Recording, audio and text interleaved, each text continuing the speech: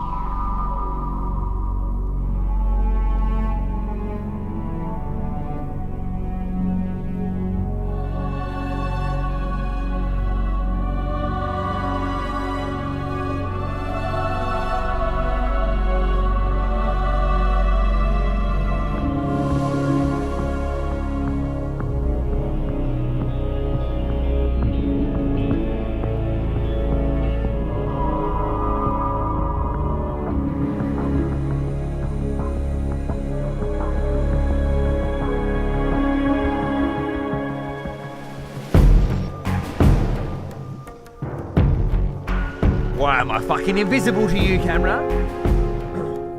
Bloody hell.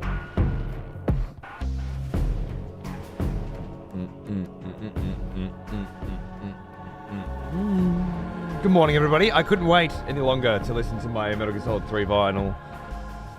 I thought tonight I'm probably going to be doing a Metal Gear Solid Delta show. But I'm not 100% sure, you know? It all depends. I thought I was going to do a Delta show the last 2 nights, and I ended up watching Carrie with the family and then watching Terminator 1 last night. The first time I watched the 4K release, by the way. From the glorious 4K Steelbook Terminator I got, I don't know, half a year ago. It's the first time I'd seen it. And it looked really good to me, man. Looked really good to me. It's still trippy as fuck. Same with Carrie, really. But watching these 70s, 80s flicks in such insanely clear detail, as if they were filmed yesterday, but they're color graded like they were in the 80s, as opposed to today. Very subtle. And then, of course, everybody's hairdos and clothing. It's not like they're all dressing in 80s clothes, but it's actually 2025 and they're doing an 80s film. It's like they're just wearing their clothes, right? They're just wearing what people wore then. Their hairdos are just, that's how you did your hair then. There's something insanely authentic about it, and when you see it, especially on that lovely OLED, which is really bright, not off-puttingly so, not like, oh, it's too bright in my eyes, but like it's very clear. The clarity is brilliant. There are so many scenes that you're seeing. A few iconic ones that stood out, like Sarah Connor at the end of Terminator 1, like leaning up against the wall right before the Terminator stands back up and she's just exhausted. And it's like her face is lit by the flames of this exploding oil tanker. And it's just so clear and so bright and so vibrant. But yeah, it's kind of like looking through a window. And on the other side of the window, it's 1976. And Stephen King's first novel has just been adapted to film, or it's 1984, and James Cameron is doing fucking Terminator. There is a Terminator 2 4K release. However, now look, oh, the camera's fucked again. I did get the Terminator 2 4K release, and I did watch it, and my initial thoughts were, this looks fucking great. It's so clean, it's so smooth, it's beautiful. I then watched a video on YouTube shitting all over it, because it uses AI upscaling. Now look, I'm fairly new. I've only been doing this 4K stuff for like a few years, and even then I only got an OLED the last week. But apparently there is a... Sorry, is it Christopher Nolan that did Terminator 2? It's James Cameron that did Terminator 1. Who did 2 again? I'm getting some of my names confused. James Cameron did did 1 and 2? Is that right? I'm thinking of Alien and Aliens. Right, that makes sense. It's not Nolan, it's Cameron. I always get those confused. Anyway, yeah, so James Cameron has fallen in love, evidently, with the AI upscaling shit. And I didn't notice it in Terminator 2. And then in Terminator 1 last night, I assumed that's using the same kind of shit. And I tried to look really hard last night to see anything that sort of stood out to me, and I didn't see anything. All I saw was like a really crisp, gorgeous looking Terminator 1. Now that's not to say that I wouldn't love to put in a VHS of Terminator 1, you know, and watch it OG. I'd love to do that with Star Wars as well, and a few others. I actually bought the VHS Lord of the Rings and the DVD Lord of the Rings, so I could compare them with the Blu-ray and 4K Lord of the Rings, because they're all very different releases. But I don't have a VCR player, so someday. I didn't have a record player when I first started collecting vinyls either. There'll be a time. But I didn't notice any AI upscaling stuff. I assume if I watch a video on Terminator 1, I'll find that there was a lot. In the Terminator 2 video, they would pause at certain points and show you where the AI had fucked up, you know? Where like a face wasn't the way it was supposed to be or some shit. But I didn't notice anything. You notice it in Aliens? I didn't notice it in Aliens either. Maybe next time I'm watching Aliens, I'll be looking for it. Yeah, because Aliens is a James Cameron, right? Where Alien was Ridley Scott. That's why I'm thinking Terminator 2, James Cameron. But he did both the Terminators. This makes sense. Does it matter if Cameron uses AI upscaling if the final result looks good? Well, I guess the argument is the final result doesn't look good. It looks like shit. I just didn't see it that way. Maybe with time, I will be able to see it that way. And then it will look shit to me. But just because I didn't notice it doesn't mean it's not bad, right? It might just be... And then, of course, the question is, after that, if some people notice it and it's terrible, and some people don't notice it and it's fine, is it okay? To which I would have to say, no. Because if you just did it properly and took the time to resell your fucking movie again at a much higher price this time, if you took the time to remaster it in 4K and then to sell it on, rather than using AI to take shortcuts, then both of those audiences would be happy. Does it matter to me specifically? Not now, no. I don't feel like that's the question you were actually asking, though, when you said, does it matter if Cameron uses AI upscaling if the final result looks good? You didn't phrase that in a way that makes me believe you were asking if it matters to me specifically, and I feel like you're being disingenuous and backpedaling. And I apologize if I'm wrong, and you were asking specifically and not generally, but the phrasing of that question feels very much like you were asking generally. To which I say again, I think it does matter, because if you did it properly, the purists would be happy and the general public would be happy. This way, you piss one off for good reason, and then the people who don't notice it are happy. But is that the audience we're targeting? The people who don't pay attention? In this case, me? I don't think so. The scene where they take out his chip to reverse it, and Sarah wants to smash it. I never remember seeing that until a few years ago. Are you saying that scene's new? That could just be like a deleted scene they put back in for a director's cut or something, maybe? I don't know. Oh, you never watched the extended version growing up, and now the extra scenes seem really out of place? That makes sense. Fair enough. We're talking about T2, one of the best movies. Actually, we were talking about T1.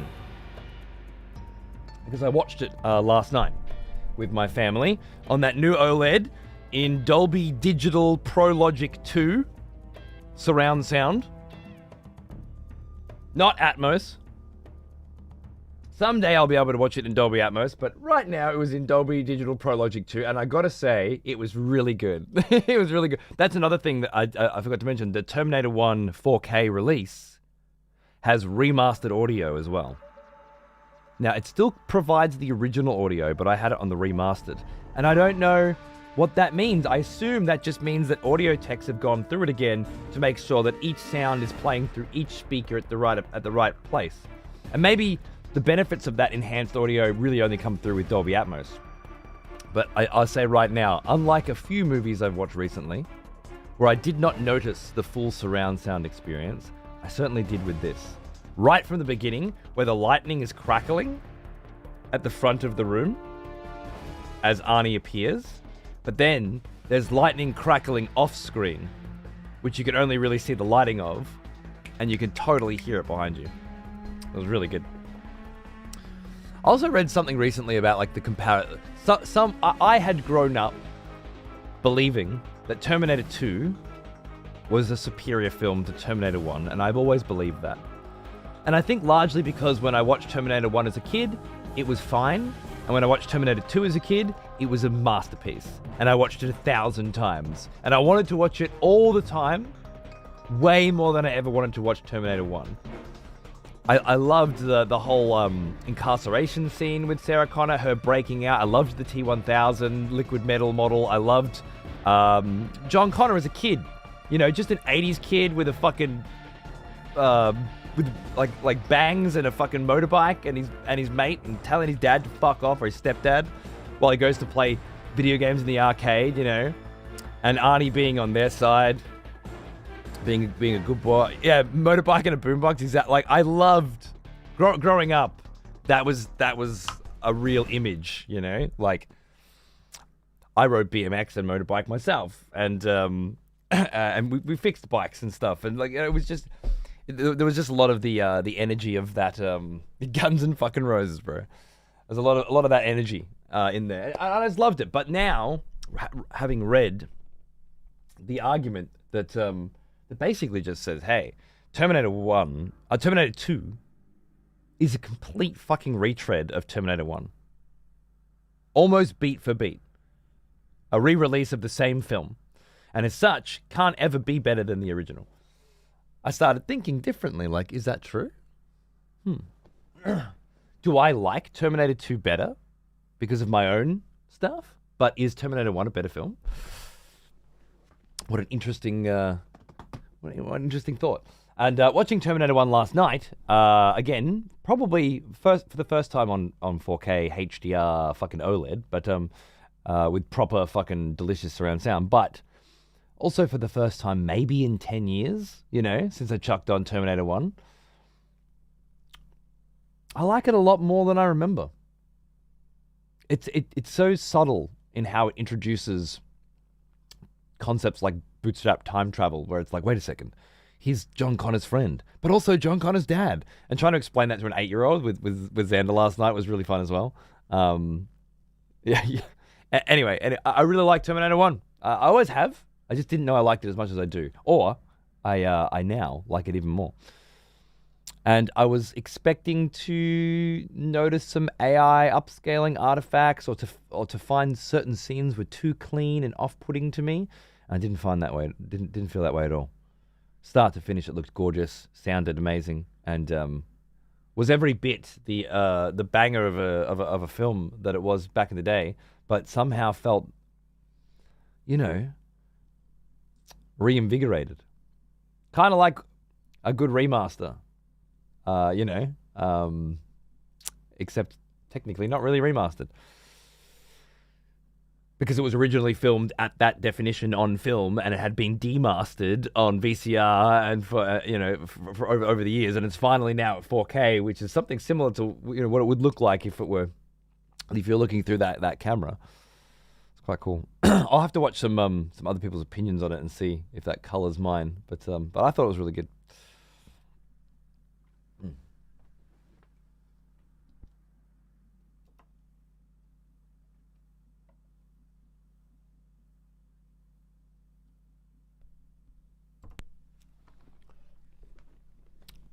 You think T3 was decent? Oh, okay. I rewatched that one not long ago as well, because I played the Terminator 3 video game on my Steam Deck, emulated. Because I was just in the mood for some Terminator shit, and I remember some of the old Terminator games being fun, and it was good, you know? I was like, I like this game. I'm going to watch the movie again. And I grabbed the DVD, the OG DVD Terminator 3, Rise of the Machines, I think it's called, or something like that. From my father-in-law's collection, and brought it back here and watched it. And my God, what a trash film. I hated every second of it. I didn't find any joy in it at all. It felt very much like an OG. Let's cash in on Arnie and the Terminator franchise without any of the subtlety or cinematic flair that was in the originals.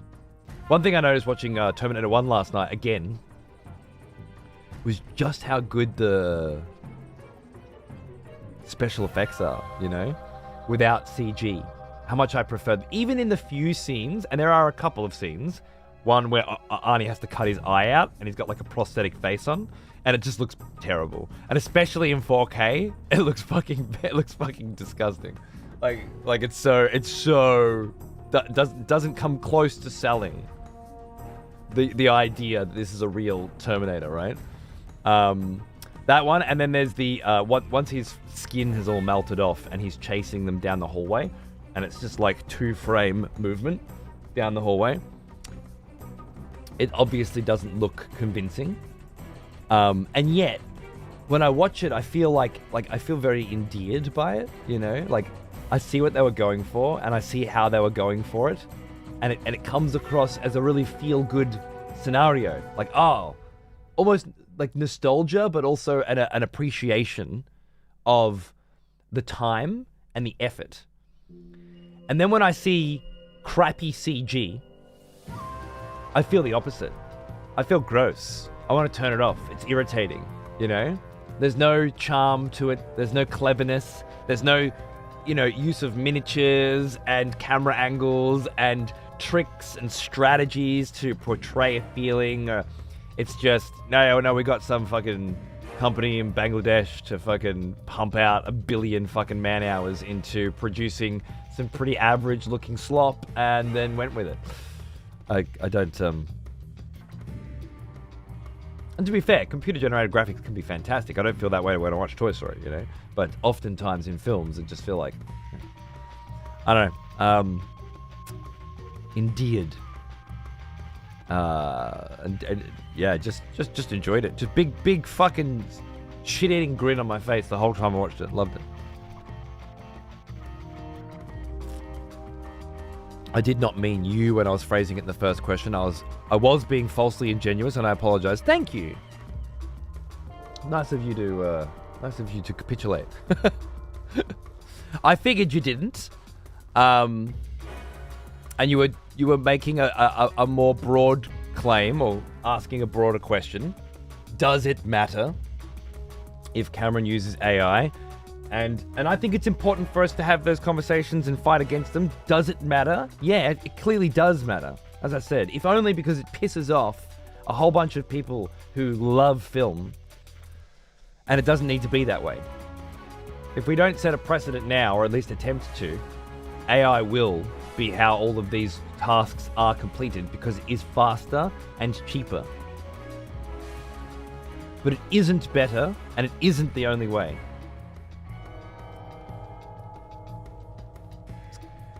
It hits me quite close to heart, even if I don't feel like I notice these sorts of things. It hits me hard with things like difficulty in video games, because in a sense it's the same concept. If 95% of the people playing the game don't ever go above normal difficulty, what's the point of spending all this time and money making a hard difficulty, making a very hard difficulty, making an extreme difficulty? If only 5% or less than 5% of the people who buy the game are ever even going to look at it, let alone enjoy it, what's the point? What's the point of putting Easter eggs and secrets and putting all the extra time and effort into designing the AI for those difficulties if most people won't see them? What's the point of putting secret cutscenes and hidden joy in there if most people won't find it? Is it just so YouTubers have some top 10 things you didn't know about fucking this game, bait? Why do any of these things if capitalist corporate profit is the only driving force? Why do anything, other than make slop and make money? And it feels very similar to me with the AI thing. Like, if less than 5% of the people who watch a new 4K film are going to notice that it was upscaled and cleaned using AI, and that there are noticeable issues throughout the entire remaster that wouldn't be there if you didn't use AI, and you did hire a team to go through and make sure it's nice. I had originally heard, for example, that James Cameron's 4K remasters, in fact, let me just double check.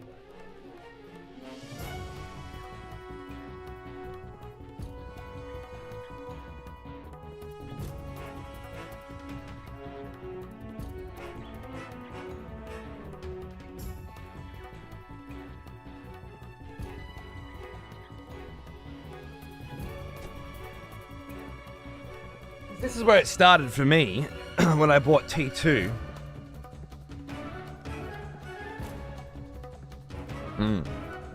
This is where they got me. James Cameron's epic action sci-fi masterpiece starring Schwarzenegger in his most iconic role, has been stunningly restored by Cameron himself.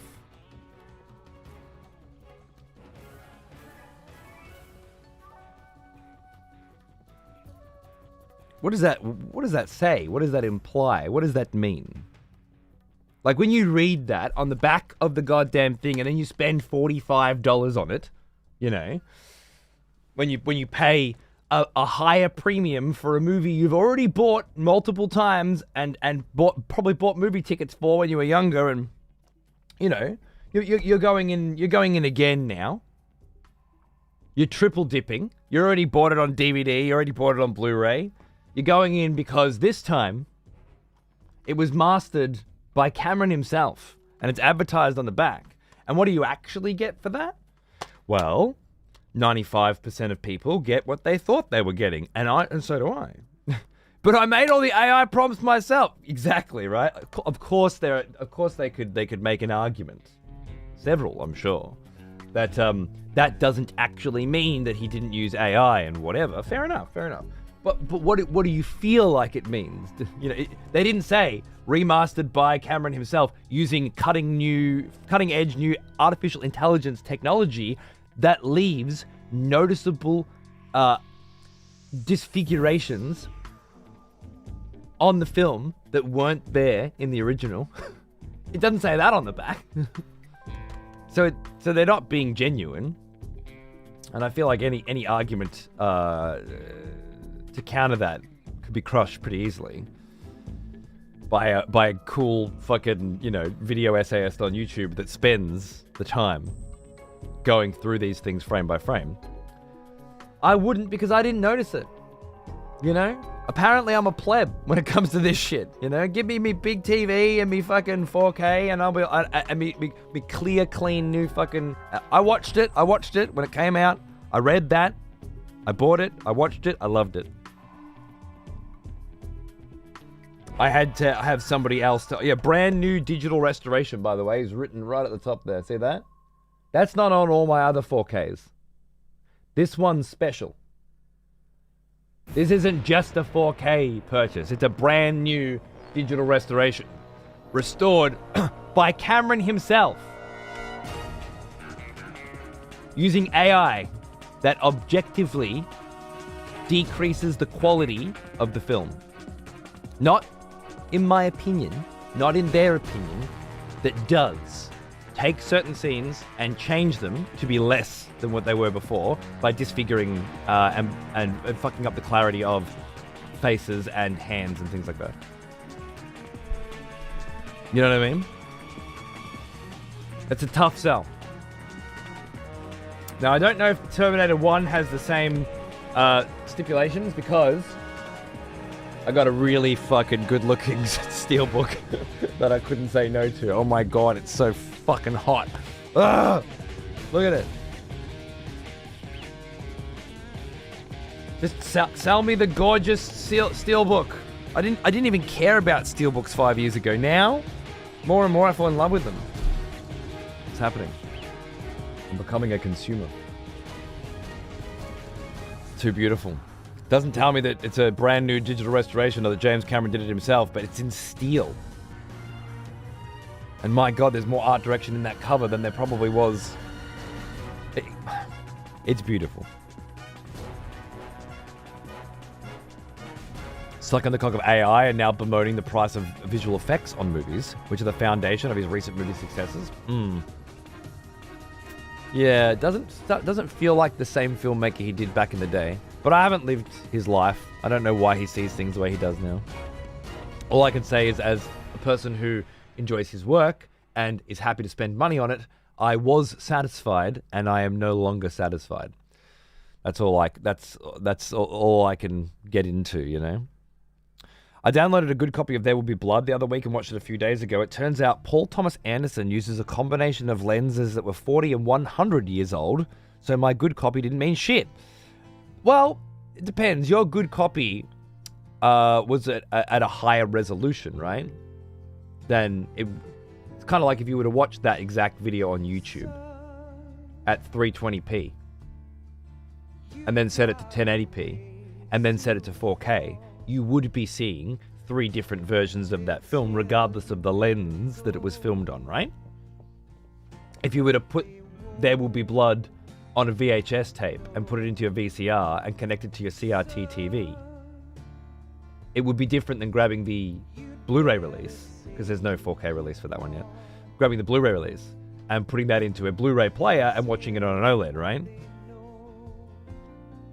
So didn't mean shit feels like something of a, I want to say misnomer in terms of, doesn't mean what you say it means. It's more complex than that. Because there are digital cameras that film things with smooth frame rates in high definition. For example, check out a fucking David Attenborough film. David Attenborough, Green Planet, Blue Planet, Life, or something in 4K, which was filmed on higher than 4K cameras, mind you, and digital cameras, not original film, obviously. And you'll be watching a very different kind of cinema, one that's specifically well suited to watching a whale at the bottom of the ocean or watching a chameleon change color. Not what you want to watch a film in. There's a great you might like this because I did. There's a great film called Sinners that came out recently.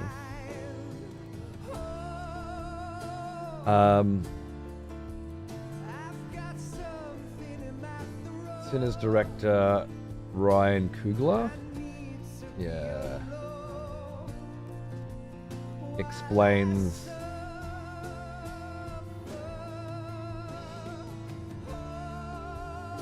IMAX. Yeah, this is the one. Me and Mom, we used to run around and do some real bad. They got hurt, now they're coming after us. Leonardo DiCaprio. I wanted to protect you. I haven't bought the 4K of Sinners yet. I bought both of the soundtracks, which have been delayed until November, but I bought the original score and the original soundtrack because, oh my god, it's gorgeous. But I'm not going to buy the 4K. I'm going to experiment this time. I'm going to wait until either it's half price or they release a special edition. And I'm just going to watch my downloaded copy until then. Because I keep getting fucked over by buying 4Ks when they come out because they release a special edition 3 months fucking later. So we'll just fucking see. Or they drop the price massively 6 months after they come out. And I don't need to watch it immediately. I'm not in any rush to see it again. I loved it the first time and I will want to watch it within the next year, but it's not like I need to watch it right now, you know. Anyway, this is bookmark it if you're into this, if you're into film, if you wanted to learn more about how this stuff works. But it's Ryan Coogler explaining all of the different ratios that different cameras and different lenses use, and all the different versions of this film, and what it will look like on each different TV that you watch it on, or each different, like if you go watch it at IMAX, if you go watch it at this one, if you go watch it at that one. It's a really nice explanation of why they chose the things they did, and what it means for you, like how much more of the screen you actually get to see. It's probably the best I've ever seen in terms of explanation of some very nitty gritty little bits. So yeah, anyway, check that shit out. I think you'll find it very interesting. Apparently, it comes with the special edition of, the physical release. I'd like to see what else they've got included in there. Anyway, yeah, absolute banger.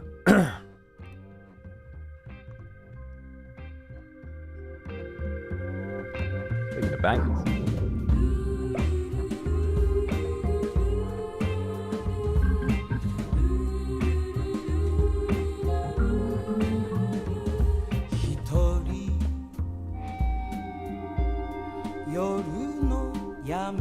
Someone fell asleep in the cinema when I saw Sinners. The cup was snoring away.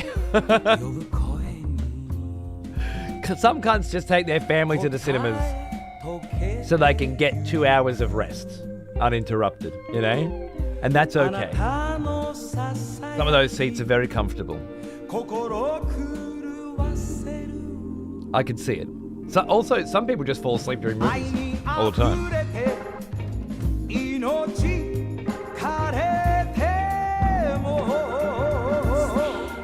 Fair enough, little cat dog, fair enough.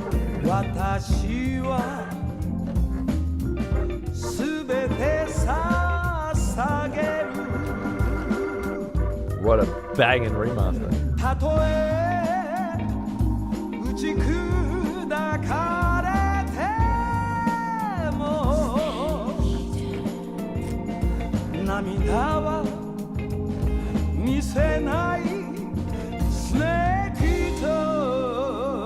The music bit in the middle? Yeah, dude, that shit was crazy, right, Hex?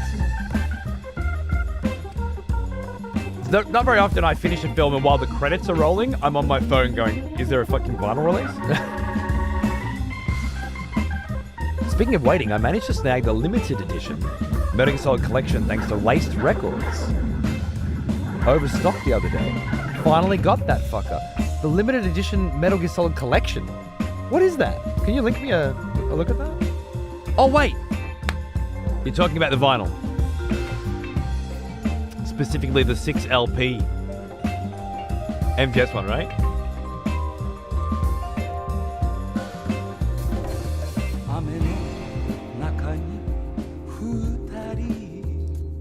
No, you're right, you're right.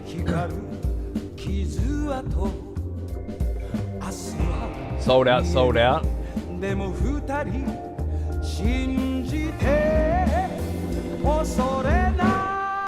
got one of these?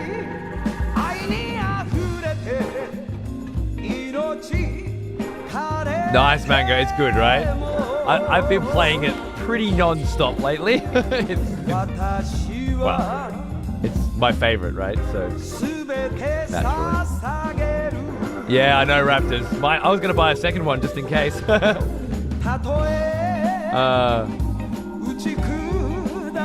a nice set. Only a few were available in the rest of the world store. No shit. Is this the rest of the world store? I think it is. Or is it specifically Great Britain?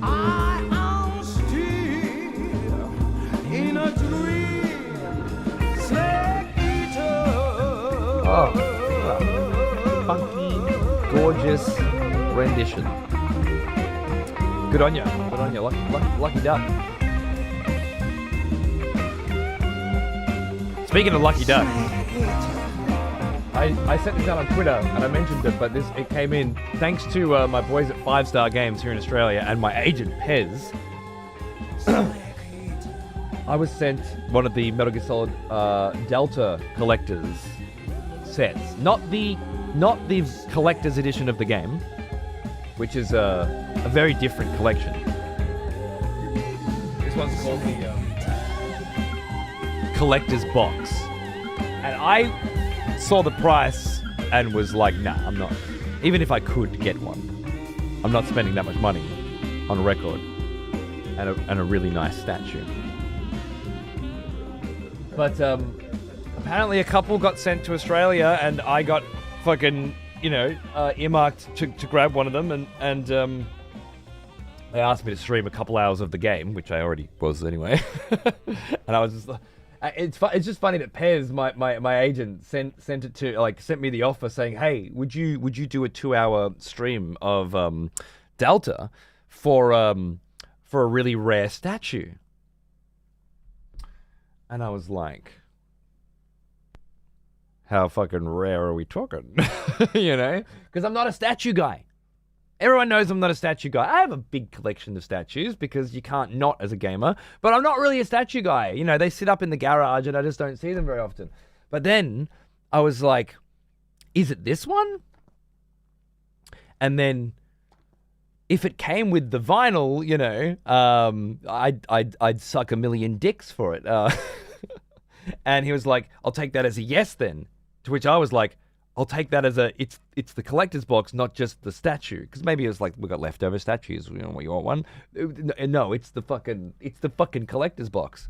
So yeah, I ended up getting a Metal Gear Solid 3 Delta vinyl. I still can't get over it. I checked on Discogs so I could add mine, because I always add mine. No one else has even registered that they've got one. I'm sure some people have bought them, of course. No one has even fucking put it in there yet, let alone try to resell one at some stupid price. You can't even buy it for $1 million. If you wanted to. The option doesn't exist. To think that I originally got the Metal Gear Solid 1 Grey Fox special edition release because a friend of mine had a friend who was going to Comic-Con and waited in a line to get me one, to give to his friend, to send to me. That was Saberwolf, by the way, another streamer here on Twitch. That was years and years and years ago. The amount of effort that they went through to make sure that I would get a copy of Metal Gear Solid 1 back then when there were very few video game vinyls. And then that I would get this too. The only thing I missed out on was a special preview disc, like a first print of a Metal Gear Solid Jazz album or something that hasn't arrived yet. I don't know. But yeah, I won a Twitter competition. I was supposed to get a first pressing, which just doesn't have the art and stuff on it. It's just like, you know, like a backroom stuff. It's like a special giveaway thing, and they never sent it, and then they just ghosted me like dogs. So I didn't get that, but even though I deserved it, but I got that, and then now this. I'm just like, man, I feel really touched. Because I really had resigned to not getting this and hoping that they do a Metal Gear Solid 3 vinyl release in the future, you know, and then I can buy that. But even if they do that now, I'll have that and the Delta version, which is, yeah, I didn't even realize at the time that the Delta version would have, you know, new takes on the songs. It's fucking awesome. Anyway, it was really nice to finally listen to that. Let's switch over to some Death Stranding, and then maybe tonight we'll play some Delta and we can listen to it again.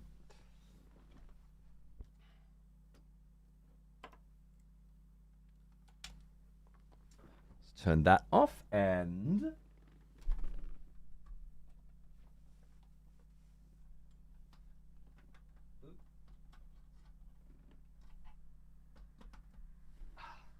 plug that in, and we should be ready to roll, I'd say.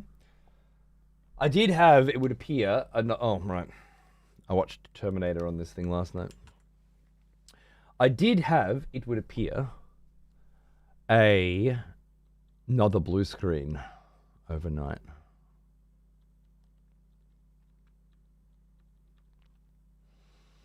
So this fucking PC is definitely fucked, and my attempts to reset it didn't work. So I am going to have to wipe it. I've made a list of every application I need to re-download. I've been taking some screenshots of different settings and things, hoping that when I do push the button and I format that hard drive and reinstall, I'm able to recover from it. But I'm waiting for the right moment, because it could be just like an overnight thing, or it could be a lot of really fucking crazy shit, like executions and cunt force streams and stuff don't work. So yeah.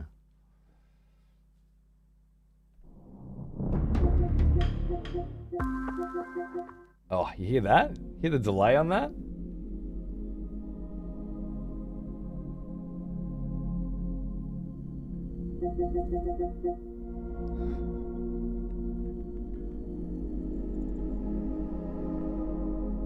The streaming PC frag. I reset the gaming PC last week. That's no problem. You know, that's a 5-minute job. Wipe it, reinstall Steam, reinstall Firefox, reinstall GOG, reinstall BitTorrent, reinstall Xbox Game Pass. That's it. The streaming PC has a separate partition on it that is Windows 7. Fellow expletives, for one of our executioners. Hey Faye! How you going, darling? Take up arms. Thanks for warrior. reminding me to move my The shit battle back again. rages. I'm a dickhead. Love you. Is that good? Not quite. Big sub, by the way. Big sub on campus. Love your work. Reinstall the world? Oh, man. I'm telling you. I'm not kidding. This PC has a Windows 7 partition on it, which is from when I first started streaming in 2013. And then when I eventually built this streaming rig, which was roughly 10 years ago, the hard drive that I used for the original PC back in Holland and then in Germany went into this.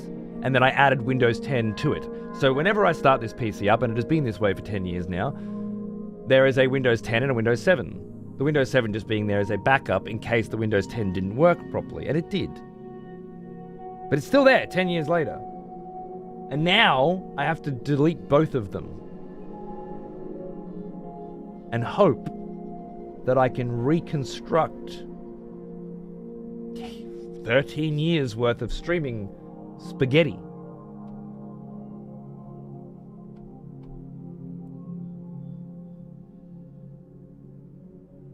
Just so I can do a reset. Look, I am going to have to upgrade this PC or replace this PC at some point soon anyway, so it's been a long time coming. I always said when this thing breaks, I'll get a new one. But, well, I just had a new kid and I just got my fucking $6,000 for my teeth and $4,000 for a TV, and I'm just like, okay, not this month, you know?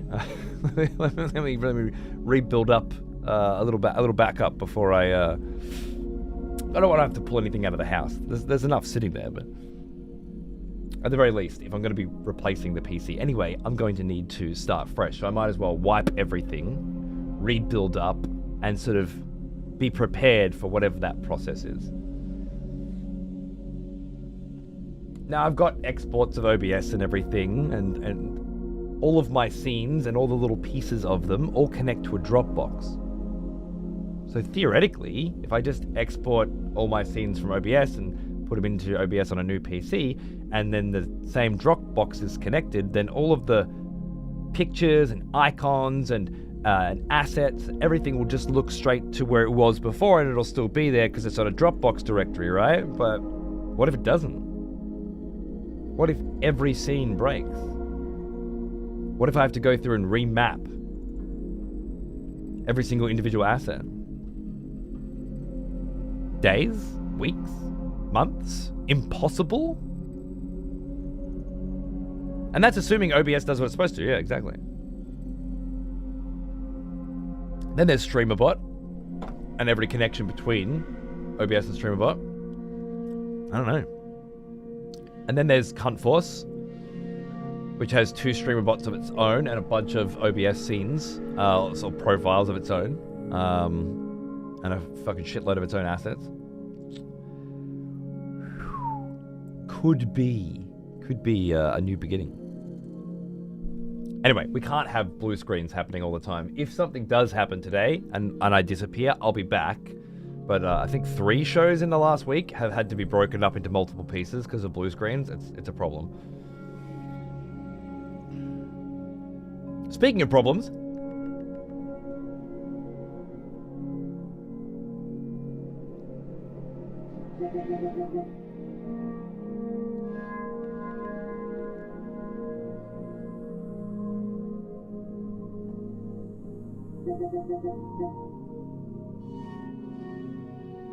isn't that great? I love it. Now, first things first, if we go into OBS and we select the capture card and we deactivate the capture card and reactivate the capture card, that'll fix it. Nice. Good to know. So that audio delay is created by the capture card then? Or the capture card being fed into OBS? So either OBS is doing that or the capture card's doing that. And if OBS is doing it, it could be the PC that's doing it. All this because my new mixer didn't have a 3.5mm jack.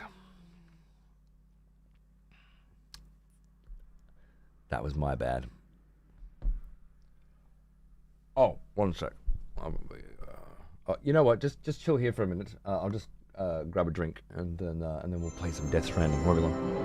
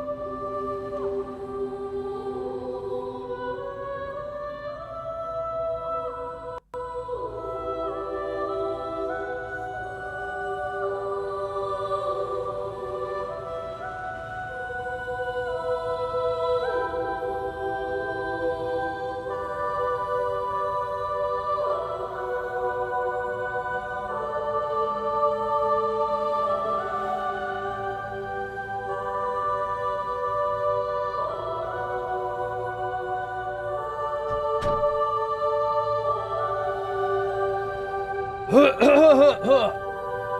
right.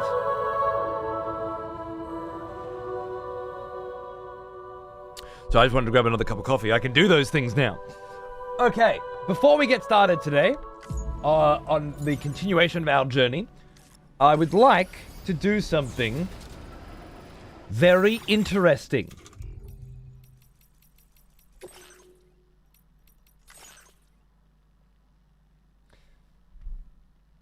Somebody came into my show yesterday and said, why are you playing Death Stranding 2 on story difficulty?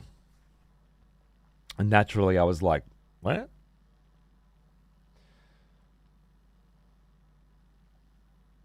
As if, right?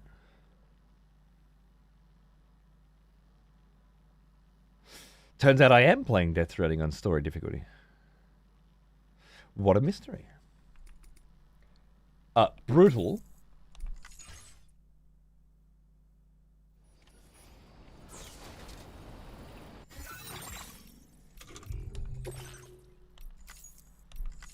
Peeve was in the chat too and asked if he had the same problem because I was thinking it might have been an update that did it. At least my time. Exactly, yeah. No, I updated it for posterity. How long has that been the case? Good question.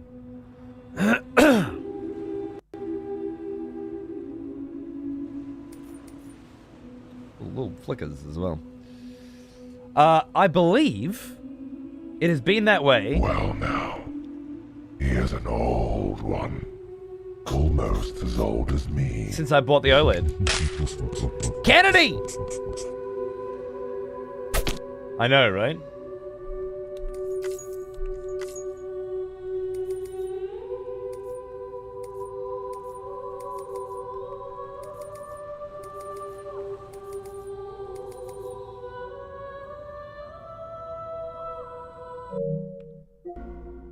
It's delayed again.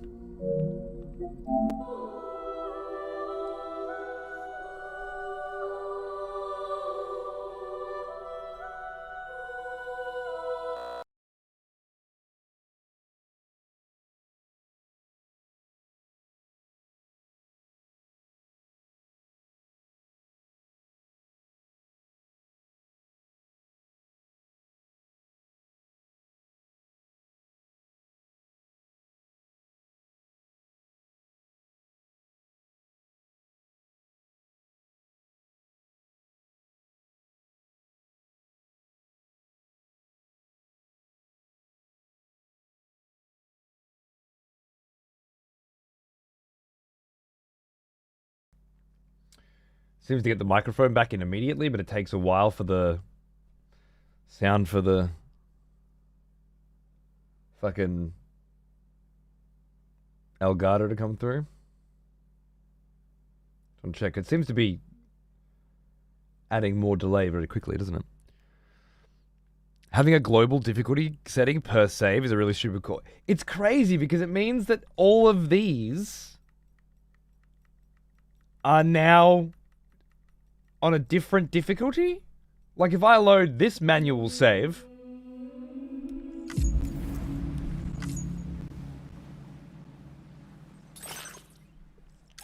and I go in,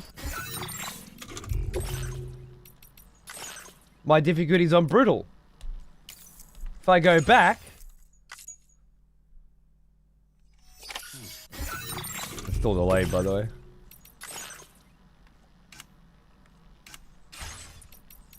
It's on story difficulty now. If I load my most recent save,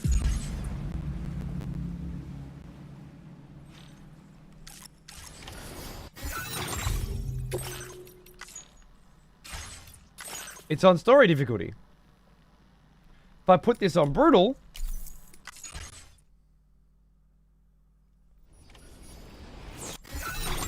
and then tomorrow my son starts playing a game, and he goes, new game, and he says, I want to play on story.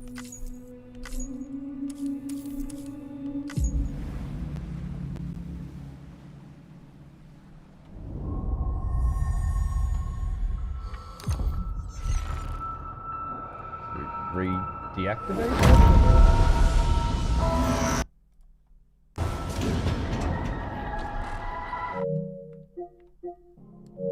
got no delay.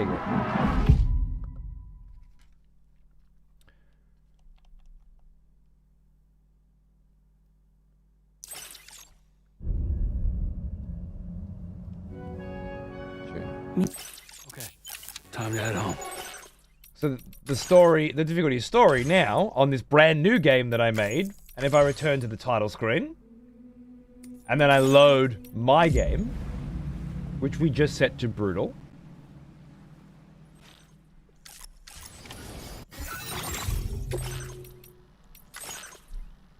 So that's what did it. I started a new game, and I just put it on story, because I was just showing my wife the intro on the new OLED with the surround sound. And from that point on, my other playthrough, a different save file, was on story difficulty.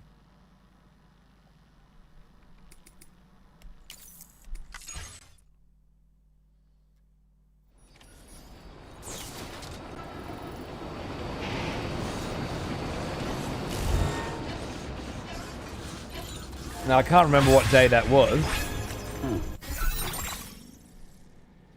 Was it before my birthday?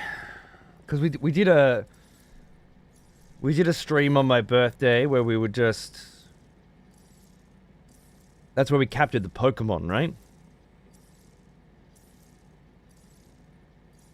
I wonder if the Pokemon capture stream was on story difficulty or brutal. What a horror! I can't imagine it was a design choice. I think it's an oversight. It's not like that in the first game, right?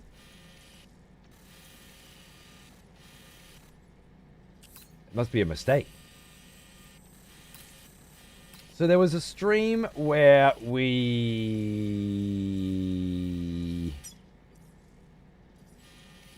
can't be is either a bug or an oversight. That's what it feels like to me. Yeah. No other game I could think of has ever had different save files sharing a difficulty across all of them. But maybe. Real pain in the ass for my run though, you know. It kind of fucks with me. I'm not sure now if it was like obviously this walk across the mountain, yeah. I assume when I was fighting these two big fuckers and being teleported down here that I was still on brutal. And I walked back up here. And then we went back around here. I don't imagine much of anything we did, regardless of whether it was on story or brutal, was, you know, significantly altered. And I don't feel like much of the playthrough has been tarnished. However, this fight with the Pokemon here, it didn't seem much easier to me, and yet it would appear it was on story difficulty instead of brutal. Was it much easier? I don't know. How do you switch how do you lower the difficulty in a video game 4 times and not notice that it has been lowered? What does that say?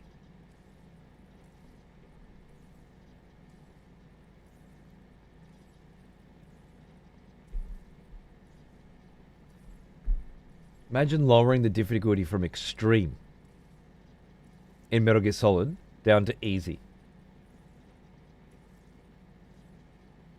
And not noticing.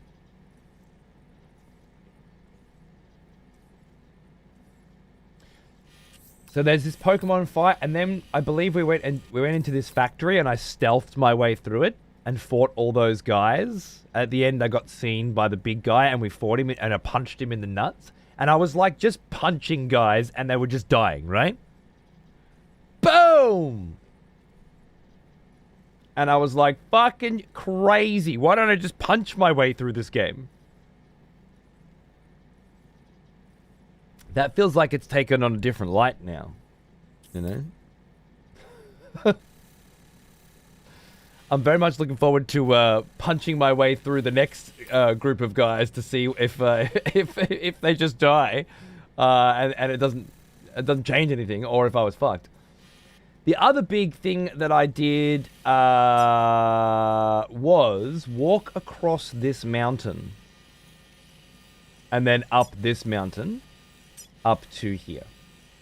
And I do wonder now, would my boots have deteriorated faster? Would my stamina have gone down quicker? Would this have been a considerably more arduous journey? Were I on brutal than on story? I think so. I think it'd have to be, right? I feel like my stamina should be fucked and my boots should be fucked. But I don't know. It felt like all I had to do was walk up and down a mountain. The fact that it wasn't immediately apparent is a bit telling for how brutal, or how not brutal is. I agree. It's a big, big hit to this game, in my opinion. But then again, I felt the same way about the first game too, because hard was shithouse. At least with very hard, in the first game, the boss fights were tough. You could notice the difference between a Mads fight on very hard and one on easy. But in this game's fairness, I didn't do a big boss fight on story and then go, oh, this is way too easy. I just did this one little factory. That was the opportunity, I think, to have noticed that the difficulty had been lowered. Assuming, of course, that when I did that factory it had been, but I don't know when it got lowered.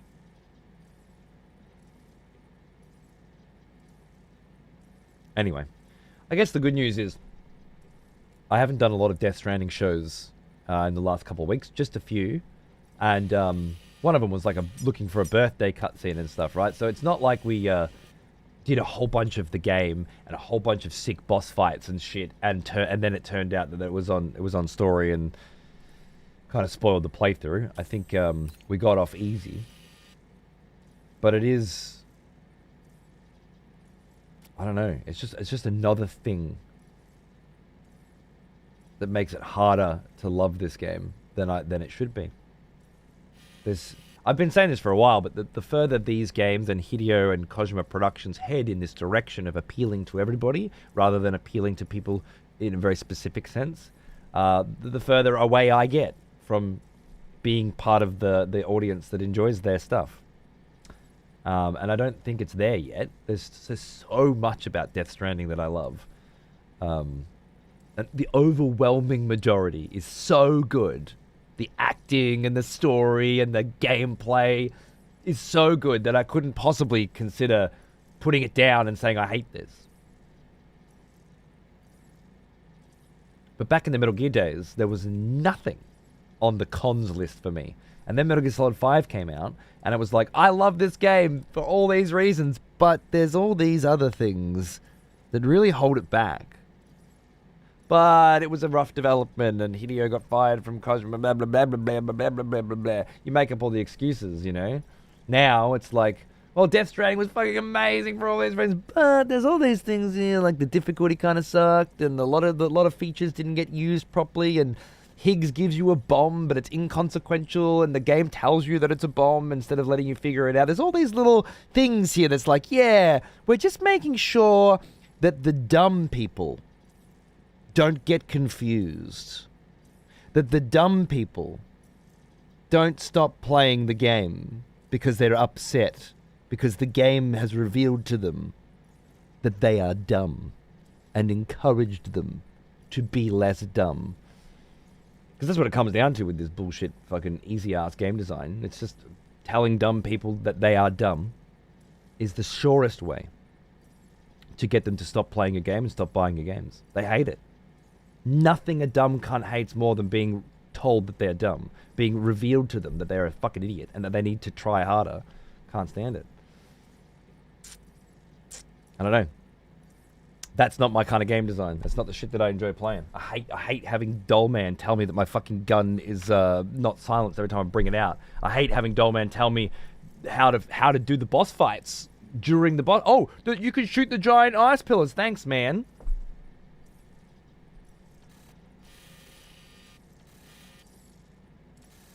The list of shit I don't like is growing. And it seems from Metal Gear Solid 5 to Death Stranding to Death Stranding 2 that the list is doubling in size every time. At what point?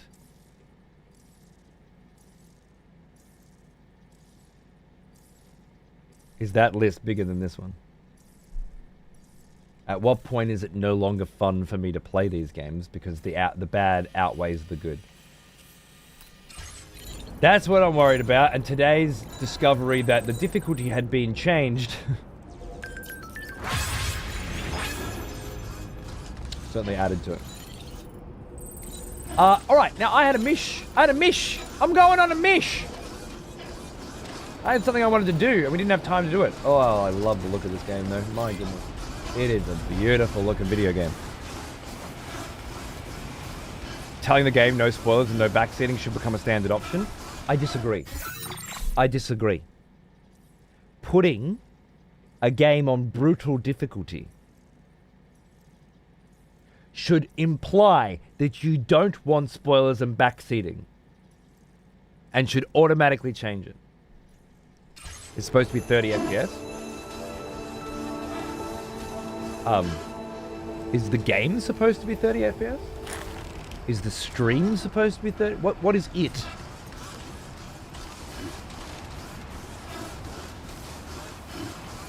Is your monitor supposed to be 30 FPS? What's crazy is how you didn't notice the difficulty change. It shows how easy brutal is. Doesn't get much more glaring than that, does it?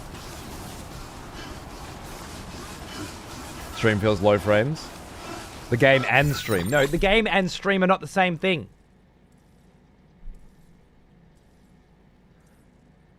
Your fucking video man. No.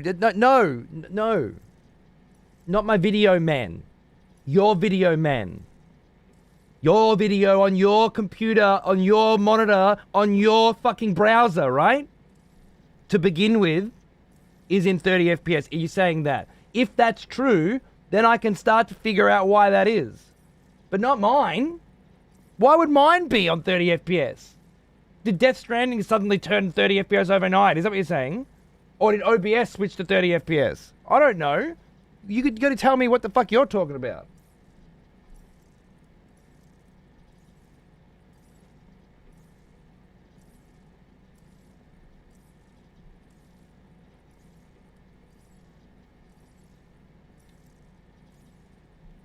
$2K reduced to 936 at 60 FPS, the same as it's been for 7 years.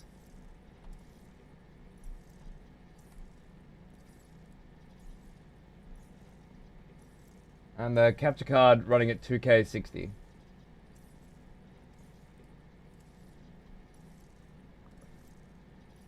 Twitch is telling me it's 60. It's not a stream, it's a whole issue. It's likely the game coming through as 30. His cam is still 60. It's just the gameplay.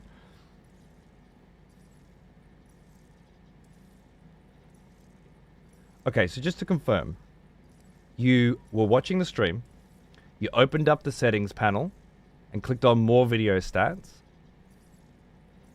You established that the stream is running at 60 FPS, but that the game looks like it's at 30, even though the camera's at 60. And then you said to me, is it supposed to be 30 FPS? Is that right? Is that the order of events? Just so I'm on the same page.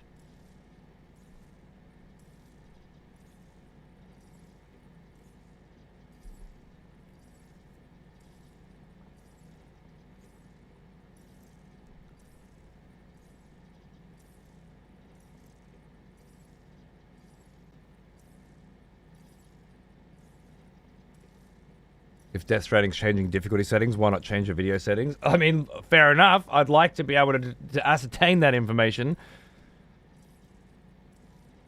But I'm not being assisted very well here, am I? No, I didn't see the cam was operating at a normal frame rate in comparison to how the game typically looks. Why did you just say that you did then? Oh, damn it.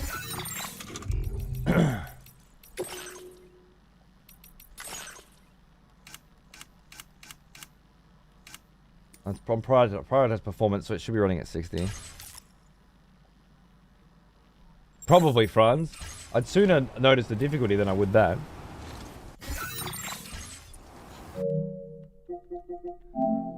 It certainly doesn't feel any different to me, though.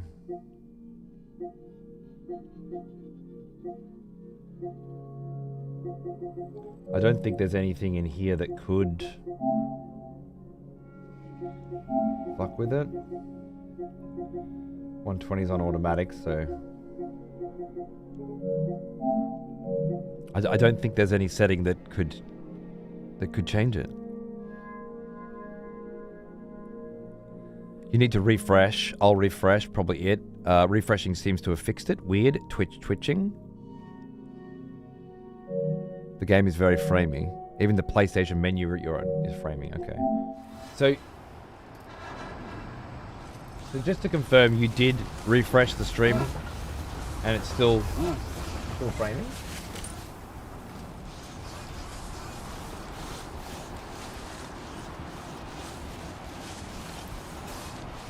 Because I don't know now. I can't think of what it could be.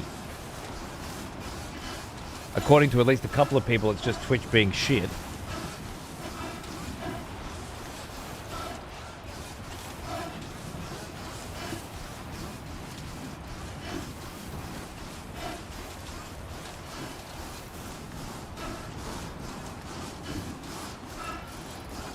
Wait, is it just dropping frames? Is that what you're saying?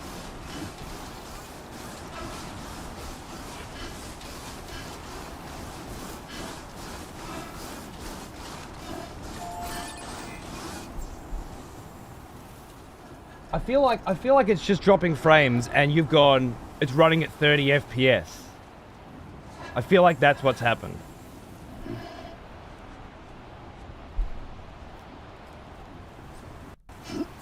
I don't know how much longer I can do this.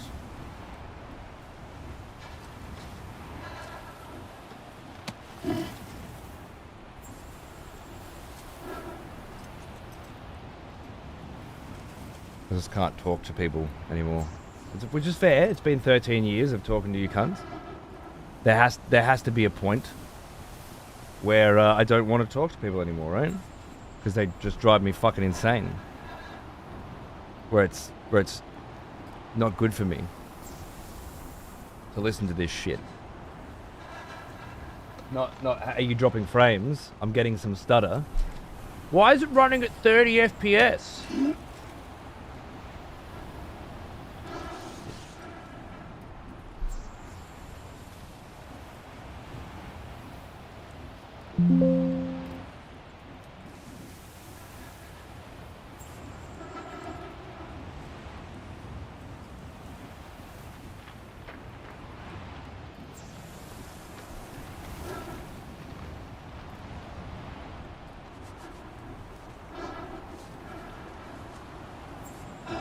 Try refreshing.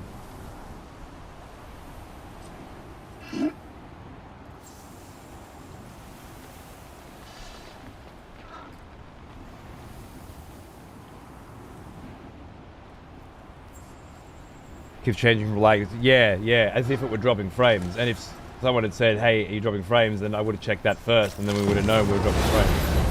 We shouldn't have been dropping frames because we were dropping frames at the beginning of the stream, so I specifically limited the download of all of the VODs for this month, because it's the end of the month, to a number that would prevent it from dropping frames, and it did. Right up until then, when it didn't, for no reason at all, and I can't establish why did my internet connection just fucking halve? What the fuck, you know? Like, why was it fine right up until it wasn't? Why does all the data that I have change constantly? There's no median anymore. There's just random sporadic nonsense. The only fucking thing that I have going for me is that I can rely on you guys to let me know. And this is what I get. Why is it running at 30 FPS? What the fuck chance do I have of troubleshooting with fucking Hmong vernacular like that? And of course, if it wasn't for someone in chat with a keen eye the other day, I wouldn't even know I was on story difficulty in this. Refreshed and sorted, yeah, I lowered the download speed from 25,000 kbs to 10. so that it's no longer competing. It shouldn't have been a problem, but yeah, we dropped 36,000 frames before I was able to ascertain that information. I can't rely on you anymore.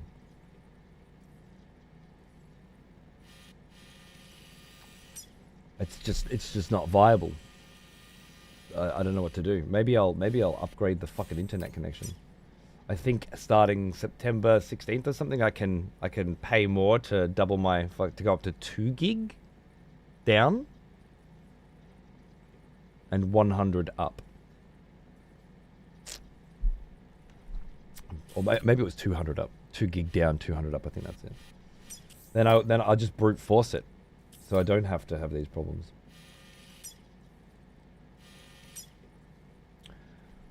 All right, whatever. I'm fucking exhausted now. I haven't even started and I'm exhausted.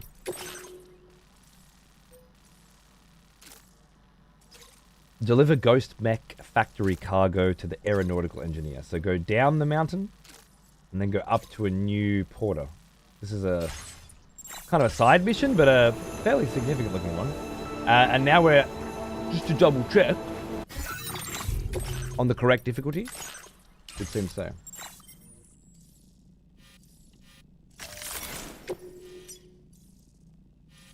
Commencing route creation.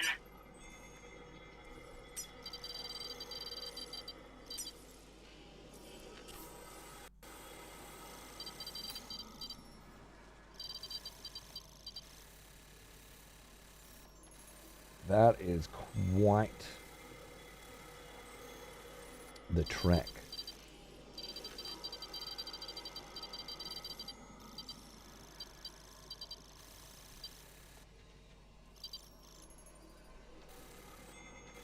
I'd say we go like here, here, here as a tentative. Delivery route finalized. Yeah, Copper, that's the thing. I didn't catch it. So it's not very comforting.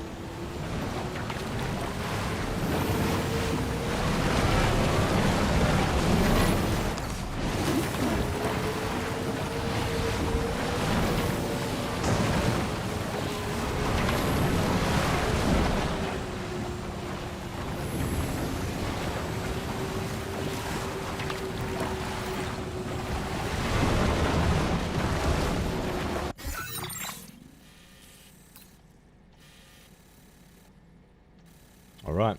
I think we might need some tunes. Some sick motherfucker has put a ramp there, by the way.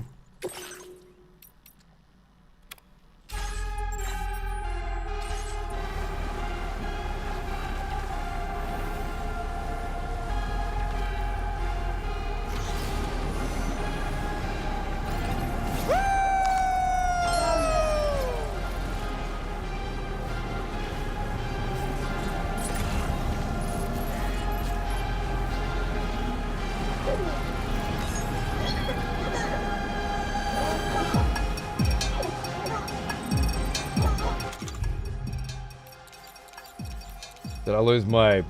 Oh, I remember what happened. I did have a sticky gun. Very helpful for these situations.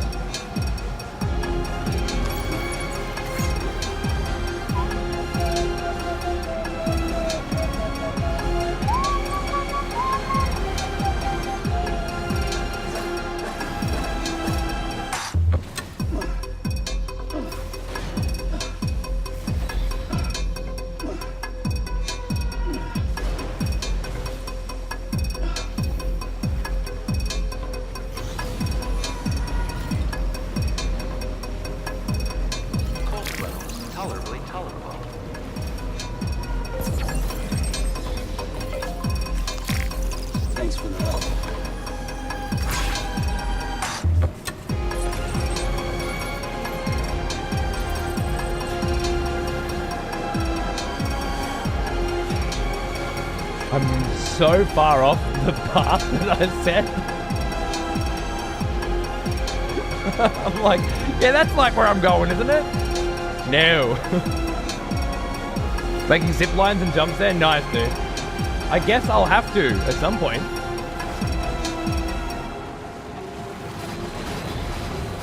Up. Why are you going that way? That's not the... I'm not pushing that way. Yeah, I haven't needed to yet, but I guess once I start the deliveries, I will need to. Right now, it's going to be my point.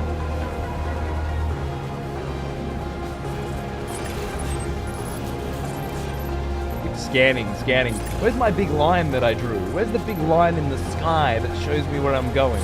Didn't I draw a big line on the map? Where's that big line? No big line? Oh, it's to my right. Oh, there it is. Good. I knew it was at something.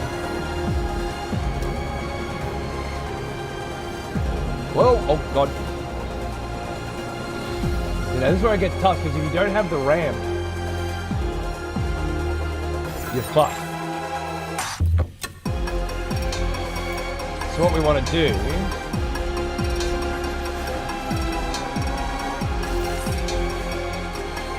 theoretically would be go around, right? But we're just going to use one of the PCCs that we bought to build a ramp here.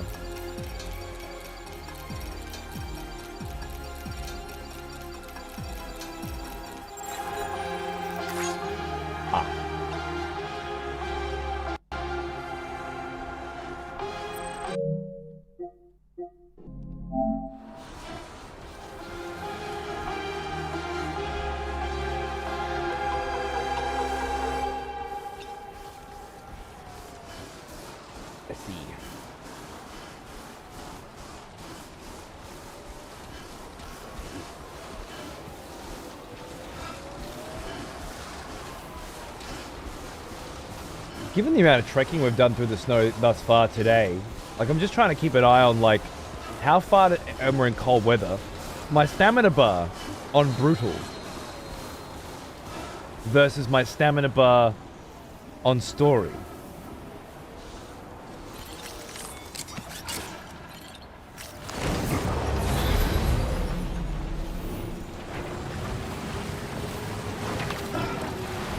That doesn't feel very brutal.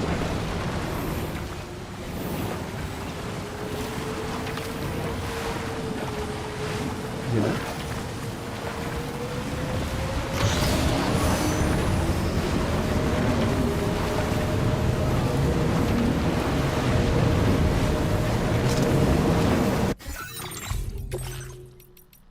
Maybe it's not enough testing, but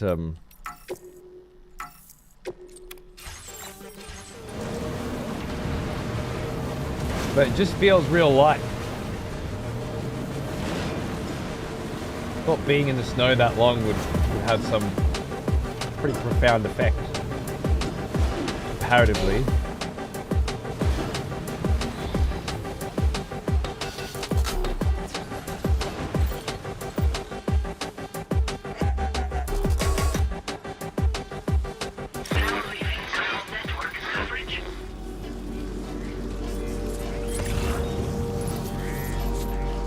Okay. Do you switch between console and PC? Are you asking if I'm playing Death Stranding 2 on PC, Red?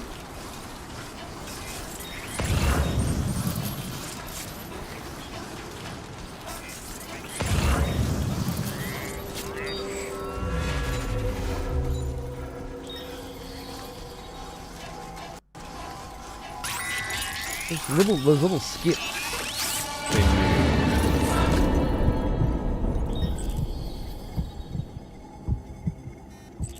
Yeah, look at all the... It's snowing and the timefall is coming down pretty hard. You can see all the plants growing.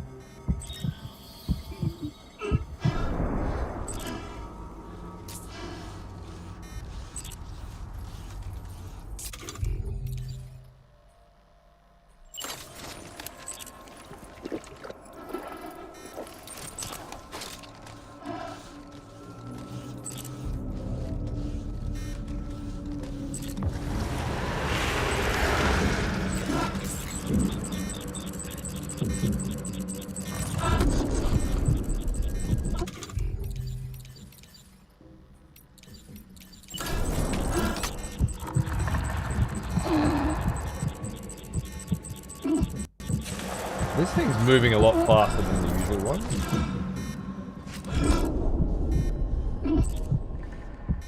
As far as I can tell, anyway.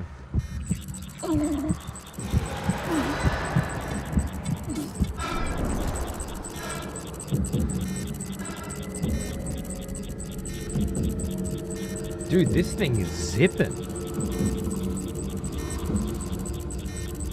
Without looking like an idiot. Suggesting that a PlayStation exclusive video game that is not on PC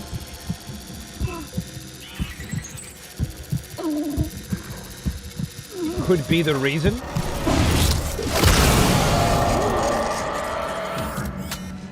Like, just let me unpackage this for a second.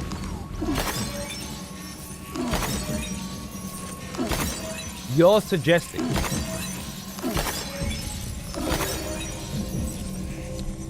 that I was playing Death Stranding on PlayStation on brutal difficulty, but then I bought it on PC, which it's not on, and started playing it on story difficulty and played it for 100 hours without realizing it was on story difficulty.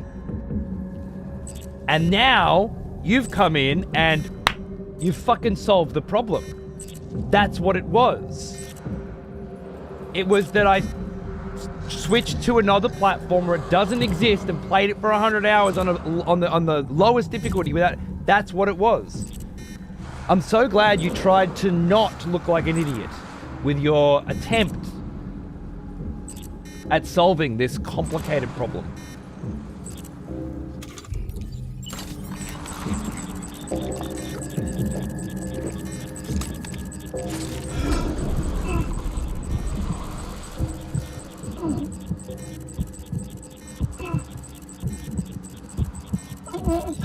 Regular old Peeverson over here. What a problem solver.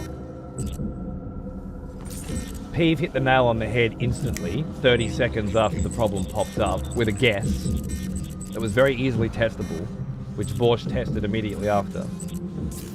But Red, man, he must have went back to the drawing board, spent all night sitting in bed, unable to sleep, racking his brain as to what could possibly have caused this problem.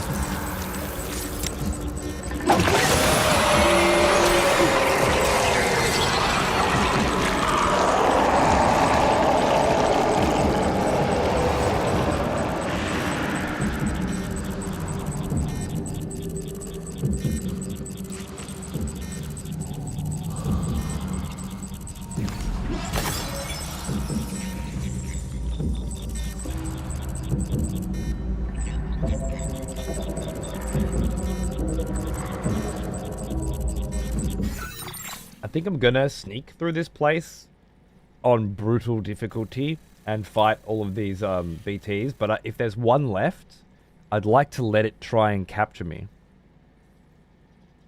so that I can let it summon a big BT, so that if it's a type of big BT that I don't already have in my Pokedex, I can summon my other Pokemon BT to fight it and attempt to capture it with EX capture grenades. Because I think that's how it's supposed to be done. Someone has constructed new voters for the next execution. Wonderful. What the fuck is wrong with you, Red? Seriously.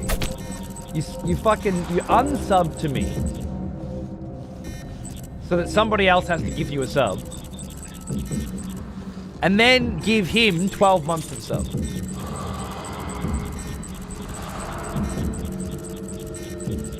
I don't understand where your fucking head's at.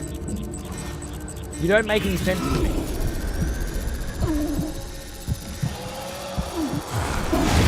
Get back.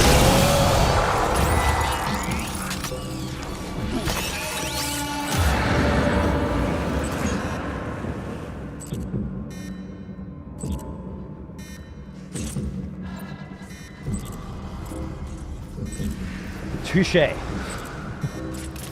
Maybe me expecting you to make sense is the true insanity.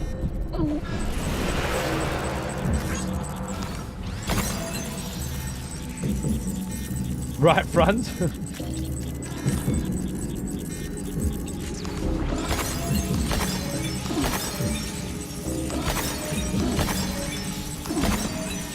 Well, look, while trying to mentally process the insanity that you have shown today was taxing for me, owning up to it, and gifting 12 months of sub to Pyre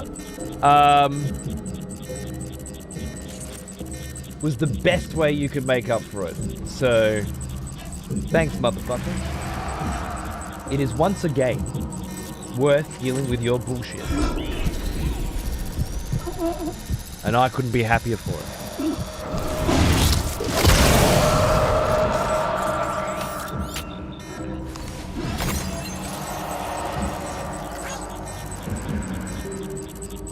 I wonder if the big BT there counts as a big BT that you can use an X-Capture grenade on. I don't think I can summon my Pokemon right now. No. Right? Oh wait, no, if I could it'd be here. You cannot summon in this location. So then I don't think EX capture grenades would be useful, but...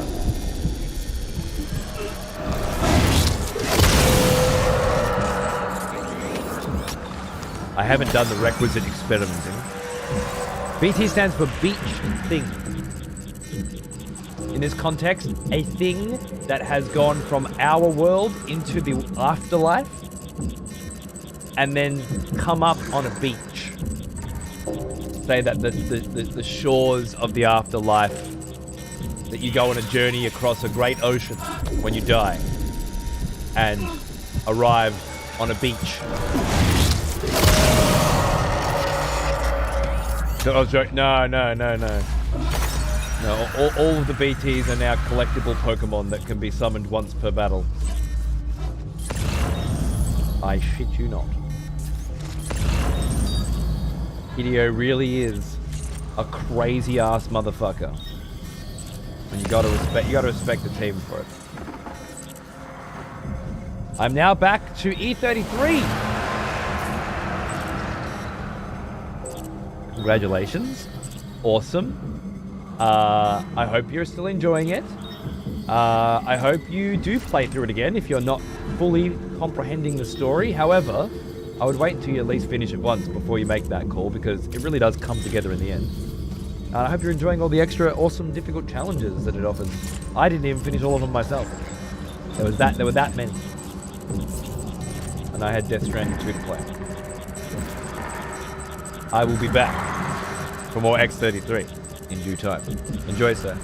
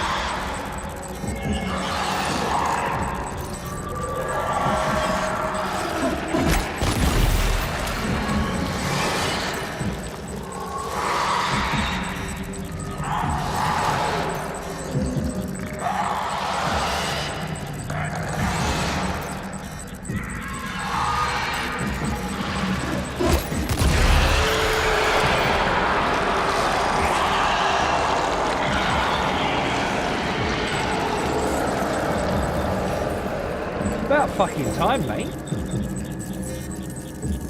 Who's this other one here? Is this another one of these new zippy cunts?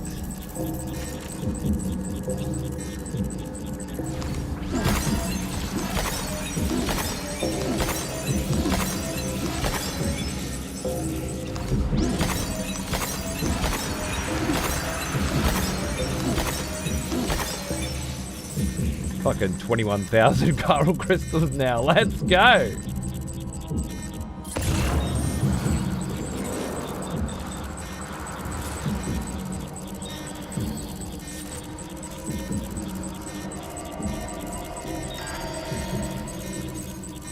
What was that?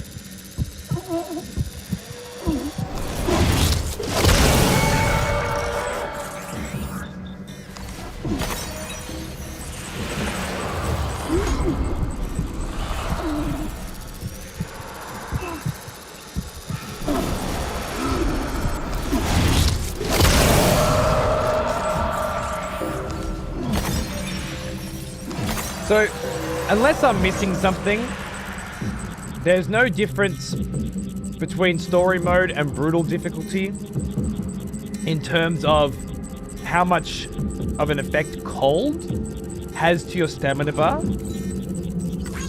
or how easy it is to be detected by BTs. Seems those two elements of the game aren't affected by the difficulty. I imagine there's many other elements of the game that aren't affected either. Very interested to find out what they are. But so far, I feel like it's fairly safe to say that much.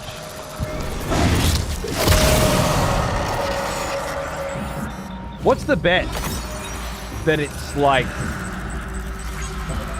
just like Spider-Man? It's just damage values. Sam's battery is depleted and needs to be recharged because of the oxygen mask.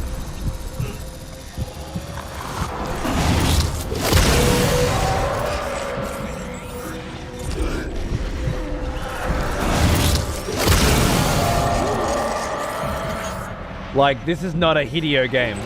This is a Sony game, right? This is an Uncharted. This is a Spider-Man.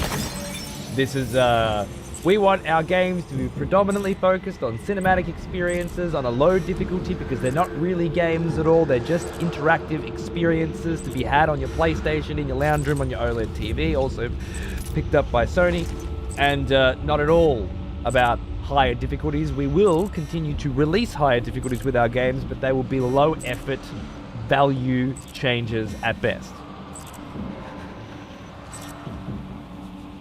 That's what this feels like to me. I had forgotten about it until it forced me into story mode.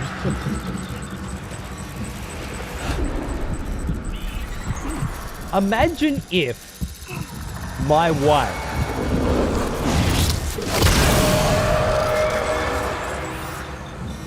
started playing Death Stranding on story mode. And then I started a new game on Brutal. And she went back to her file the next day and she's on Brutal.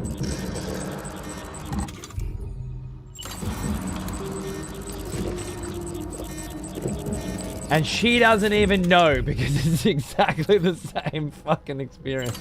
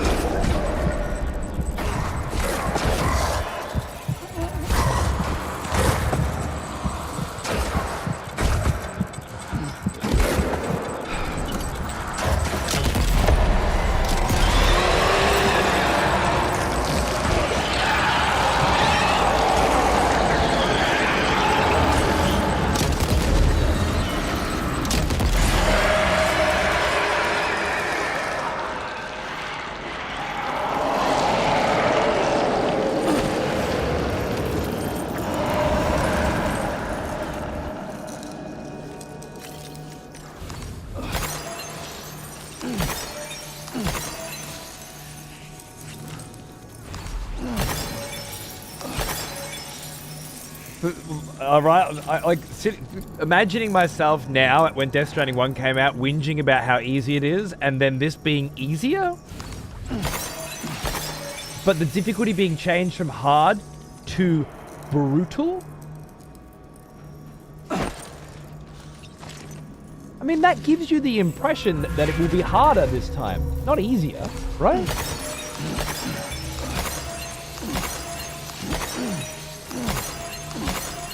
There's just no expectation of terms anymore. There's just no... I just don't think there's a lot of respect.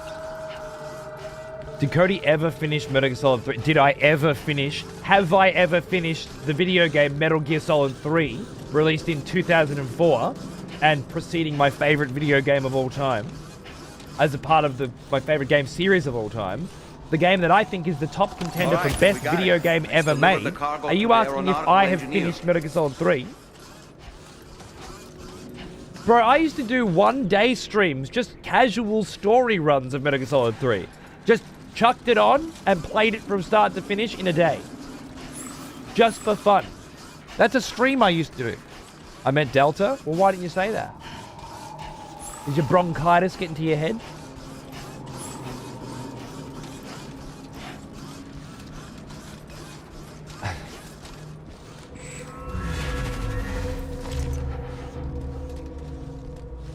No.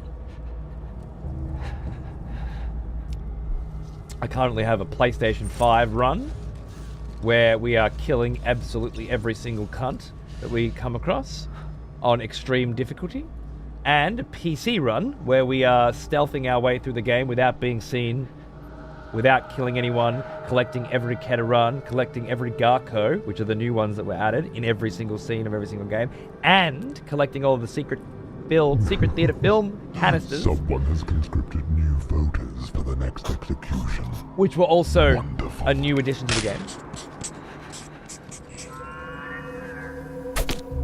Pokemon Fellow. Welcome in. Town of Angian. Thank you, darling.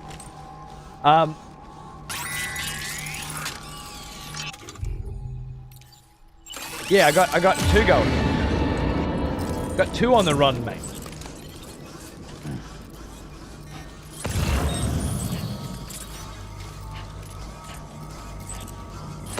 Right, we don't need the air purifier. We do need that. I'm just wondering if there's one more BT here. I may have killed the last one. I didn't mean to.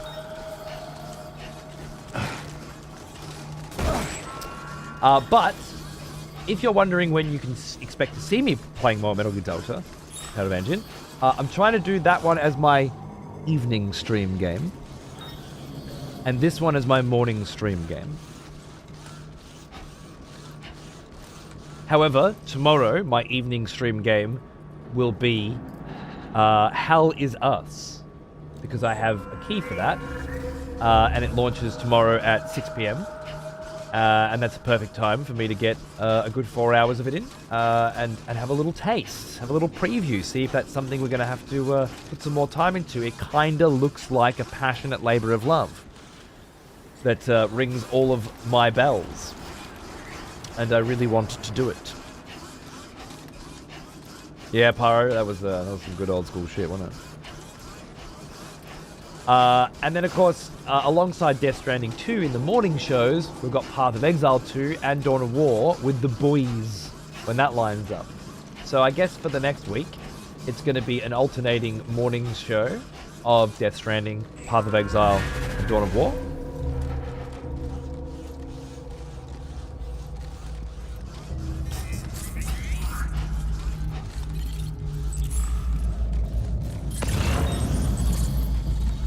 And evening shows alternating between Metal Gear Solid Delta and Hell Is Us. You're going hard? Yeah, my Smith of Katama died yesterday, in Act 3 to King Kong in the fucking jungle. One tap, boom, done. So yes, I've never played Path of Exile 2 not hardcore, and I never will.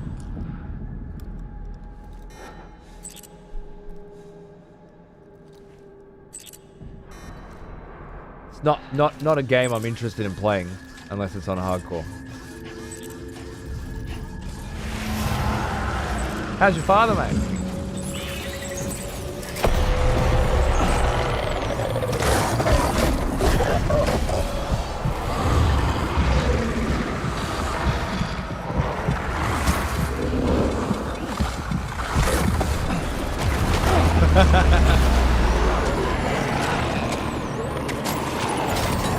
I'm afraid you dropped some cargo samples. Oh, I didn't know I picked that up.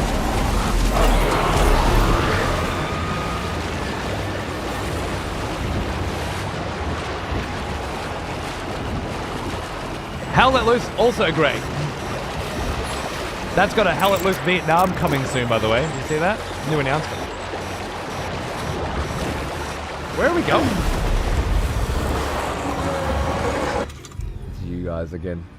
So no need to capture them, just kill them all. Let's see if this fight is incredibly difficult now that we're on brutal difficulty. First we start with Young Boy, of course. Be careful. And then a grenade.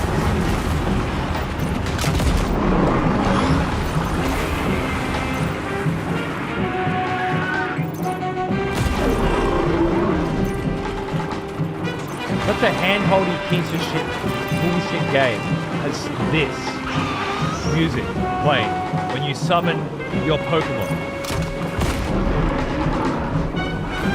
Pure class.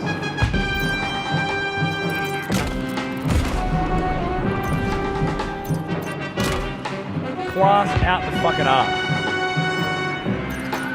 Right now.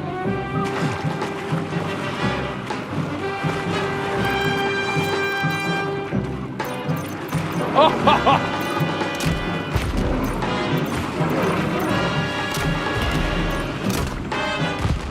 Am I missing him while he's on the ground? Because that's unacceptable.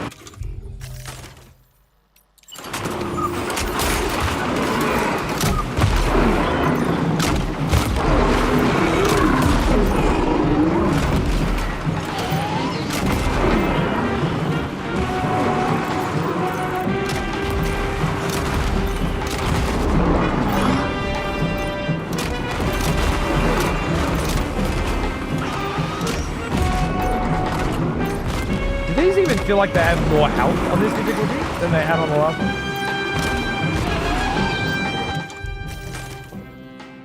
one. Not to me. Guess we'll save those.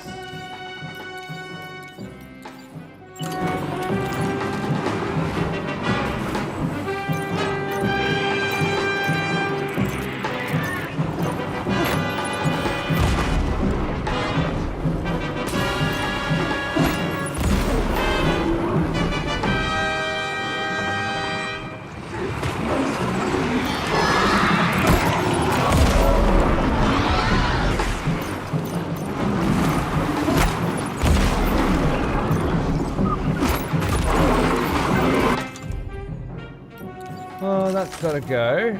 I got a sword. Not good against BTs.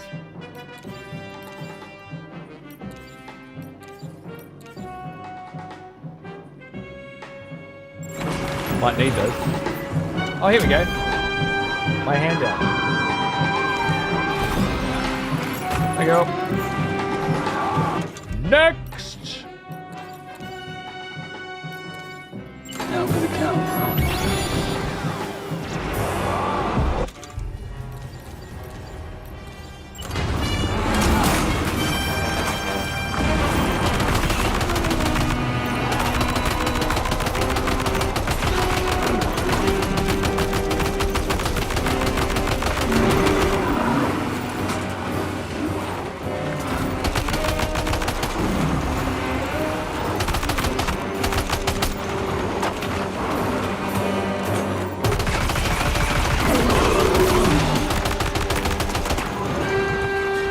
Noticed me? Good for you.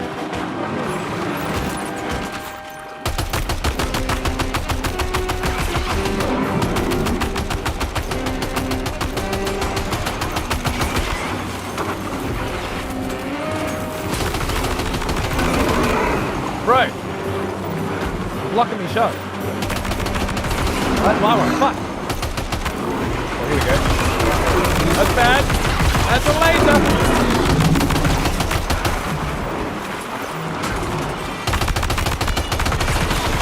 That's my one again. Oh, dude! You got knocked the fuck out, man.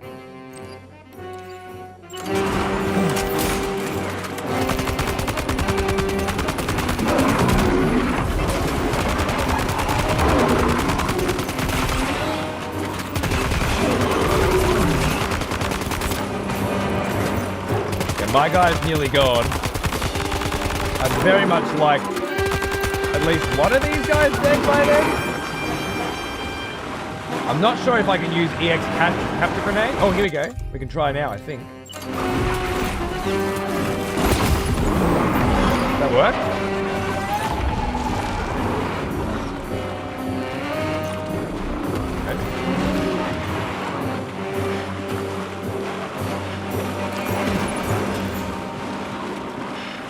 Doesn't look like it didn't work. There's definitely a white crystal, right? Well, that's good to know. BT crystal recovered? 981. Nice.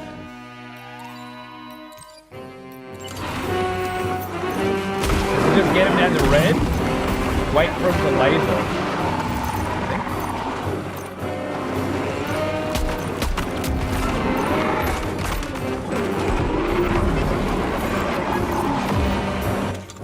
So I think I'm now just, waiting for lasers, or looking for gobs, right?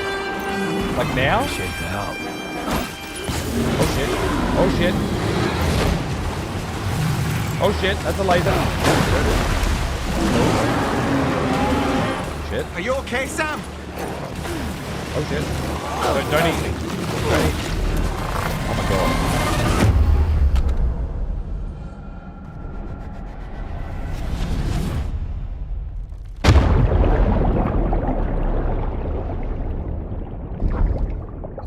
It's exactly the same. That exact same shit happened to me on the other one too. So just to confirm here, we got a void out here now, right? Because why? There were 3 of them. I killed 2 of them. I killed one of them. I was ready to kill the other. I was throwing grenades. It kind of did like a little dash, yeah? And hit me. And that is a fail condition, right? You die. Doesn't matter how much health you have, how much armor you have, how many blood bags you have. That's a one-hit kill, so long as it touches you. And it's the same on story difficulty and on brutal difficulty.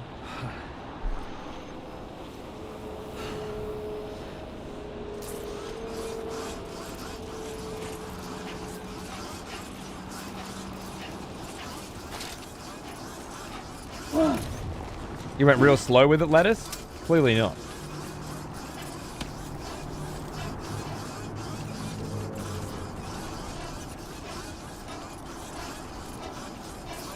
Yeah, I don't know, man. I'm having mixed feelings about it, Lettuce. I'm having mixed feelings.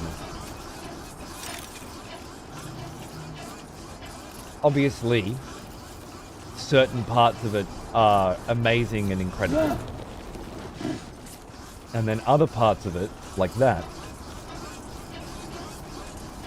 seem like really, really fundamentally terrible game design. I can't imagine an argument that could be made to say, yeah, no, that's actually really good game design. Yeah. They should all have one-hit attacks that they can do at any point, from any distance, that so long as they connect with you in any way, will immediately end the fight and permanently destroy the terrain, making you feel as though everything you did up until that fight, and everything you brought into that fight, everything you unlocked, every big blood bag and every piece of upgrading you've done to your character is irrelevant and trivial.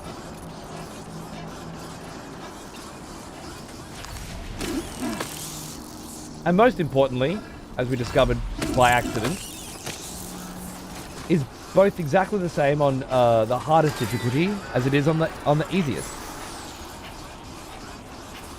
Well now, here's an old one. Almost as old as me. Fucking crazy. Hey Keno, how are you, mate? Thanks for 101 months, dude. Good to see you. What's going on? Not as slow as you, of course. Also, I think I'm mixed. Obviously, I won't get into it, but I have similar criticisms as you at this point in the game. Okay, cool. I look forward to discussing it when I finally do finish. Here's an old one. But, almost as old as me. things have been getting weird. And not in the right, fun, Hideo way. Polly! 106 months. Thanks, mate. How you going, dude? Good to see you. I just refreshed and the FPS dropped to 20. Not to bring it up again, but it's drifting down to 17. No, I'm just dropping frame. What's with this I've been dropping frame. I just dropped another 14,000 frames apparently, and nobody said that you're dropping frames? Or was I just in the middle of the fight, I didn't notice?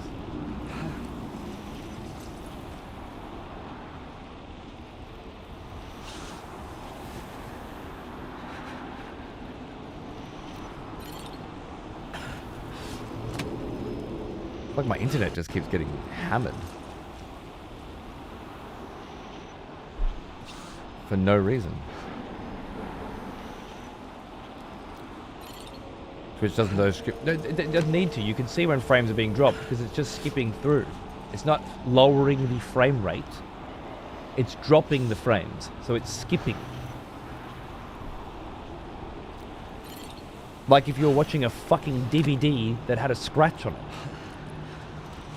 It doesn't resemble low frame rate in any way at all because the frames are 0 for the period where they're skipping. Looks like a slideshow, right? Which is not what you get from low frames. Fuckwit McGee Seth thinking that it was at 30 FPS is just insanity to me. There's no way you can look at frames dropping and go, yeah, no, this is because it's at 30 FPS. Absolute fucking insanity.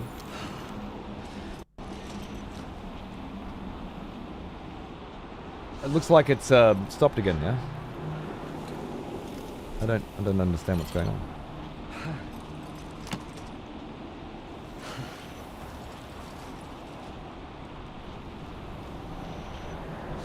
Anyway, you might want to refresh to catch back up.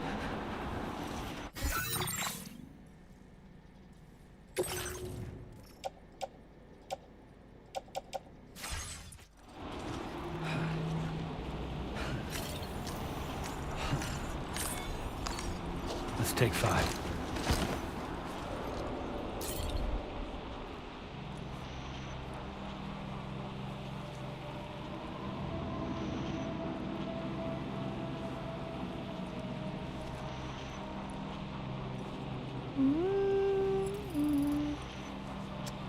What were we talking about? Yeah, I mean, look, obviously the insanely gorgeous visuals, the beautiful world, stunning music, incredible motion capture and acting and voice acting, the wild and crazy nature of the story and the cutscenes are all, as always, exemplary. But the gameplay, beginning with everything that was already in Death Stranding 1, seems to me very similar. And that at this point in the game, not a lot of improvements or enhancements or meaningful changes have been made to the formula that is Death Stranding, but it is, for part and parcel, a massive rehash of exactly the same thing in a larger territory, with more reliance on roads, as Eternal pointed out, and monorails, and less on actually navigating the terrain on foot or exploring on foot meaningfully. And at this point in the game, it hasn't really bothered me. But I wonder if it will later. New improvements to the game include weather changes that have an impact on the gameplay, to my knowledge, none of them have. No matter how many quakes and floods and rushing rivers and dust storms that have appeared have ever had any significant impact on how I'm able to play the game, except when they are scripted as part of a story mission. And typically it's just visibility has been impaired. Once out here in the desert, once up here on the mountain, but not in a significant game-changing way. So I would say that the new stuff that has been added to the formula, to me at this point, feels inconsequential. And unfortunately nowhere near as exciting as it may have appeared it would be. So far we're at rehashing the same fucking shit in basically the same fucking way, and not really adding a lot of new. The other gameplay elements, as we mentioned before, to the degree of if you were to drop from brutal to story difficulty and didn't know, you actually wouldn't notice for multiple days.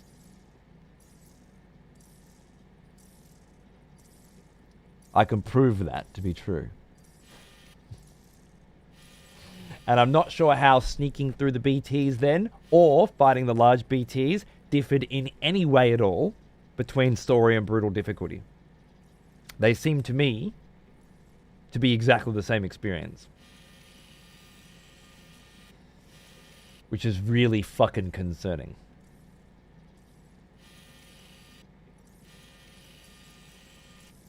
So while I've always heralded the gameplay of Death Stranding 1 to be a masterpiece of innovative design, that takes a new concept and a new way to play video games and does it in such a interesting and unique way that you are basically playing a different kind of game, something that's nothing like you've played before. I can't say the same thing about Death Stranding. I already have played it before. It was called Death Stranding.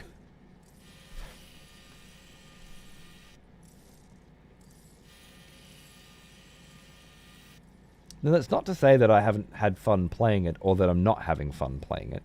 I am, but it is more of the same, and it does great.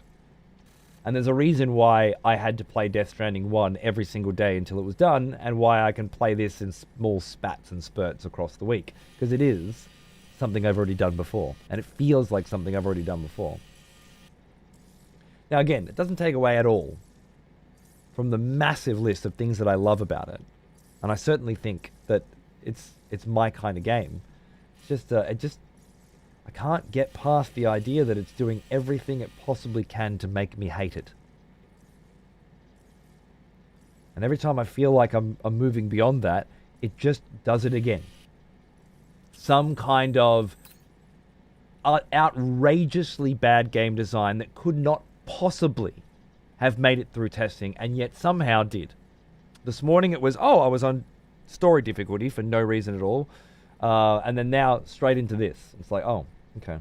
That fight was going well. I wasn't hard. Might as well have been on story difficulty. And then, one hit kill. Game over. Done. Not even game over. Game over would mean that I could try it again. No. Done. Worse than game over. Doesn't feel fair, does it?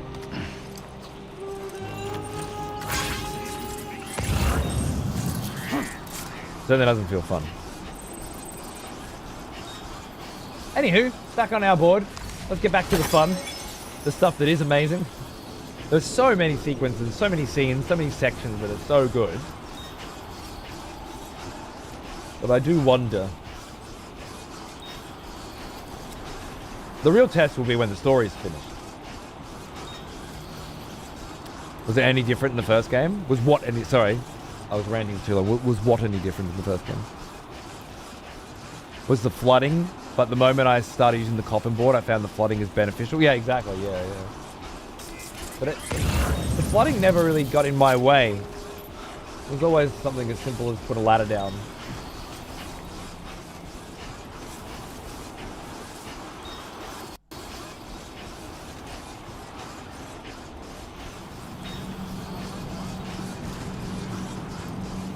Frames are dropping again. It's a rough one today. It is a rough one today. Oh, Was it any different in the first game? The difficulty, I remember changing it around, having no perceivable difference. Oh, you need to go and do very hard trench fights with Mads. You're in for a treat. Clearly you weren't watching my speedrun of Death Stranding 1 the week before this came out.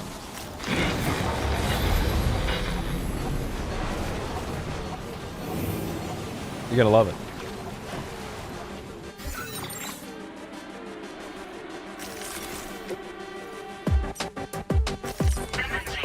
I did first shot that shit.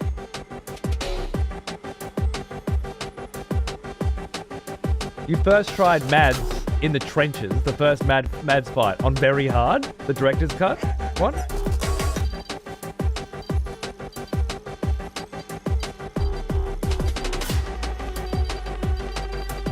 It could happen, but there you go, throw it.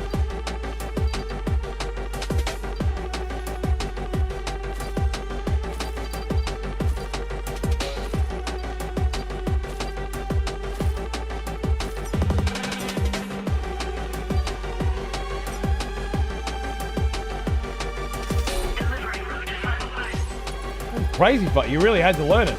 These guys were all over you. On the base game, well, that's not very hard, is it? That's hard. But if we're comparing base game to base game, maybe you did first try it. Without, if we're to remove the self-fellatio from what you were saying, you did, by your own admission, A/B comparison testing and didn't notice a perceivable difference between the two. However, you probably didn't do that level of testing on the boss fights. Which I would say, the boss fights are incredibly fucking hard by comparison. But I would agree that there's no perceivable difference in most of the game. You got me there. That said, very hard.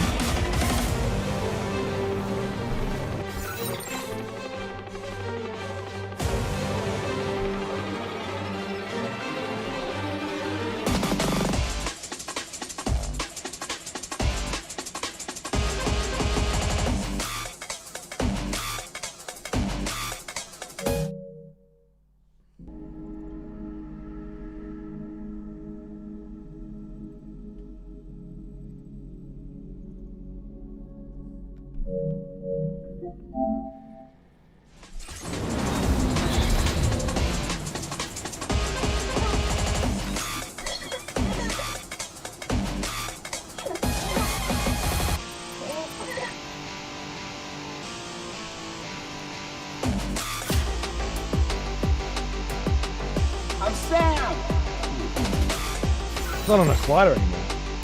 I can't alter the game volume.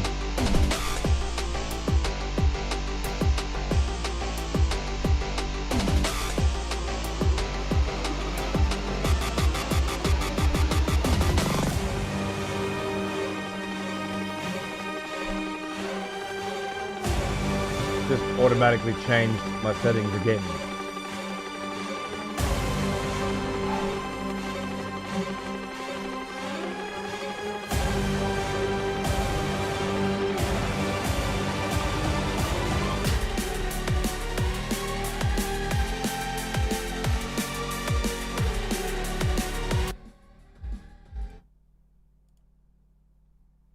So that's Elgato, 4K Elgato coming through. That is supposed to be...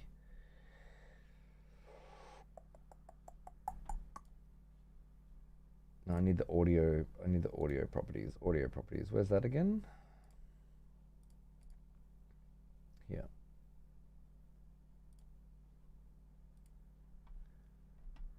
Advanced audio properties.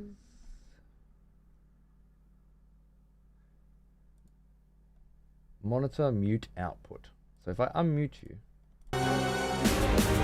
I can hear that output. That's not a muted output. Monitoring. Oh, wait, can you hear this?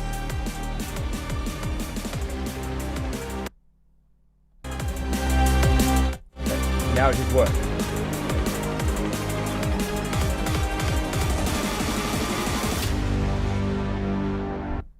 Now it should be working fine. F? Is there an F? That's just another fucking glitch in the matrix with this fucking shit, man. Like it just wasn't working at all, and then like it was working fine, and then it stopped working, and then I just rejigged. I didn't change any of the settings. I just went into the settings, turned one off, and then one and back on, sort of thing. Oh god, it's all fallen apart.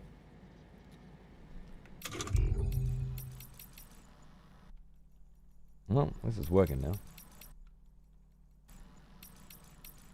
Hopefully it's not doubled up or something. I was talking more about general gameplay in the overworld. I lowered it when while clearing mule camps before reloading to test it and other difficulties. Fair enough, fair enough. Yeah, I can see that. It was by far the difficulty of the boss fights that I was referring to, and then if I'm comparing this, well then yeah, I'm not really comparing the difficulty of boss fights. I guess the BT fights I'm comparing here. I did the same BT fight. Once on story, once on brutal. With the exception of the ridiculous one-hit kill crap, which is the same on both anyway, because it happened in the previous BT fight 3 times on story difficulty. And I reset the game each time. Because I wouldn't have none of that. I was trying to learn how to do Pokemon shit. I'd say, yeah, they felt like the same fight, you know? This is happening like every other day, though, Pyro. It's a bit different. Anyway.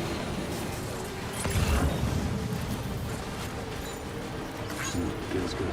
55,000 frames drop. Audio fuck. Game fucking with me as well. It's just not my day. It's not my day, guys.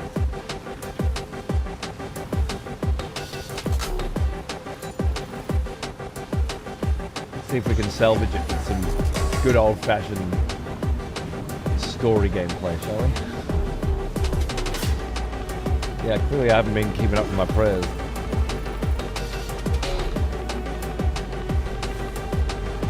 Need Rowie to come by? Rowie's the fucking reason why fucking Weddy's mic fucking crackles every time he speaks. No thank you. I don't need a convoluted fucking setup like that. It's even worse than mine. Perfectly happy with my setup, minus the goddamn Rode Procaster. I just bought a new mixer. And now I'm dealing with this. New tune. Exactly, Pyro. Exactly.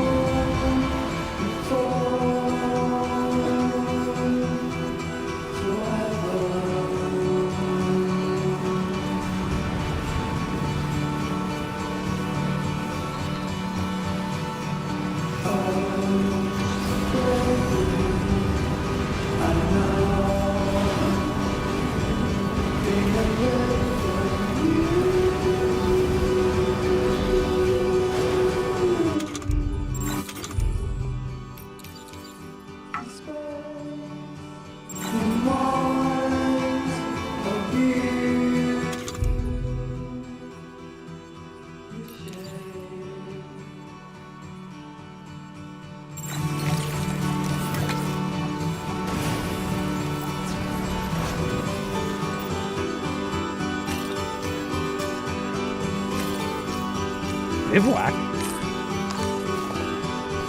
I've seen that before.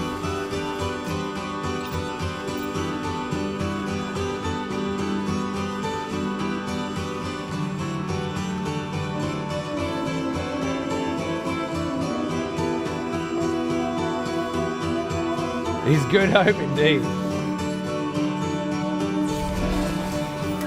I didn't know you could do that.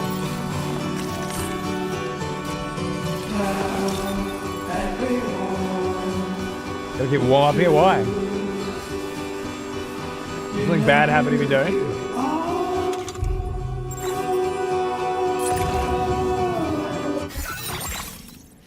Down there, around there, up there, and around there was my original plan.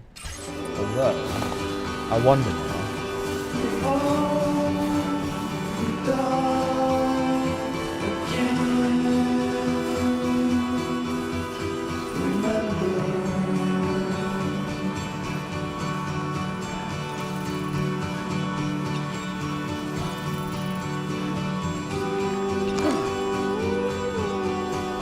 Can't take my cobble board. Maybe I can climb it.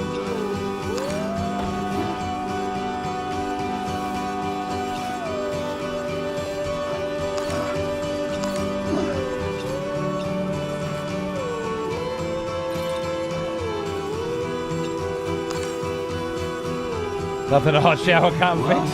Better get it done. Bit of frostbite.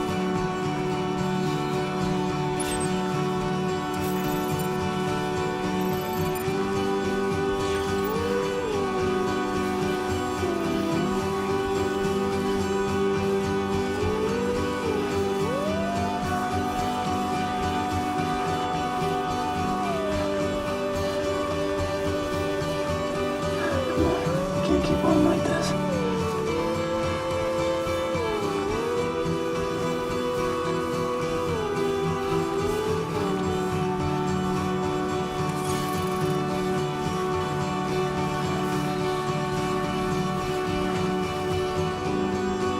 Stunning.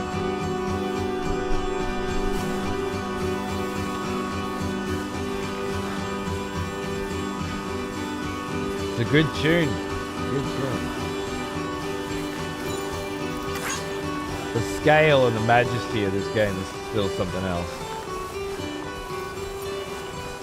Stay strong. You got all you need to see it through.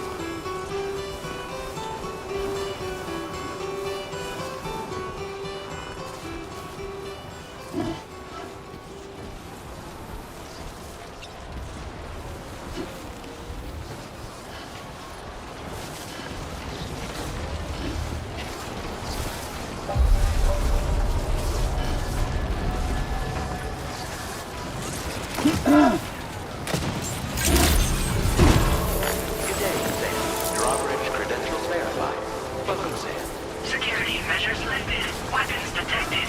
Be advised that usage is restricted inside facility grounds. Access the delivery terminal to process your... 3%!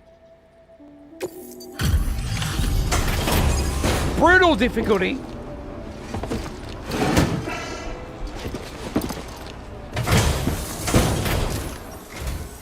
Must have been quite the ordeal hauling yourself. I might as well have kicked that thing down a Salute fucking your hallway. dedication. You found the cargo I asked you to recover, I presume. I'll go ahead and take stock of what you brought.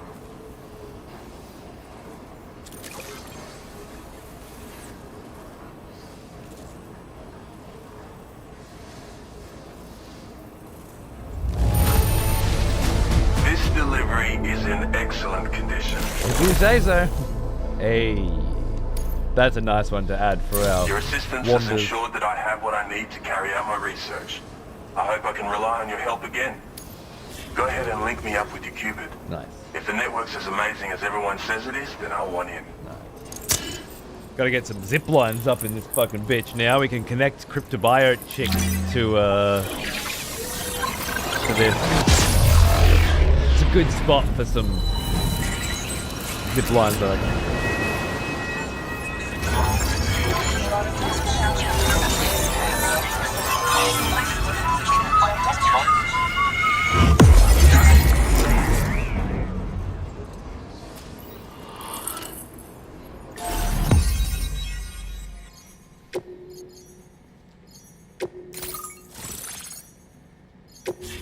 Who's this fella?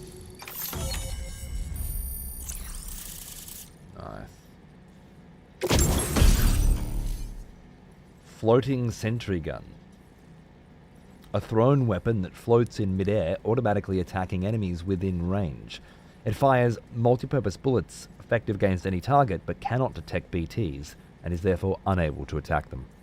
Up to 4 sentry guns can be deployed at a time.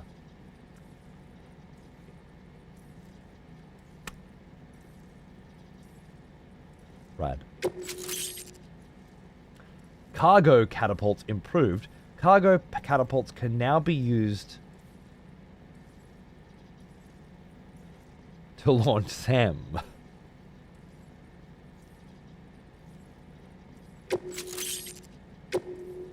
Now displaying your current porter grade. That explains a lot. Oh, got some good combat and good stealth levels up there. That's nice. 42 apiece now. So this is what it's like to be on the network. The computational capabilities are far beyond what I anticipated. Amazing. Oh, and it's already yielded a useful result. Let me share this data with you. It's for a floating sentry gun. Toss it in the air and it'll hover in place, after which it'll target and engage nearby hostiles. And since it fires MP bullets, you don't have to worry about unintentionally killing Like people. everything else in this But game. that's not all. I've refined the design of the cargo catapult so that you yourself can climb inside and be launched into the distance. A useful option if you want to bypass particularly rugged terrain along Another with your cargo whinge, by in a the way. single quick trip. Multi-purpose bullets I mean, I have to are say, a shit it's game design incredible what the element. chiral network can help us achieve. Not only do they make no sense in terms of how they would actually work in the real world, where the guns automatically know what targets they're shooting at and change accordingly without actually changing them because of magic sensors or something. It's just stupid. From a gameplay perspective, not being able to use different guns for at different times for different reasons and prepare in advance different guns just feels like a big step back from Death Stranding 1.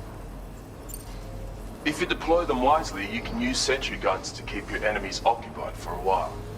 And while they're distracted, you can sneak into What's the bet secure we're supposed to be? locations They were and break supposed to be a late contact game with pursuers unlock, and make your escape. and then ended up just being a They've full got thing. all kinds of strategic applications, really. But they're not capable Would of have been a nice tracking bit of PTs, brutal so don't tuning. expect them to help with those. Anyway, I created the guns by using the network to combine data Like on from the cargo easy, you brought me with guns my are own research MP. results. On brutal, they're not. This You know, means they can be fabricated using existing materials. Yeah, the if any chiral effort at network's all pretty was put impressive, into isn't it? making a difficulty that was challenging. Bloody oath you can. It's an innovation made possible through the application of my research. The core launch mechanism hasn't changed though, so you can't steer the pods like traditional aircraft. But you can adjust your trajectory to hone in on a landing point once the parachute is opened. Traveling by air in this fashion is an efficient way to traverse uneven terrain with minimal effort. Of course, you want to make sure your flight path is clear of obstacles before you launch. Or else, It's entirely possible to fly smack bang into a wall if you're reckless, and that would hurt. A lot. sick. Yeah, some people should think twice about using catapults, but I'm pretty sure you'll be careful. Thanks again. I'm glad we could meet. You've given me a renewed hope for the future of my work here. Come visit me Somehow again. they are more Maybe I can confusing find a than the way to make first your game, work I think, easier Arena. too. And that is an achievement in and of itself. But I don't mind so much. There is one element that is unforgivable, though, which is when you're loading up cargo, it in the bottom right of the screen, it has a list of instructions telling you what buttons do what. But the most important of those instructions isn't there, which is if you hold square and press up or down, you can highlight massive amounts of cargo quickly instead of going one by one. Because there is a list of instructions, but it is an incomplete list of instructions, and it doesn't tell you that it's an incomplete list of instructions, you see it and think these are the only options that are available to me, and rightfully so, because it doesn't tell you that it's lying by omission. And so you could go through the whole game not realizing that there's a very simple and obvious way in which to select all of your cargo very quickly and save a lot of monotony.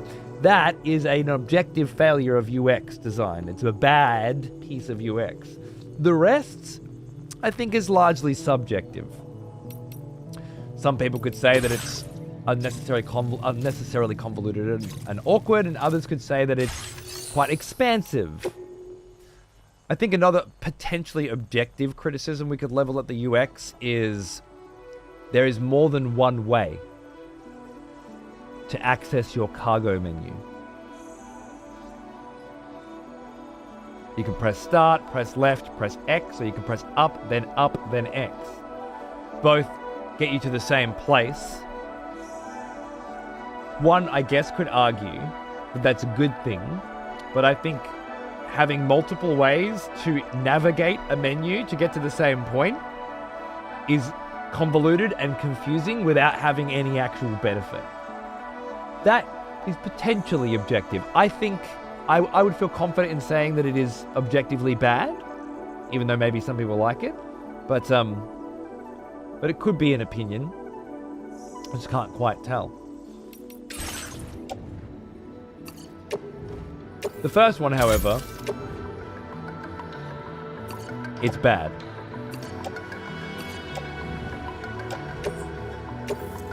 Period.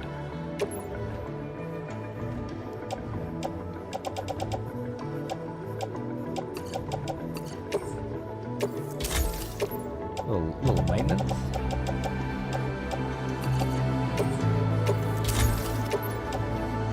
Very good.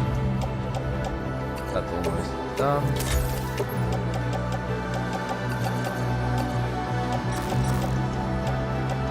They're fine.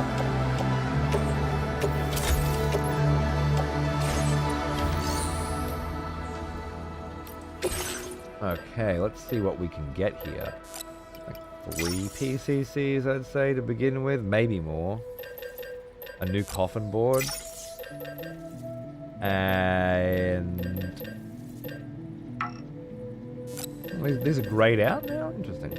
A new Boca skeleton. And new climbing gloves would be great.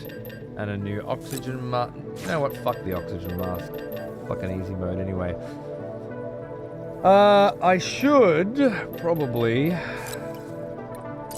bring some grenades. But I can't do a full grenade run right now. Backpack.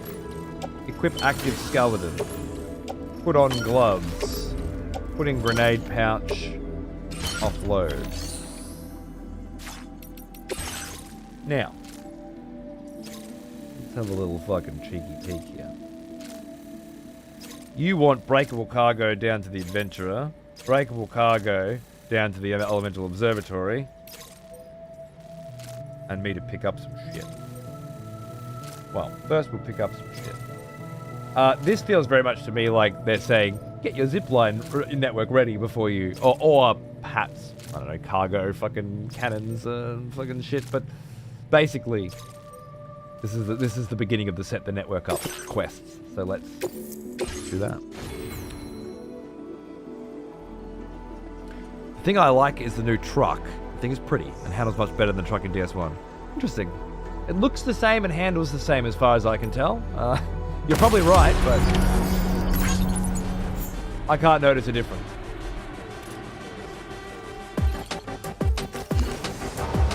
I realize that Sam drives the truck in 1 and 2 different. He left in America. Yeah. That's cute. Thanks for the help. I'll try to return the favor.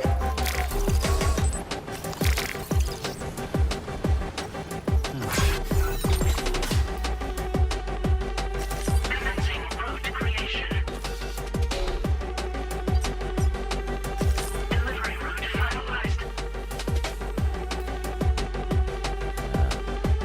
I gotta drop something off at the chronobiologist after, but I'd like to put down the beginnings of a zipline network, I think.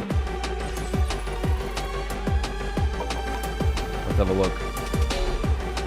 Disengaging weapons restrictions. Take care, Sam. That's very tempting.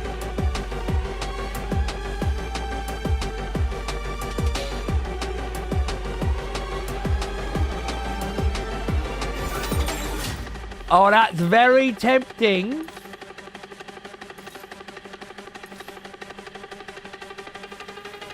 Well now, here's an old one. Almost as old as me. Cara gross. 80 months. Thanks, mate. How's it going? This is Black Drift, one of our more recent bangers. We find it works real well when surfing down the mountains.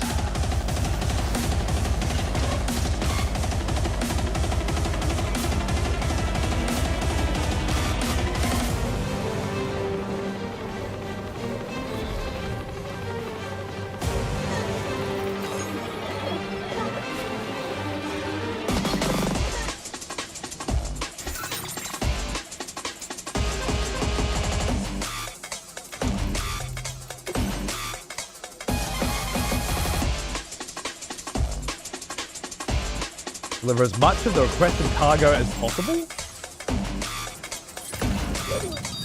Oh, I see.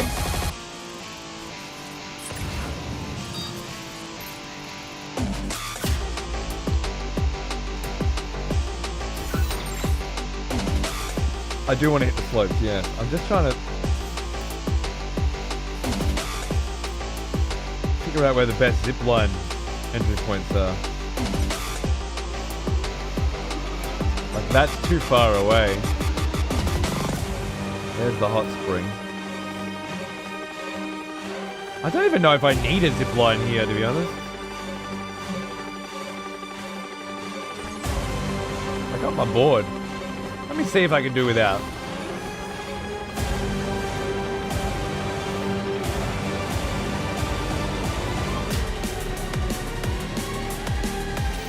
How big are these smalls?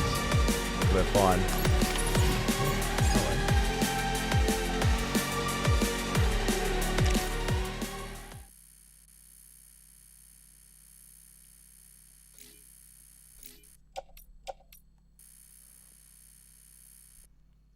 UI off. Signs off. Autodeck scan off.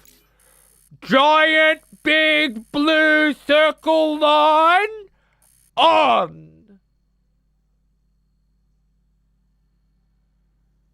Game design.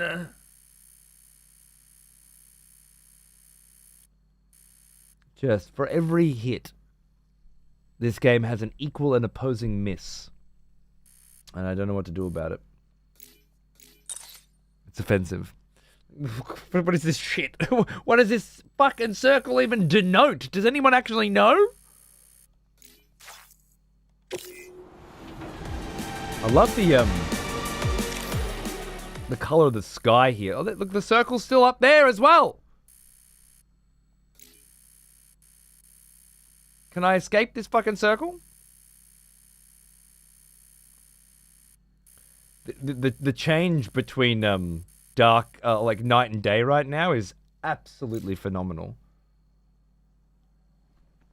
Can you even see the circle of the sun on your version? It looks very different to mine. Okay, we're gonna cut it. We're gonna cut it through. We're gonna get rid of that line. Oh, there we go. Lovely. Almost perfect, right? Almost motherfucking perfect. What if we might even be able to grab a little little cheeky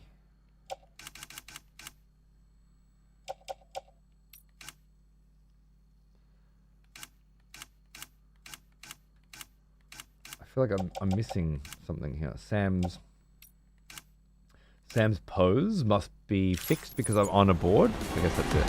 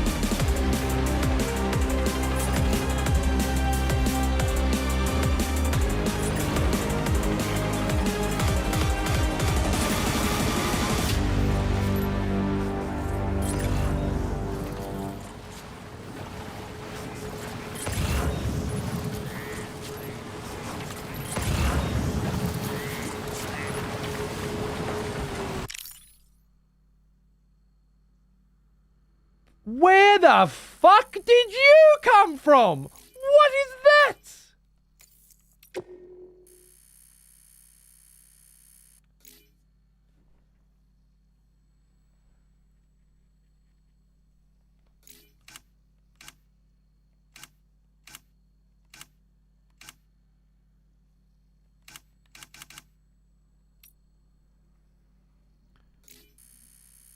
That's no moon.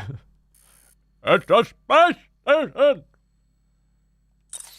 Jesus fucking Christ, mate. Oh, it's lovely. Oh, so good.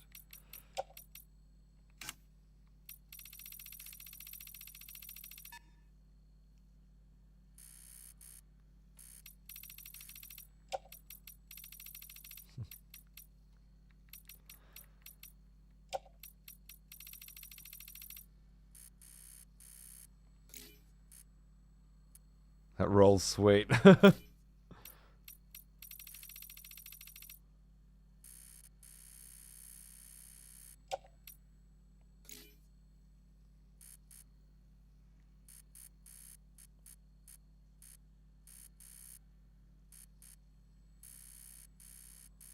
want to keep that cut off so it sells the effect. That's quite stunning. Fucking Majora's Mask Moon, yeah, right? I don't know what to say about that.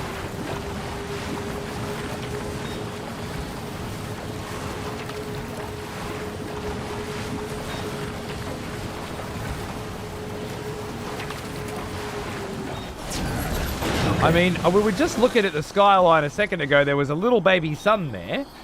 You weren't fucking there, were you?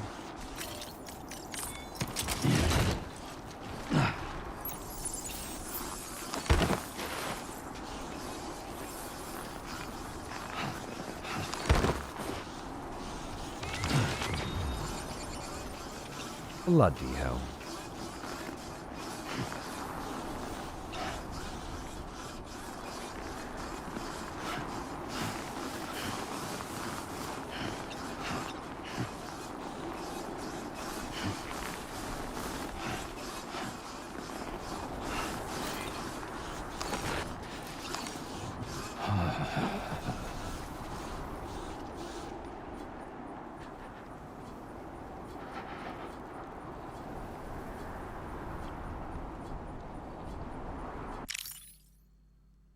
Okay.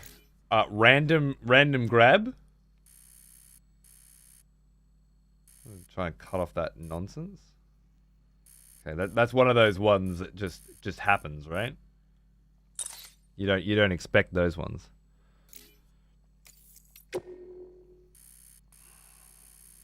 Wow.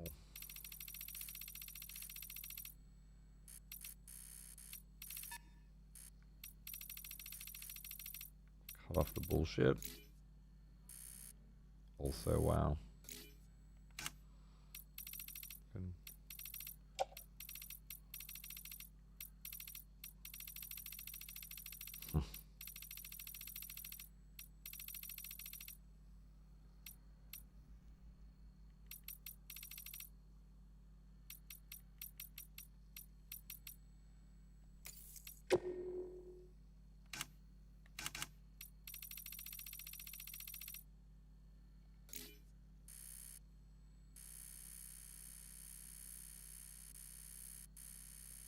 One that really brings in the height as well would be nice. This stupid fucking blue line being in it's gonna piss me off forever, but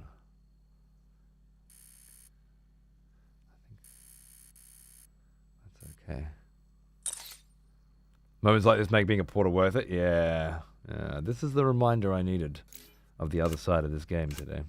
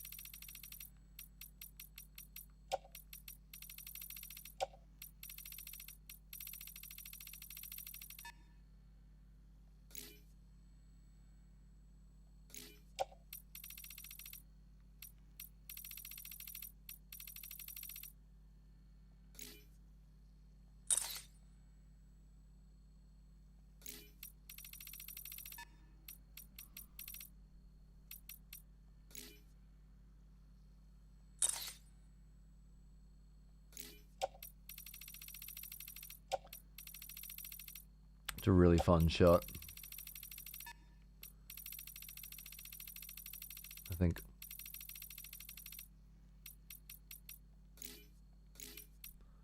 Like something with some semblance of color as well. I wonder if the filters could help here. They don't usually, but no, as usual. I think just, yeah, it's a version that looks a little more grounded as well. I feel like Director Krennic right now.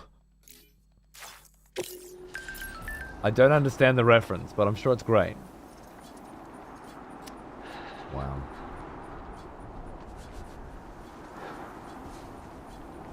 A lot of really nice shots up there. I'm glad we had a chance to see that from up here. 1, 3, 6, 5, and 4. I just don't know where 2 is.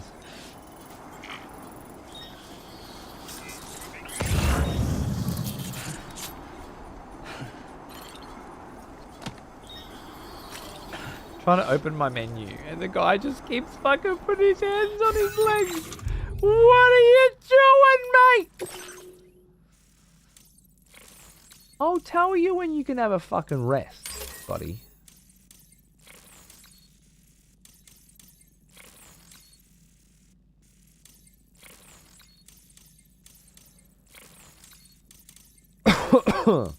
Cargo grenades. I still haven't had a chance to try them.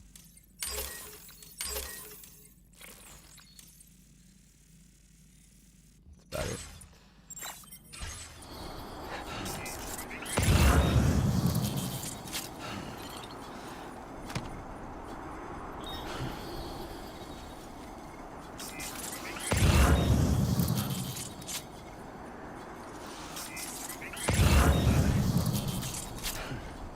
This is an interesting one. Okay, motherfucker.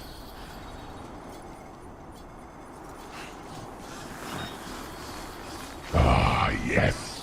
The smell of proper devotion. Welcome back, old friend. We've missed you. Is that a teleporter?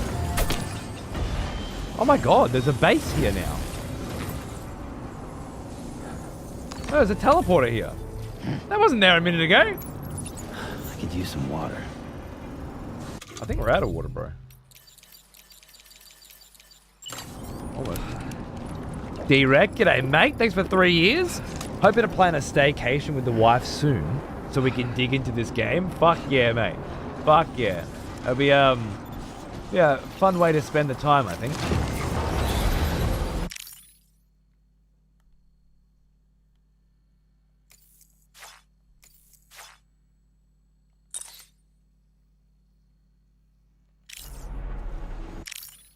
That was just part of a little cutscene. I can't recreate that. It's just a little random one.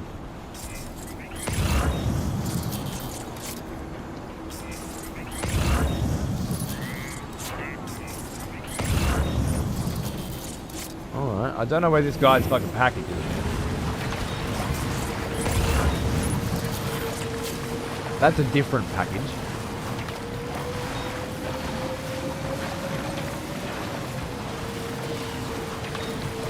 Hey! Turn! Yeah, fucker.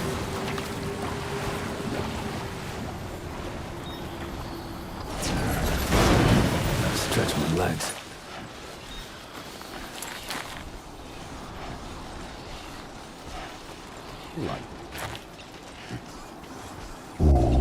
Planet Jerry as well. G'day, I mate. remember you. Oh, yeah. Back from war, are we? Good. G'day, bloody g'day.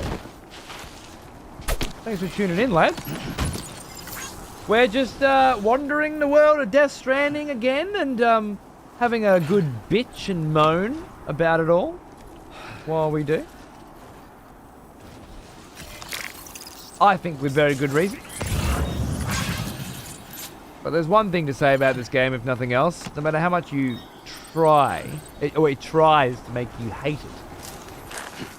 And it does. It always finds a way to bring you back. You know?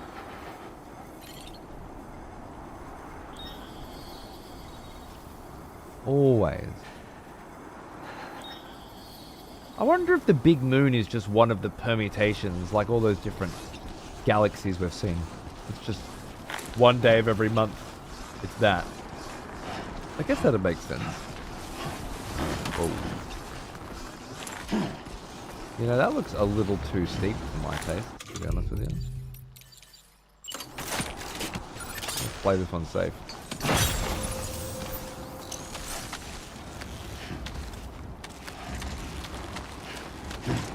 Blow me to the moon? You know, oh, that actually is a really interesting thought. There's a particularly rare, awesome-looking screenshot we have we have access to right now. I think.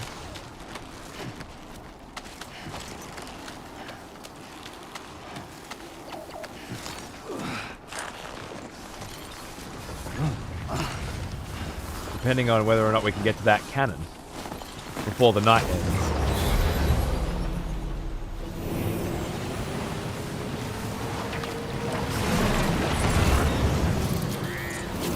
My goodness.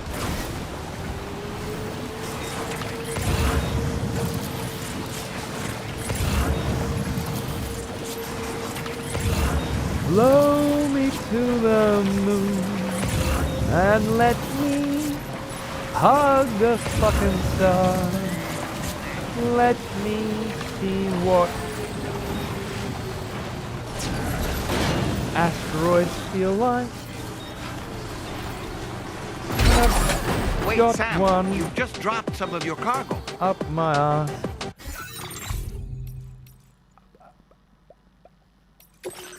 What? Oh, that's his song. What? Why did all my packages just fall off my fucking back?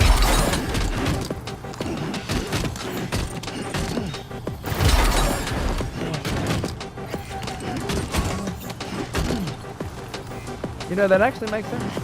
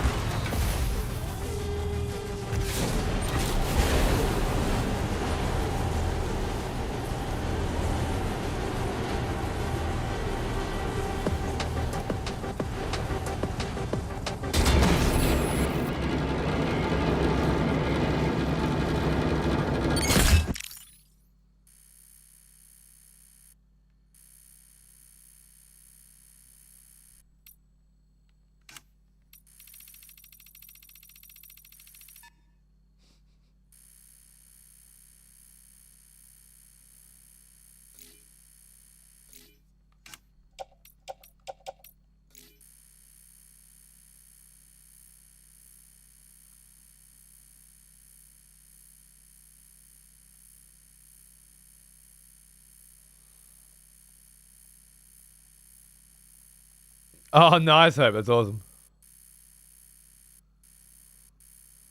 No.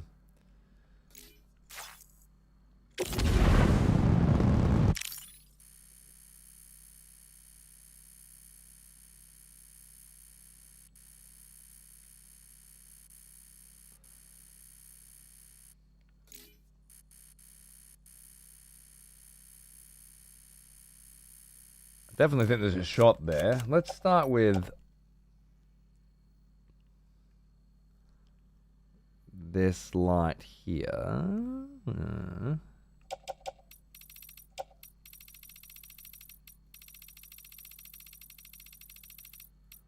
More of a...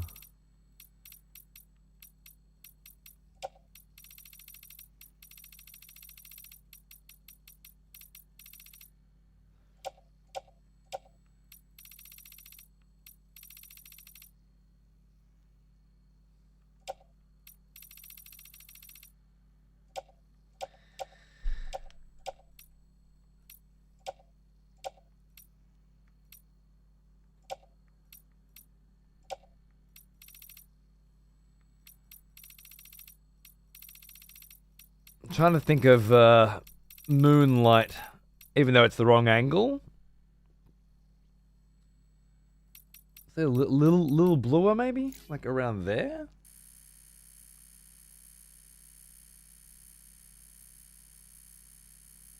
I can't move the camera up and down, by the way, in this position because I'm stuck in the pod, so I only have pod controls.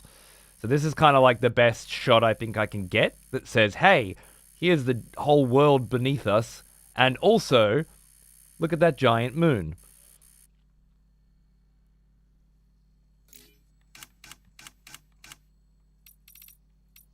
Now we can fuck with the exposure, of course, and the contrast. But I think it takes something away when we do. A little bit. Well now, here's an old one. Almost as old as me.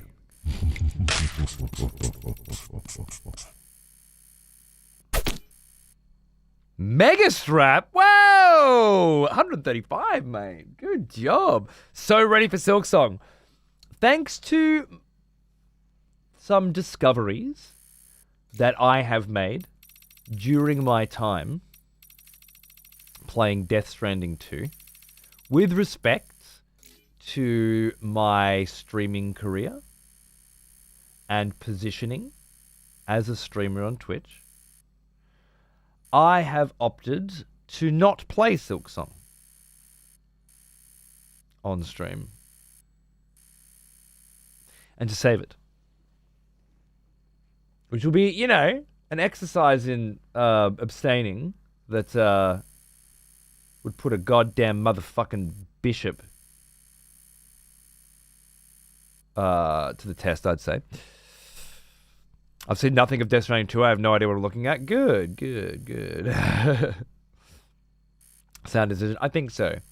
There are obviously games that I will still be playing when they first come out on Twitch, and Hell Is Us tomorrow is one of them. But the ones that have this insane amount of hype around them, I'm gonna be avoiding from now on. Because while I'm having a great time playing Death Stranding 2 on Twitch, it just seems like there's far too many people that can't join me on this journey because they're saving it for themselves, which is great and totally understandable. But at the same time, it does begin to defeat the purpose of streaming on Twitch. Yeah? If nobody wants to watch you play a video game, why would you play it in front of them rather than play it on your 83-inch OLED in cinema surround sound in the home cinema that you built out in the other room? Like, why not do that, right? That seems like the better idea. It's because you're a pussy and can't deal with not looking at losers that try to backseat. The fact that you waste more time yapping than literally doing anything is astonishing. Wait, that's two different things there. Are they connected? First is not looking at losers that try to backseat. Can't deal with not looking. So you're saying they should be backseating and I should be not looking at them. But I can't deal with that. So I should look at them? And have them tell me how to play the game? Is that it? Because I don't see anyone backseating. Anyway. And the other is the fact that you waste more time yapping than literally doing anything else is astonishing. Now, I would have thought you were trying to connect that to the first point. Like, I spend so much time talking that people don't want to watch me play. But instead, you went with it's astonishing instead. And now I'm confused. What about it is astonishing to you, to your mind?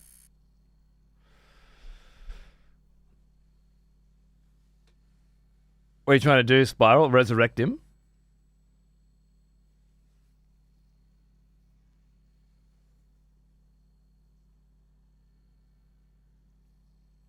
I'm here because you're playing, which is lovely. Yeah. No, obviously there are plenty of people here that are here because I'm playing it, which is great. I'm not saying that nobody's here playing, just that a lot of the people who, for example, would have watched me play the first game and did watch me play the first game aren't here because they don't want to spoil it for themselves and they're waiting for it to come out on a platform that they own, right? I don't have a problem. I've always been more of a... Like, I don't know how many people are watching this show right now, and I never will. I don't mind. I just know that the chat starts to slow down and the conversation starts to slow down, and after a while you start to get the impression that people would rather, that you play something else. And if the job is playing things in front of people, then it makes sense to try to find the kinds of experiences that people want to watch you play, want to talk to you when you are playing, and want to be a part of, as opposed to the ones that they want to avoid because they don't want to ruin something for themselves. And in the case of Death Stranding 2, I didn't guess that. Based on what I saw with Death Stranding 1, I thought that it was the kind of thing that most people would want to come on a journey with and take a long time to do. Our first Death Stranding playthrough took months and months and months. It was just a long, slow walk with no need to push through at any particular pace. 2 just feels quite the opposite, and I didn't see that coming. Sometimes you can predict it, and sometimes you can't. Silksong, to me, feels like it's probably going to go the same way. So I have to make a hit. I have to make a guess. Kill, but I have no powers here. Right, so just so you're aware, offering the chalice is not an attempt, not a way in which you can kill somebody. It's a way in which you can bring somebody back from the dead who has been killed. Just so you know. But yeah, neither here nor there. I don't know why this cunt's coming at me. Why is this motherfucker watching my show? Like, you're sitting here watching me play Death Stranding, and that's how you feel about it? That I'm a pussy who can't deal with looking at losers that try to backseat?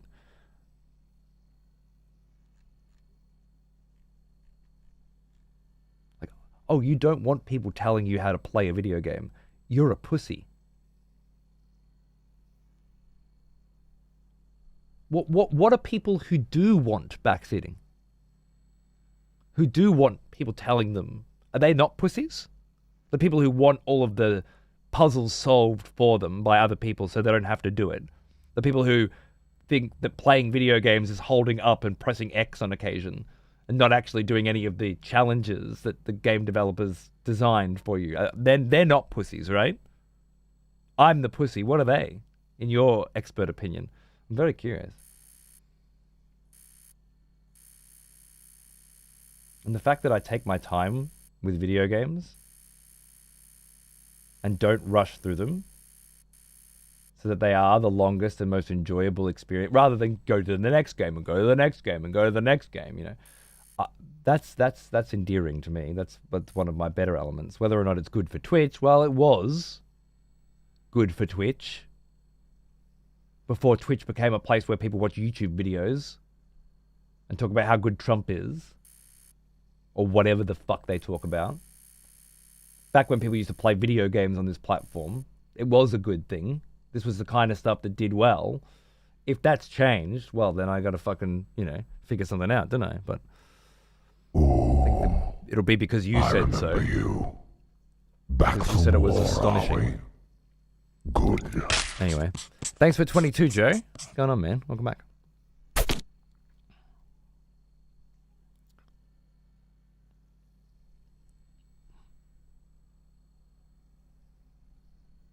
Oh, good on you, Moist. I'm glad you're getting better.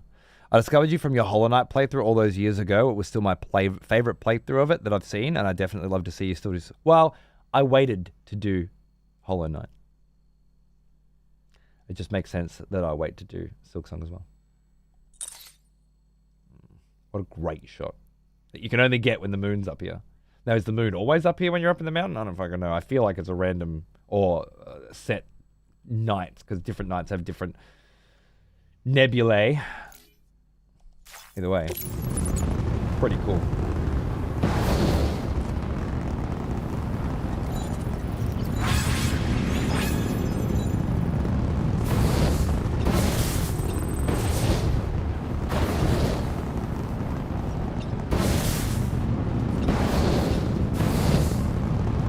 No, I'm not going to play it off screen. That would be something else.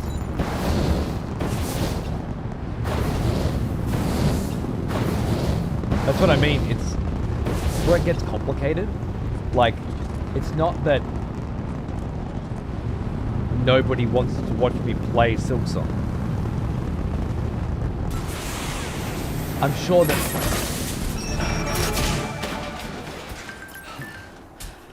that a significant majority of people who like my show and want to watch my show want to watch me play Silksong. Just not right now. I feel the same way about this. But I don't know. That's the thing with this fucking job. You're at your best guess. At the best of times. That's it.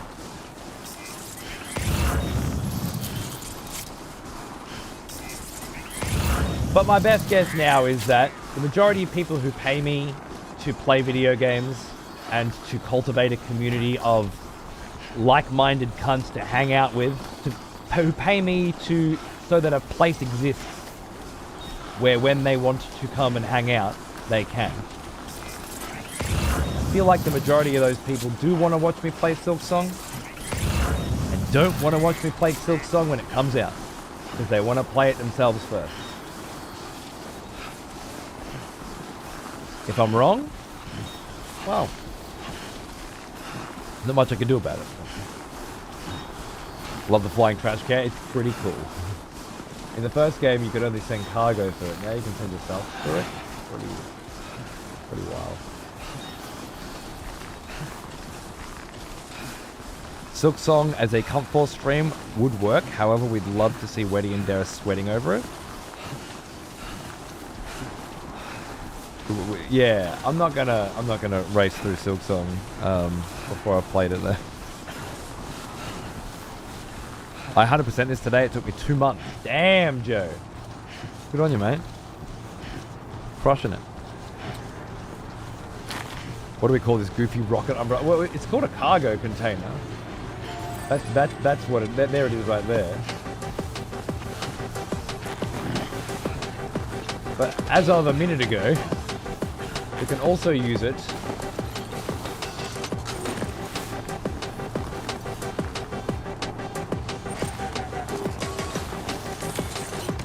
Get a move on. to shoot up.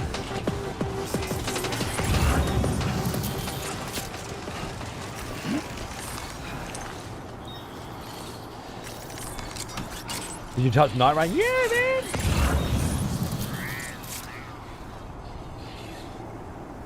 Fuck yeah! Yeah, I got a good couple of weeks out of Night Rain. I had just had a baby at the time, so I was in and out, but yeah. Hey, Hydro, how are you, man?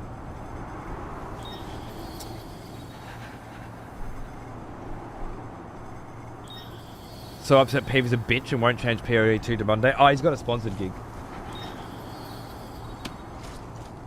He can't. You need to be upset that he didn't change it to yesterday. But then that wouldn't have worked for you either. So yeah, no, there's no reason for you to be upset. He has to do it today. I was upset. And I had good reason to. You don't get to, I'm sorry. Being an idiot doesn't change that.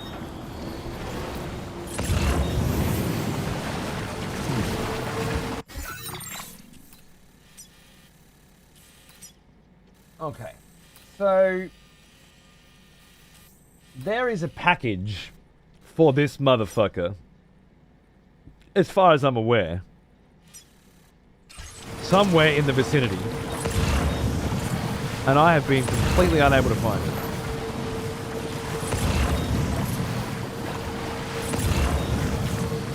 Which is not common. It's not that one. I even upgraded the sensor range and everything.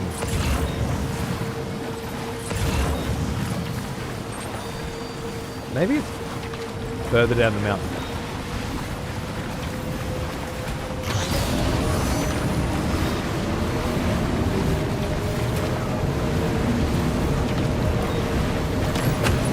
Well done, Sam. That's the last of the cargo. Let's head to our destination and make the delivery.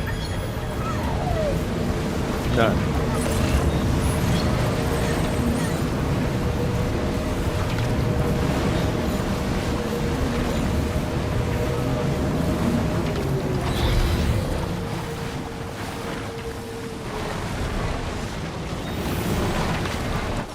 Oops, wrong button. Gotta stretch my legs. I'm very close to running out of stamina.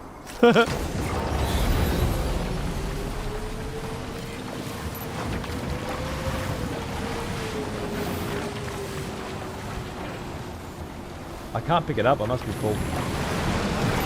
Small, I'd be able to get away with it. Just for the record, it's one cunt who's been watching all your Death Stranding 2 VODs and is currently up to day 11 of 19. But I see that I am far enough past you that I can watch live.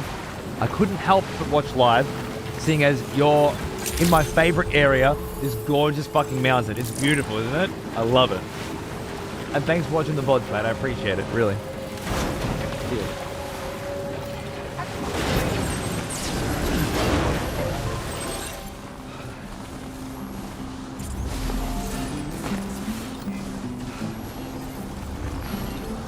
I found a package for this bitch ages ago. It's in the middle there.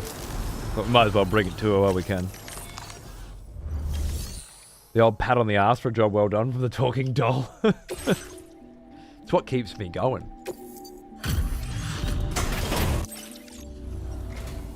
Hard journey. You're looking a little pale. I'll process your orders quickly. Don't worry. Wait. Is that what I can't believe my eyes. Is that because I've got no stamina? Oh, yeah. It's always a pleasure when you pay me a visit. Thank you. Have enough materials? I've made more available to you. Cool. And a special keychain or something? I was thinking this might be of use to you, so take it with my compliments. Right.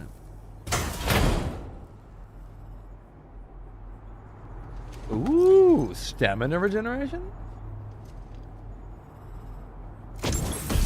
Prescient. Boost your Orders need stamina. a lot of energy to make deliveries, right? That I would get I this at made the a one little time in the something game that where I I'm have confident zero will give you an stamina. extra boost. I can't say for certain if the effect will be that significant, but you may as well try it out. Prescient.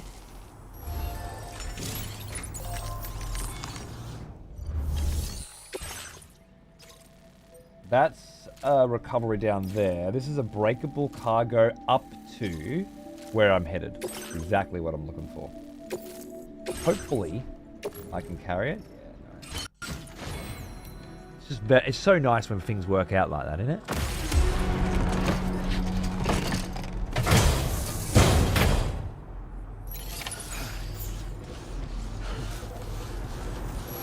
Forward to your next visit. How much stamina does a man need to get up a mountain? Let's find out. Little crypto biote. That's nasty. Yummy. Nasty. What are you on about, mate? Alright, now all we gotta do is get back up that mountain. We're gonna need, I think we're gonna need to check out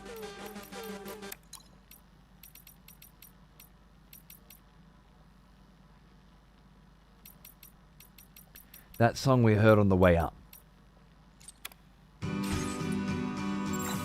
Again.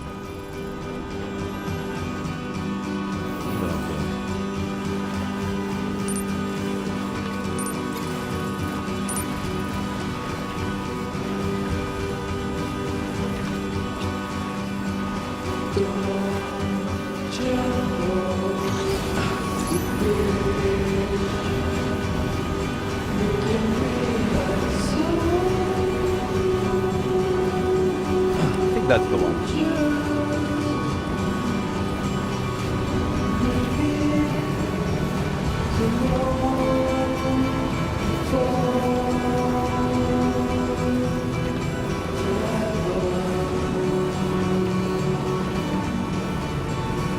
Let's grab some water here.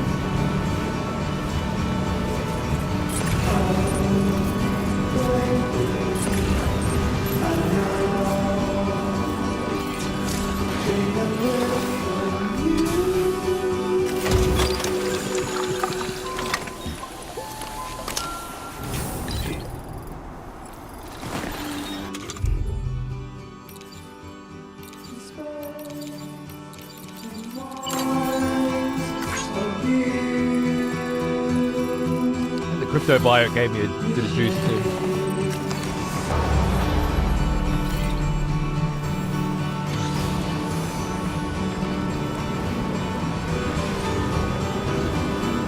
Platinum that shit, you love Night Rain? I did not platinum it, you crazy cunt. But I had some good time with it. Glad you played it that much though. It seems to keep getting new updates and shit. I'd probably play more of it. There weren't so many other fucking video games to play right now.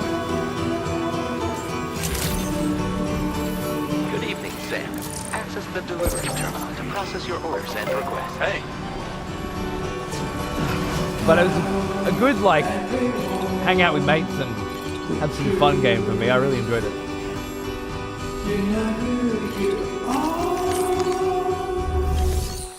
I believe you can do duos now as well, which is kind of opening things up. So, as they continue to develop Night Rain, I think I'll end up finding more and more reasons to play it.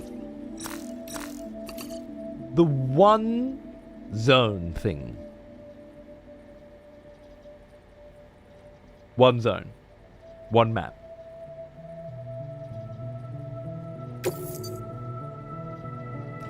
I feel like if there were 5 maps, I would have thought, could do with some more maps. One is like, okay.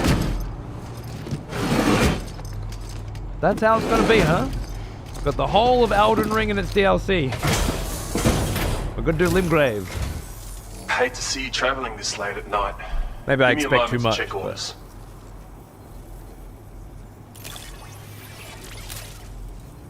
It gets very samey to me. Very quickly. How much cargo is this anyway? Where did you find this cargo? Of all... Almost. You've actually inspired me to come up with a new idea. I'd love it if you could try it out.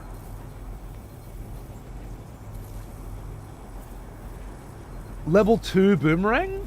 It just says blood boomerang. Especially if the more blood that's loaded, the greater damage inflicted, but don't overdo it. Dude, unless I'm crazy, this is just the same blood boomerang that I already have. More materials on hand means more options at your... Now displaying your current porter grade. Oh, almost forgot what I was going to say, but it's come back to me now. I've improved your blood boomerang. Both its damage and maximum range have increased. The chiral network is really coming clutch in that regard. It's enabled me to perform all sorts of simulations to test potential upgrades. Anyway, be sure to give your new and improved boomerang a try. As for my next project, I'm thinking of developing something with cosmetic appeal. The last line of text said he upgraded I it. hope I can count on your support. Did it for say that. Take care. how he upgraded it? What the upgrades do? Did it give me any information at all that I didn't have before I started reading that chunk of text?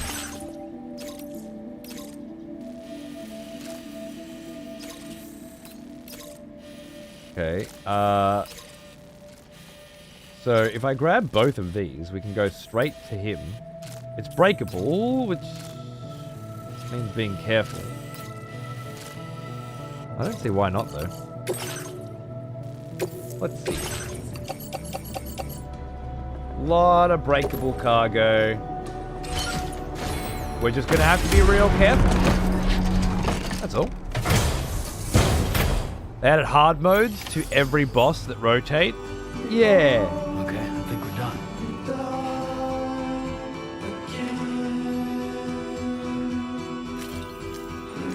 I fucking hate rotating gameplay. Adding new bosses every couple of weeks, cool. Changing them? Why?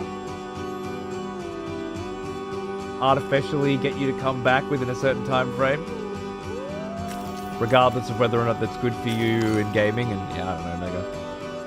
I like Night Rain. Don't get me wrong. I don't like the direction that it's headed in. But yeah. Mates want to play some Night Rain? I say yes. Do I ask them if they want to play? No. No, I ask them if they want to play Dawn of War, you know?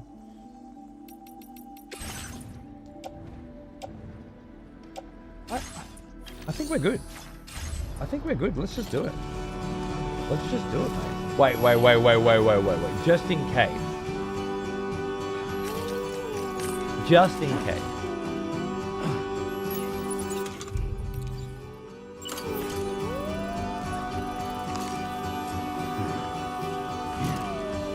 I doubt it'll help. But you never know. That moon's changing color as the night goes on. Gorgeous. Absolutely gorgeous.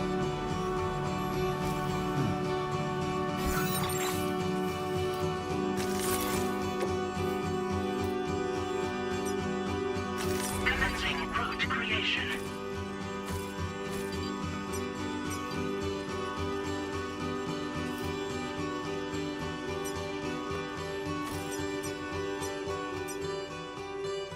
Delivery route finalized.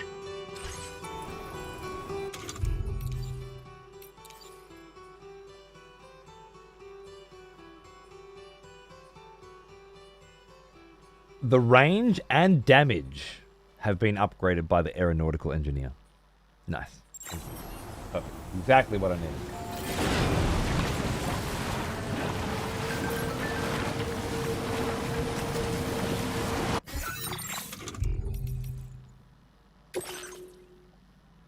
Here you go, Sam. A photo of a starry sky by the way of thanks. Humans have always had a fascination with the heavens. Don't forget to look up and gaze on their majesty from time to time. You might even spot a new constellation. Indeed. Oh, I should have checked for hot springs around here too.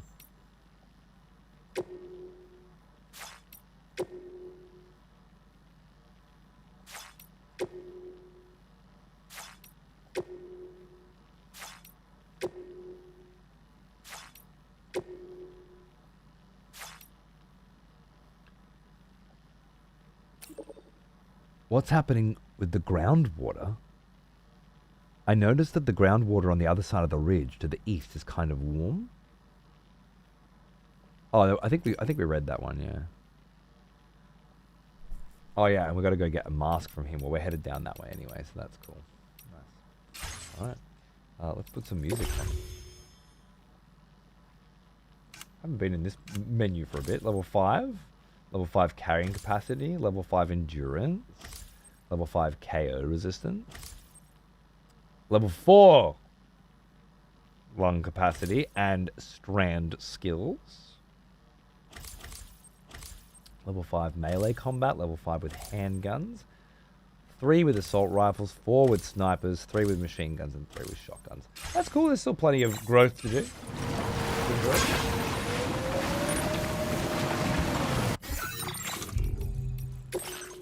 Some of the UI and lack of mechanics, but I know, it's pretty bad, but what are you going to do? What about... I haven't listened to this one in a minute.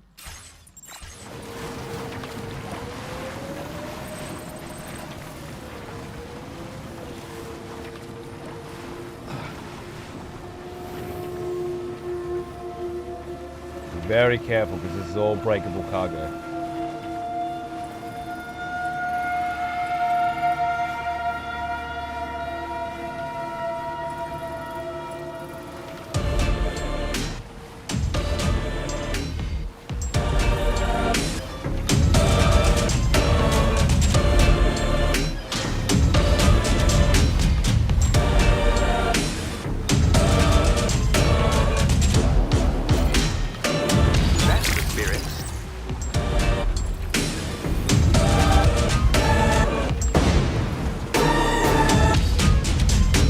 So good, Hydra, I love it.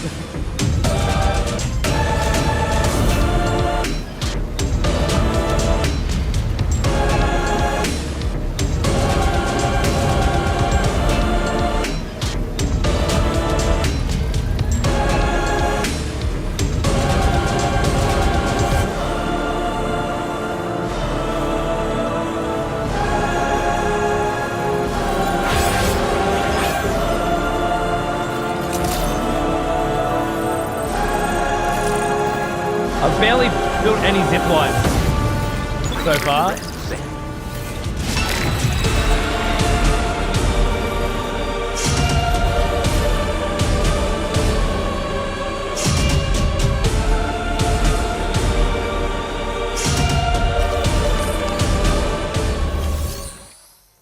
Barely built any zip lines. Just trying to coffin as much as possible because it's so much fun. Love you in chat. See you soon. Red, I thought you left hours ago. I swear you told me you were going to play X33 hours ago. Welcome back. And goodbye again. See you soon. Maybe tonight. I did, and now, but okay, cool. Been looking forward to this. Checking order status now. Leave a tab open on EXP TV for me. And then fuck off to bed. Good night. Mwah.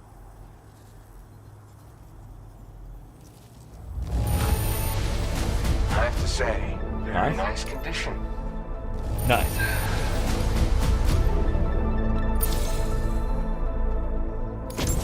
I'd like to share this with you. Hopefully you can make good use of it. Ooh, a battery-powered balance recovery unit fitted with posture-correcting vernier thrusters. The unit will activate automatically to stabilize the user should they lose their balance. The stabilizer also contains its own battery, so equipping one will increase Sam's overall battery capacity. Oh my. Is it time to finally change our backpack I've been design? reviewing materials allocation. Now displaying your It might current be. order grade. Cheers, baby. The stabilizer is a device that can be attached to your back. When you lose your balance while camping in areas with uneven though it's only now made its way here, you probably use one back. Requires battery power, though. My way of thanking.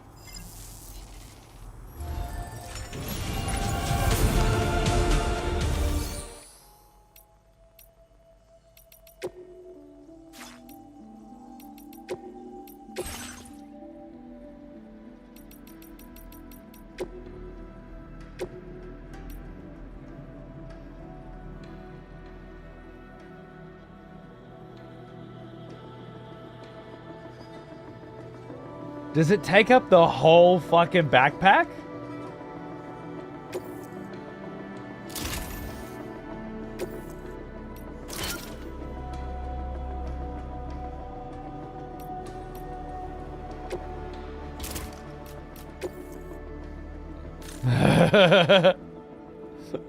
I was thinking maybe.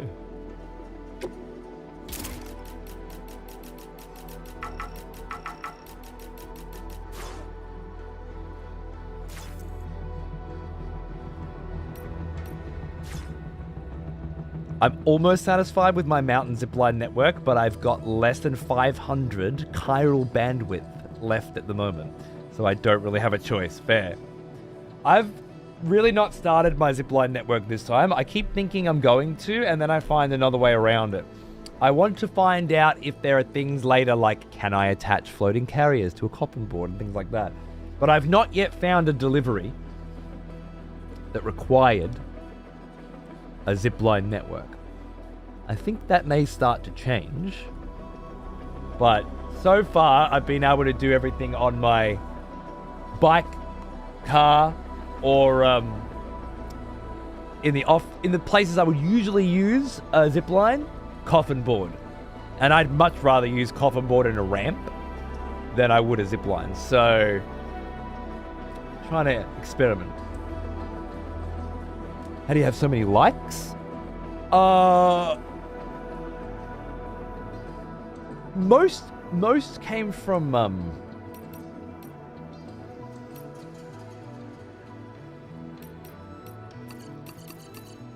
I'm gonna get rid of all this and just experiment with this lovely new one. You also need to be fabricated. And you destroyed. How many likes? Oh, sorry, one more thing. I gotta get rid of the cryptobiote and replace it with the chiral key. Yeah, lovely. And we'll see how that goes. Yeah. I can show you.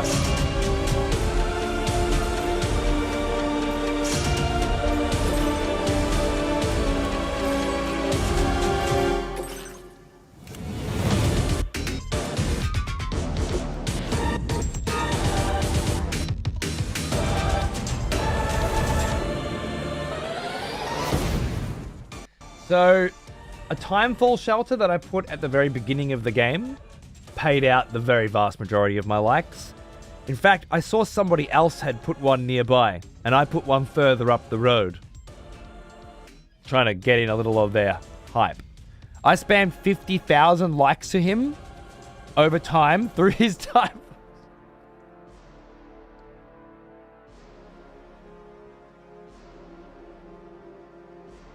I noticed Lights Out. You received likes from Lights Out. It's popped up a lot on my screen, so that tracked. A good portion maybe through him. Thanks, bro. 130k from that. 17k from a bridge. 10k from a sign. Bridge, ladder, sign. That was the post box I set up near a particularly cuntish bit of cargo. Sign, generator, etc. Electric trap? Teleporter?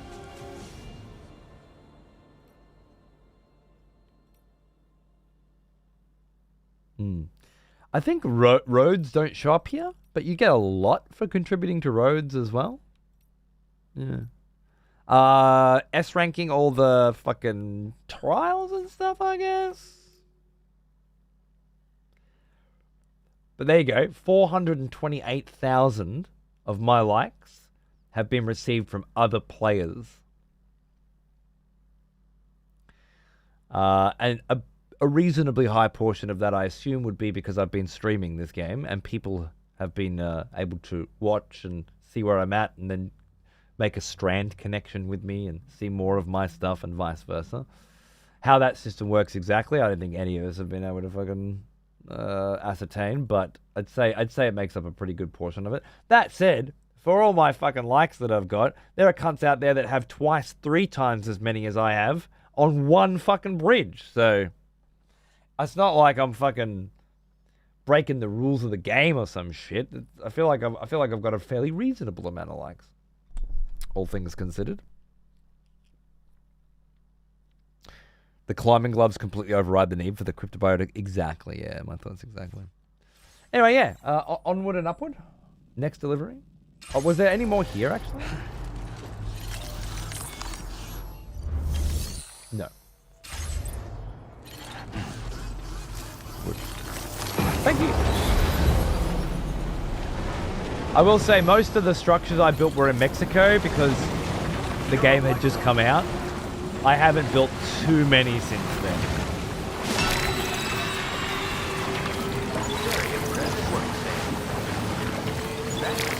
Mostly signs. Almost 2 million likes on one bridge of mine? Oh, dude. Fuck you. But the thing is, as far as I understand it, with bridges, you get a like for them just going over the bridge. And then, if they love that bridge and it saves them, they might even put shitloads of likes on the end.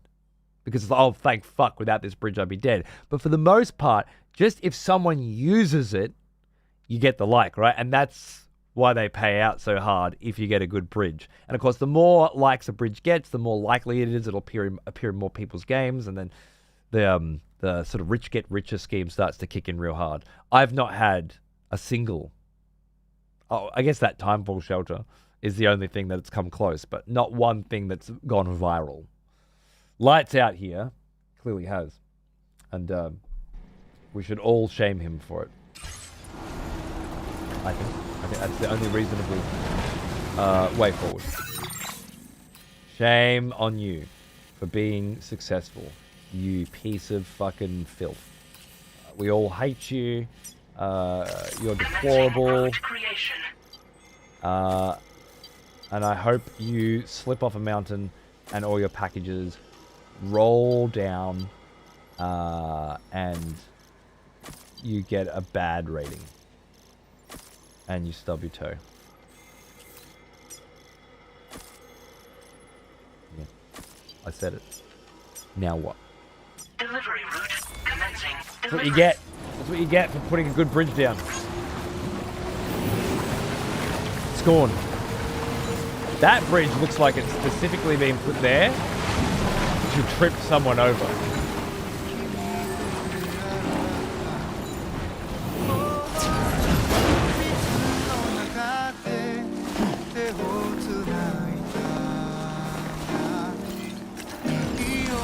I think that's a troll bridge.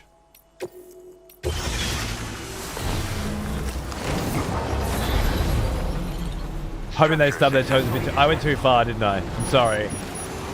I never know when to stop, you know? That's the problem. That's my problem.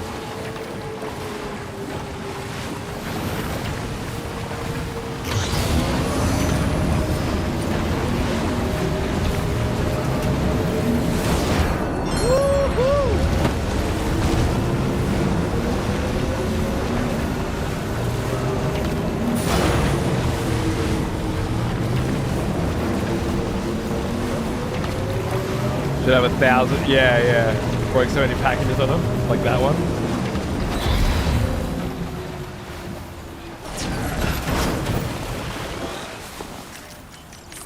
Fuck. I only got 300k after finishing the game, building most of the roads and a couple of popular structures. Then I see useless bridges getting 500k in the middle of nowhere. I think some people have figured out a way to cheat. Or maybe someone sees a useless bridge in the middle of nowhere, they still feel compelled to drive over it because of human nature. I see bridge, I drive over bridge. I'm a simple man, that kind of thing. Maybe it's really just a proper look at just how simple and basic human beings are. It's either that or they've figured out some hack, you know? I'd probably say the latter, but then people are pretty basic, I've found. So I wouldn't put it past them.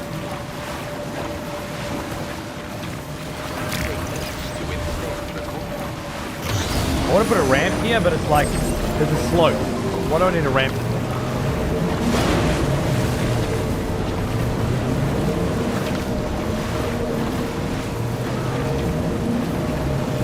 Explosive lost cargo next to delivery terminals?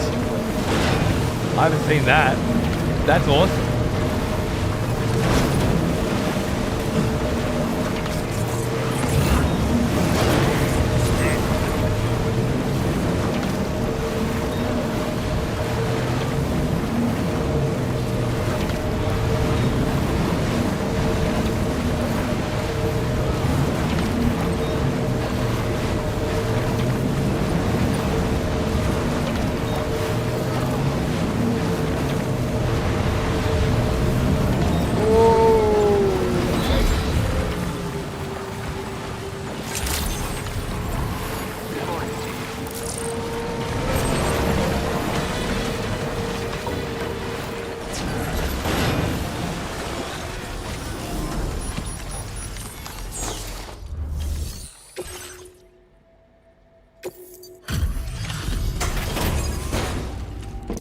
Some kind of mask quest for me. Dreadful weather.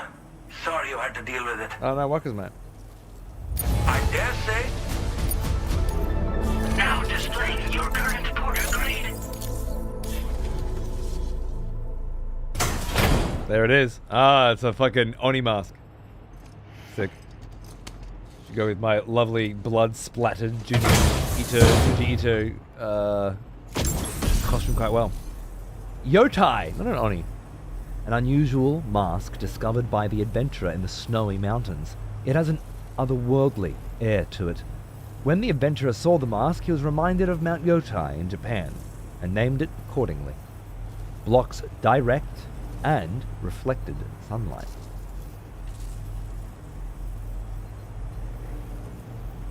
I'll be so happy when you realize what this is referencing.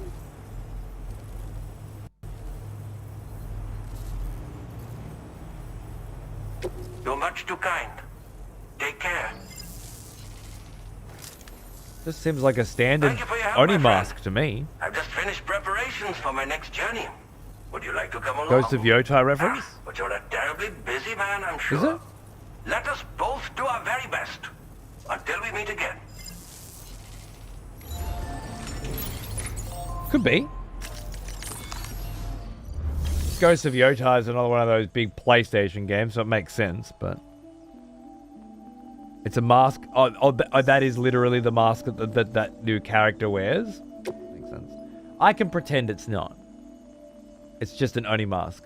Because there's a Torii gate nearby, which suggests that there was a plate gate or a way in which that the Japanese had been traveling to Australia post their stranding, and one of them got lost in the mountains and left their mask up there. That's like...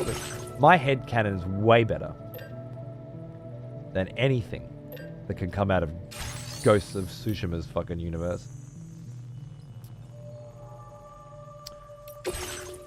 Sorry, what am I doing in here? You have no orders. You just wanted to give me a mask. Okay, well, that was very nice of you. Thank you.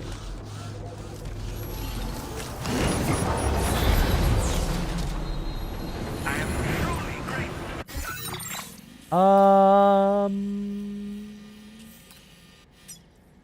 I don't think I can move the Magellan. Yeah, right. Go to your private room aboard the DHV Magellan. I think that's like the next big thing. If I remember correctly.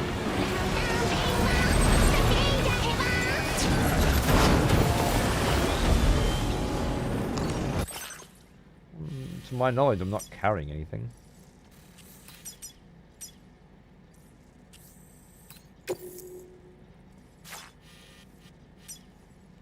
I can't beach jump to that? But I can beach jump to this?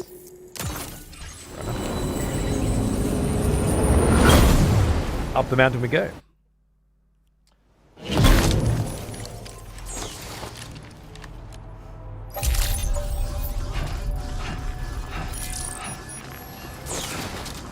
I don't know what was in my backpack.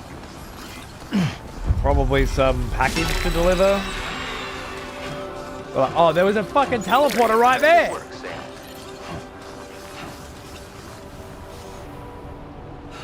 No, I refuse. I refuse to walk when I can teleport.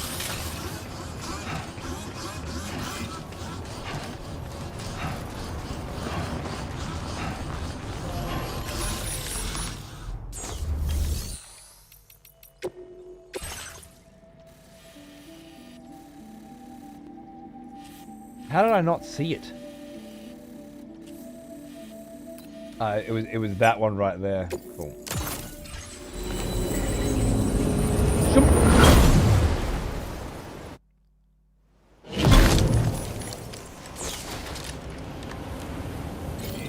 Fair enough, runs.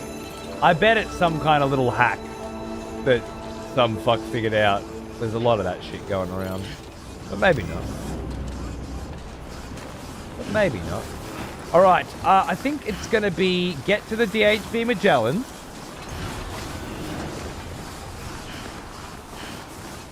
And I can... there's random bridge placement. Yeah, I wonder, is it better now to end the show, 4 hours, come back later, do a late show? Or grab a cup of tea. Keep going for a bit.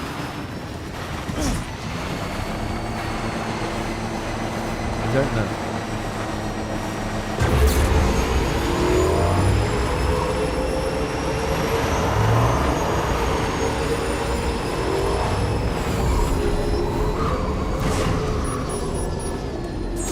I think it would be a good idea for me to end now, and then come back in 4 hours and do 4 hours of Metal Gear.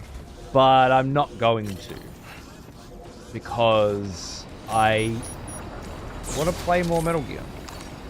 I want to play more Death Stranding. And I don't feel like I got enough done today.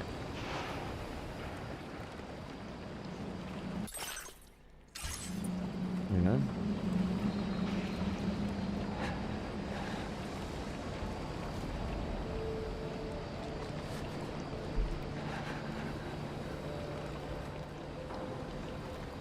Well, I guess that's all I've got.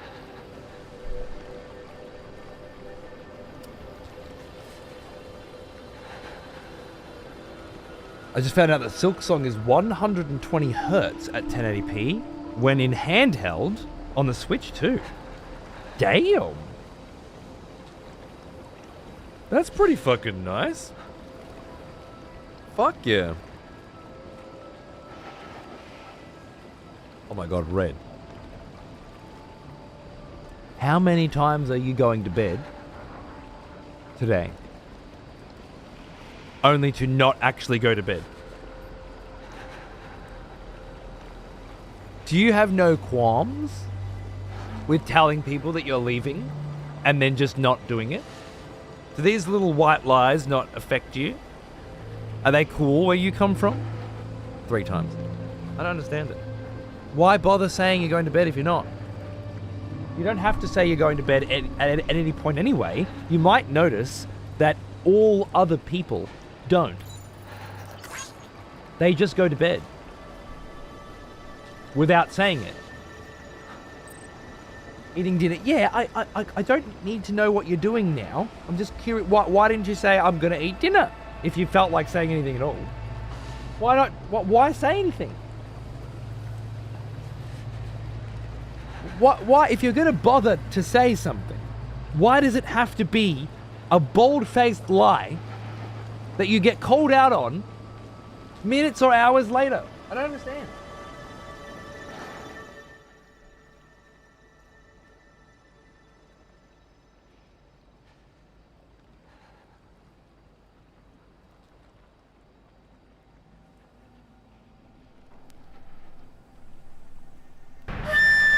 I think they do enjoy being mocked for it.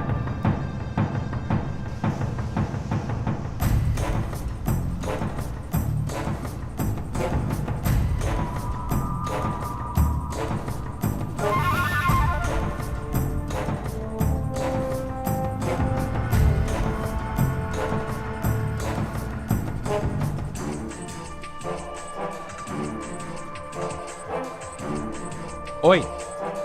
I'm gonna make a cup of tea, I'm gonna come back.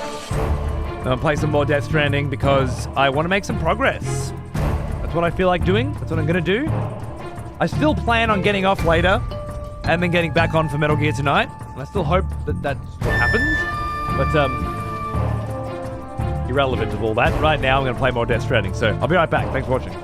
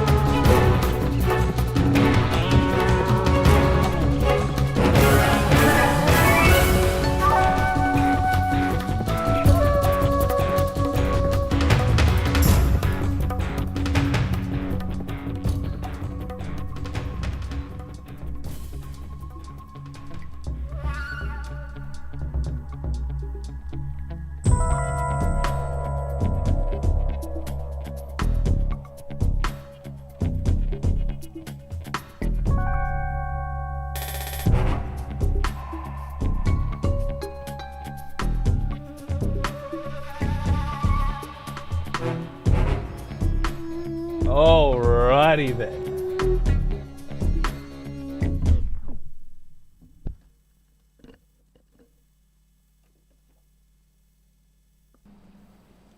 What say we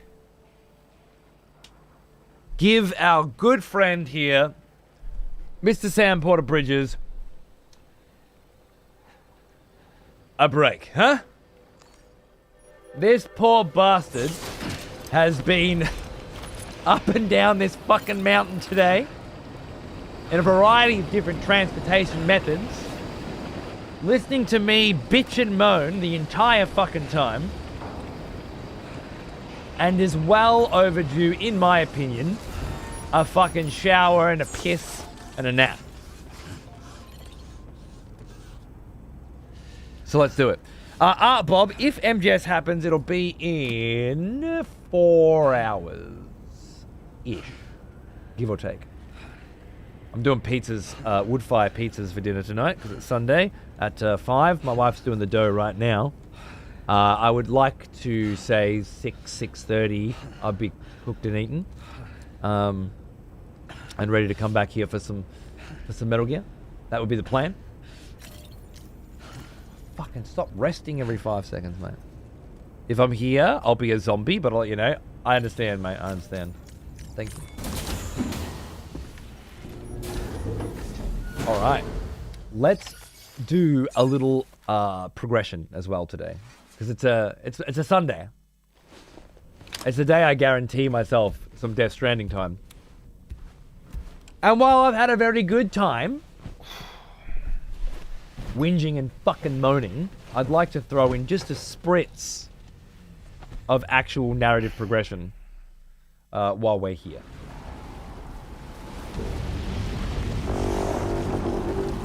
That's a sound.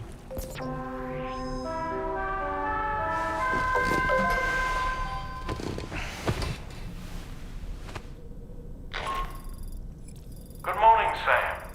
The DH-3 Magellan is currently docked near the Motherhood Shelter. An escort arrived a little while ago to take Rainey inside. The doctor has requested to see you as well. Head on over whenever you feel ready. Righto. I'll be there. I'll be there with bloody bells on. You know, Sam, I was just thinking. No matter what misfortune may befall him, that adventurer is going to keep exploring the continent. I just know it. Is it the primal calling that compels him to make these journeys? Or perhaps he's become addicted to the thrills that come with experiencing the unknown. Regardless of his motivation, when I see how distressed his son is, I want to do what I can to get him home safe. Well said.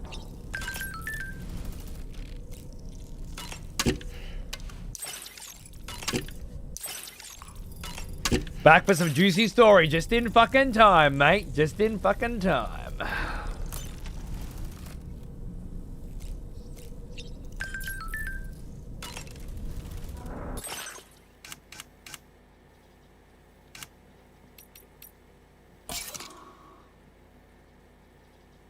Blocks direct and reflected sunlight.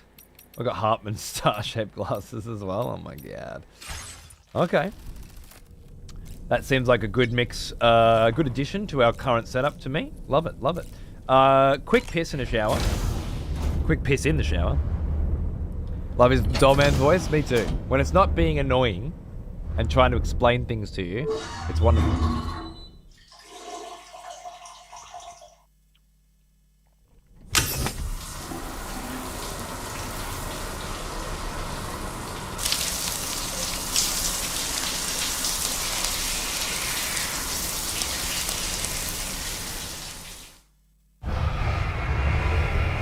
When he's not fucking backseating, exactly. 22,500 fucking chiral crystals. Let's go.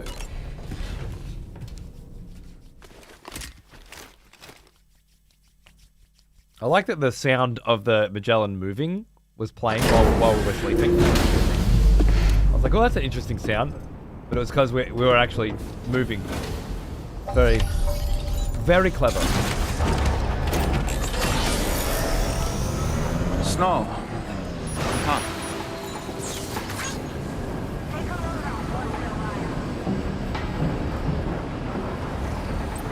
Snow in the desert?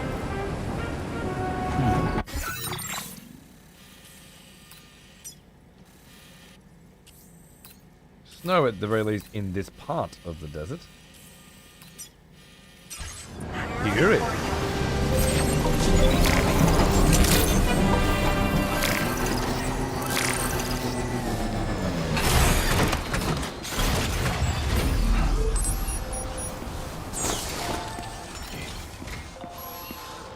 That's cool, right, Hydra? Yeah, man. Very cool. There's a couple little hidden Easter eggs in there as well.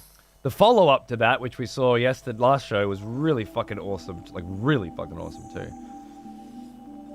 Finally, some proper, backstory. For our boy. Wow. Okay, that's done. That's done. That needs to be redone. That's done. That's done. That hasn't been done. Okay. That hasn't been done. That hasn't been done. That hasn't been done. Oh my goodness. Okay, there's the big ones coming through. Okay. Okay. So there are a few here that actually haven't been done at all, obviously. That's like a fucking Jesus fucking Christ fucking mission, that. We want to take the monorail to Eastport Knot and then have a zipline network that goes up, or maybe roads around south for that one. Come all the way around the mountain, or go over it. But you can connect two zip lines from the monorail. So being on a monorail down and then get off on a zip line and go up the mountain would be pretty cool. But that's the first big mission I've seen, really, where I would want to have more infrastructure built before I even considered it. Awesome. Awesome. All right, let's go see what Rainey's baby situation is.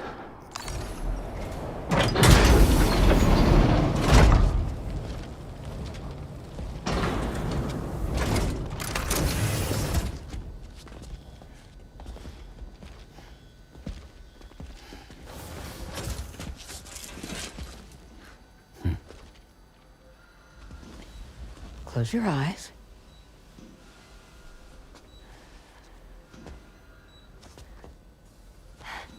It's okay.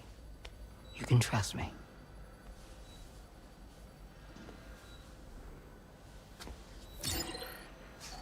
I don't know, she looks fucking shifty to me.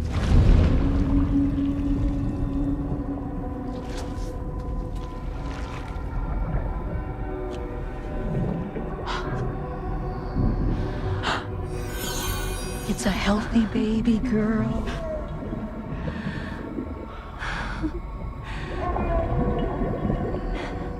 Hi, she's beautiful. She certainly is. Peekaboo. Okay, coming up on 3 minutes. Someone needs to go home.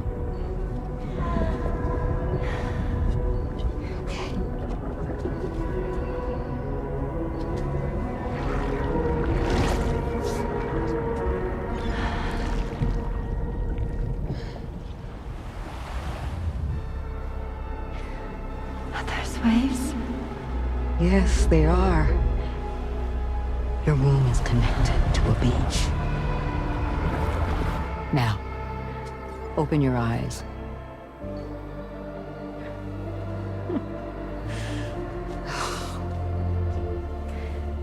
Rainey, the child you're carrying is not dead. It's just that time has stopped in your womb. Your daughter and her mother are in perfect health. But there's still no treatment, is there? When the balance between our world and the beach is finally restored, you will give birth. There's Until nothing then, to worry about. enjoy being permanently pregnant.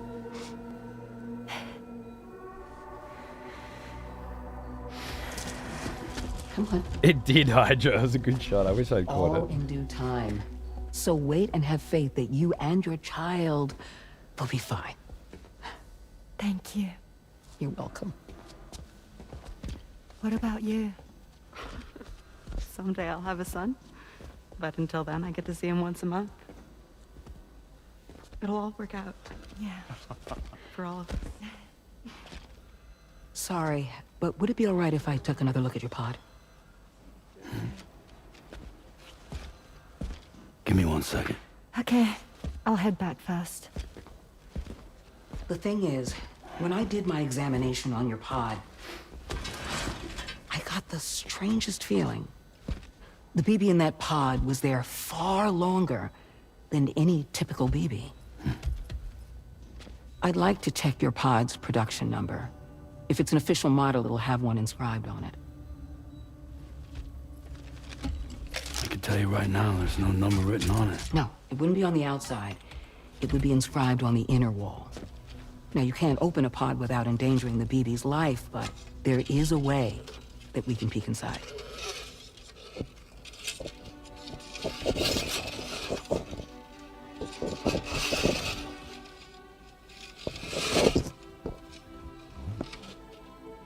See?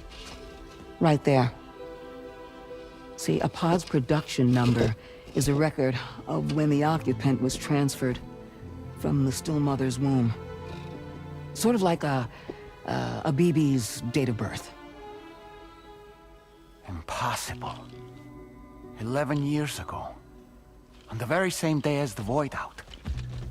Lou's date of birth was 11 years ago. And not just that. The serial number is BB00. I noticed that. Which would make Lou one of the first test subjects. Not BB-28. Yeah.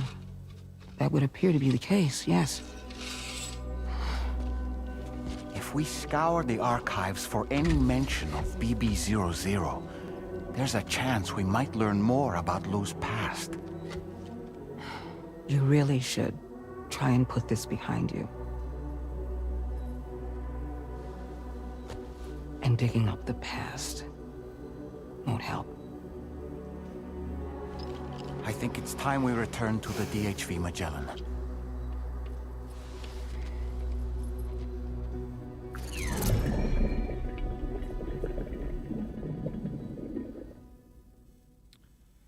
What if it does help, bitch? Fuck do you know? You know, Sam, seeing as you've come so very far, you should take a moment to see to any unfinished business before you commit to new obligations.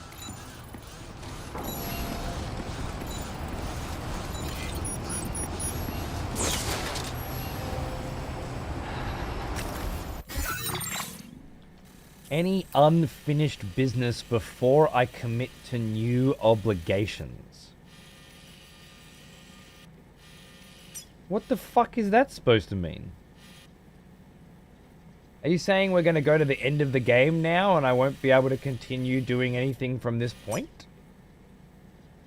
Oh, dude, the durability of my old fucking auto papers is starting to...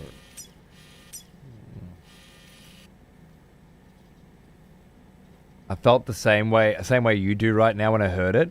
Well, then I'll just ask you straight up.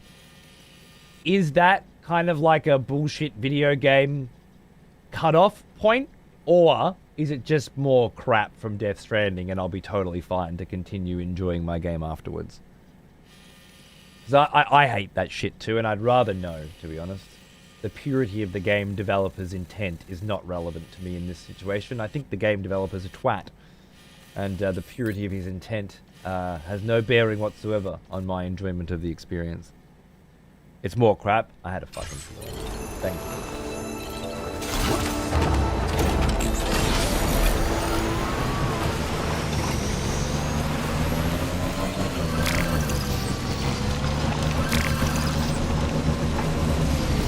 There's our border. Yeah, Pyro, it is weird, isn't it?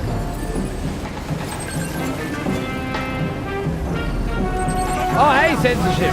Nice, right?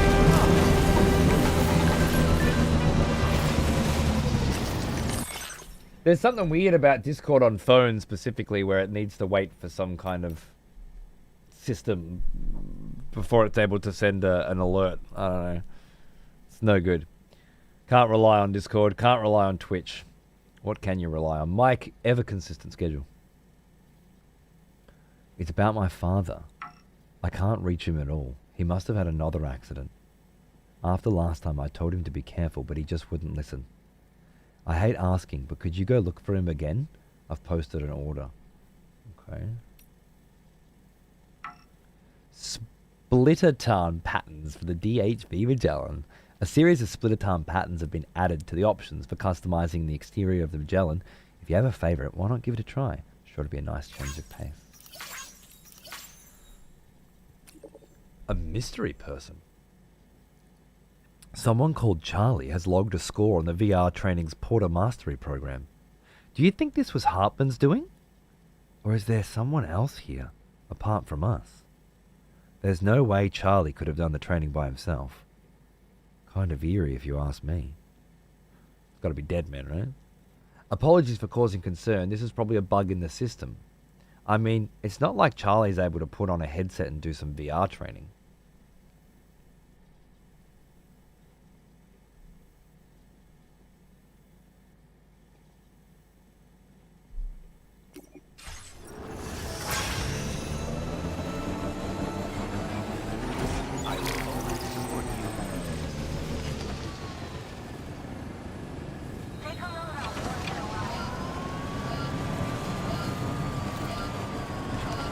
Well, there's a few things I want to do, but more than anything right now, I just want to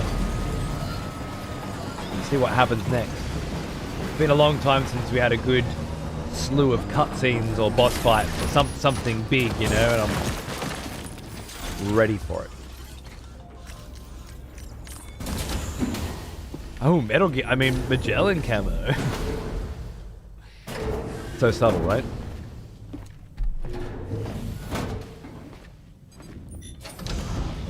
Ladies.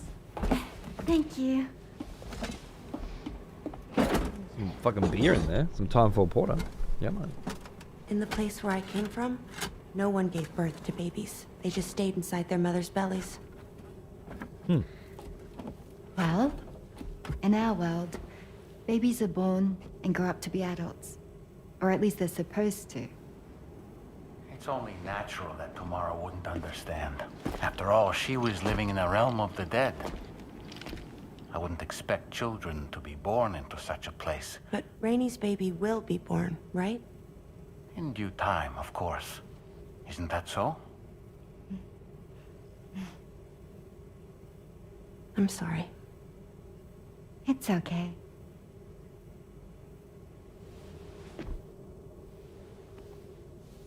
Raindrops are falling on my head.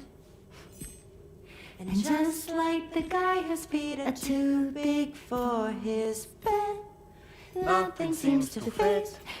Those raindrops are falling on my head, they keep falling. So I just did me some talking to the sun. Oh, that was terrible. I thought it was pretty good, actually. So you'll be a mother who gives birth to her baby. Mm-hmm. And I just can't wait.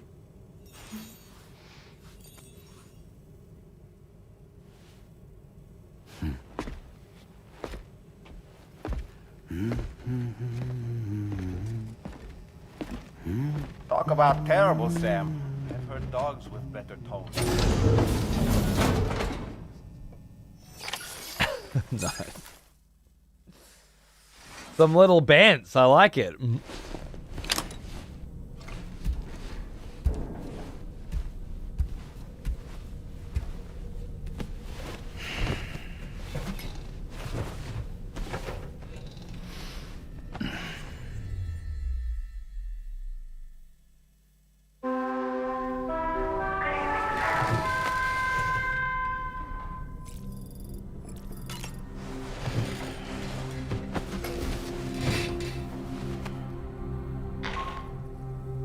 Hi, Sam. Tarman here. G'day. I'm pleased Rainey's feeling better. And now that that's settled, we're all set to continue linking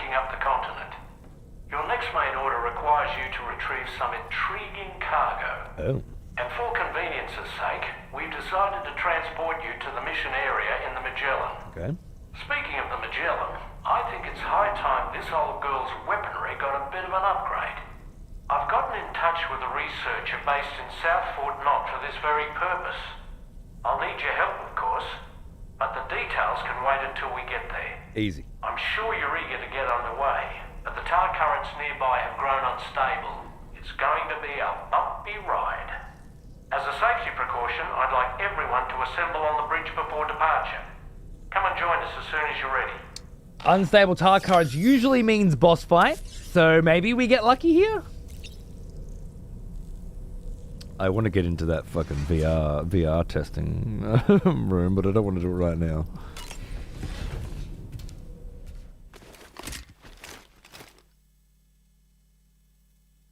Oh, sick burn hex. Love it.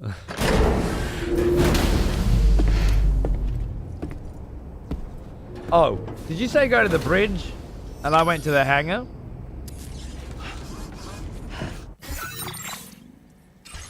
I think that's what just happened.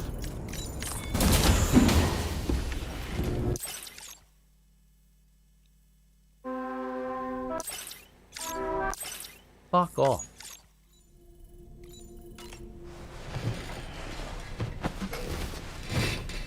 Another night's sleep. Not what I said to do at all, but okay.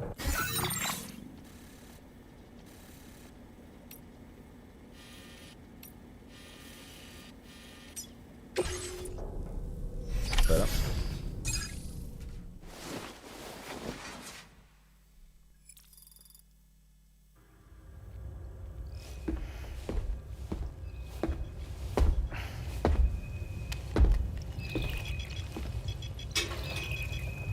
Just a little more work, and we'll have linked up the whole continent. Allow me to reestablish our connection with the network.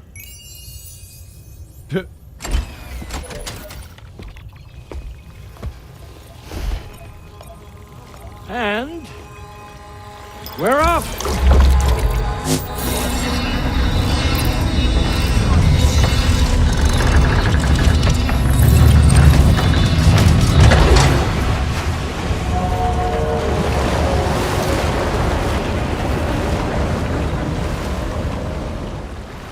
So cool.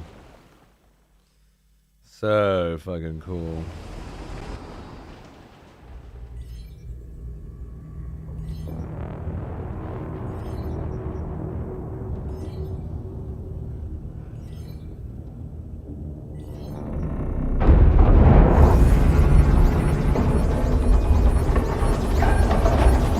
The currents just went crazy. I've lost track of my hand. It's gone. Are we caught in a surge? I don't know. There shouldn't be any other currents in our vicinity. Unidentified object approaching. Everyone brace for impact.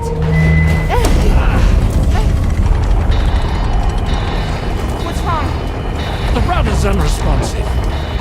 I think something's dragging us. The connection to my hand has been severed somehow. Right now, I'm flying blind. Dolman, do you sense anything? No, it's not a BT. Well, something's still pulling us down. Much deeper, and the ship's hull won't be able to handle the pressure. Evasive action!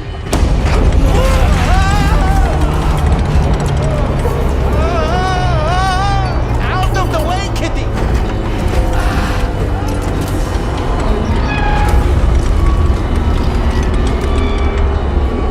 It's no good. Can't break free. Discharge tar ballast. Rapid ascent, now! Too risky. We have no idea where we're going to surface. We have no choice.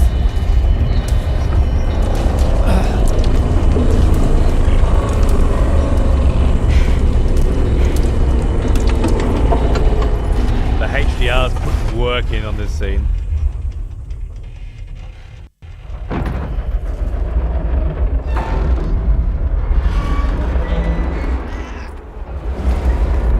Open blast shields.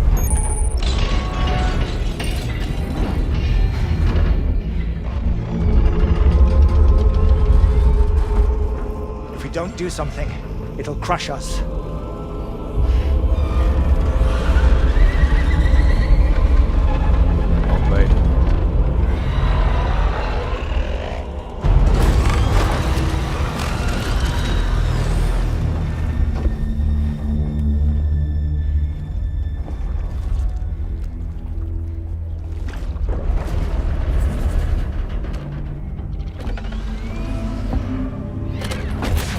Whoa.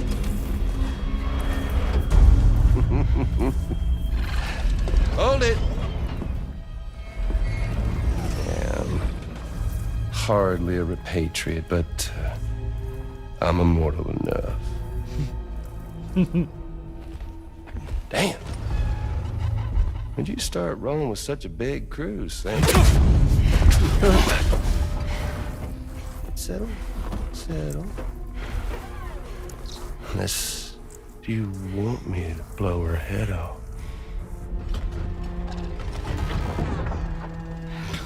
Oh, well. You roll back the clock and that old time fall soaked hide of yours, huh?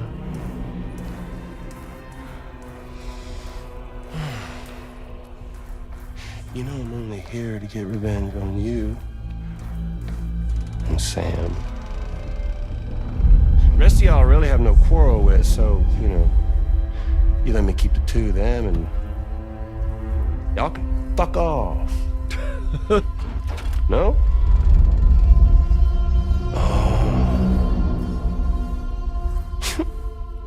All want to die together? Except for the fact that Sam's a repatriate, so can't really share in your sad fate. But before I pop him, he gets to watch me kill all y'all.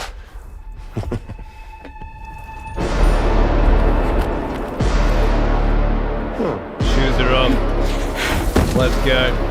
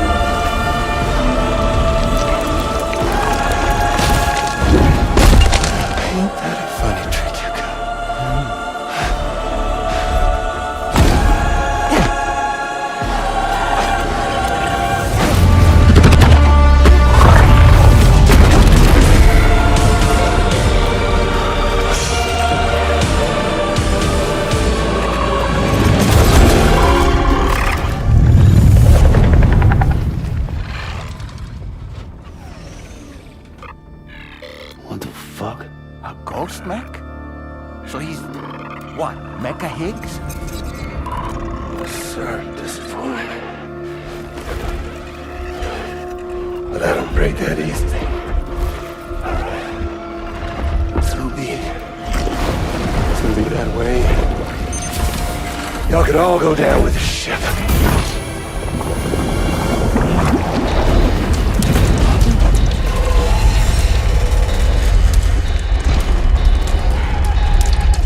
It's all up to you, Sam. No time to waste. Let's head out, Sam. Fuck yeah, this is exactly what I was hoping for. Sam, it looks like that thing coiled around the Magellan is some sort of giant ghost mech. You're our only hope of freeing the ship from its grasp. Gear up and get ready to head out. Looks a lot if you like can the get it to let first go boss. and draw it away from us, we should be able to provide fire support. We're counting on you, Sam. Oh yeah? Too bad we couldn't upgrade the Magellan's weapons before this mission. But hey, beggars can't be choosers, and I ain't gonna be complaining. What the fuck do we need? I can only carry 4 of those now in the utility pouch because I've lowered the amount. I've changed my backpack. Only fucking 2 lots of grenades as well, maybe?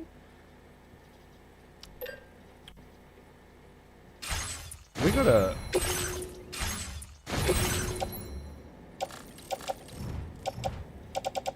Grenade pouch has blood grenades in it. I don't think we want those. I've got absolute boots on, that's fine. Don't need climbing anchors as far as I can tell. Yeah, let's just recycle all that and start fresh. Oh wait, add me skeleton.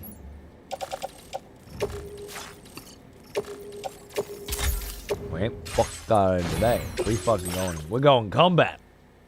Let's go, Biz, man. What a fucking section. This is what I'm talking about. This is what I needed to help me recover from the serious depression that I was facing.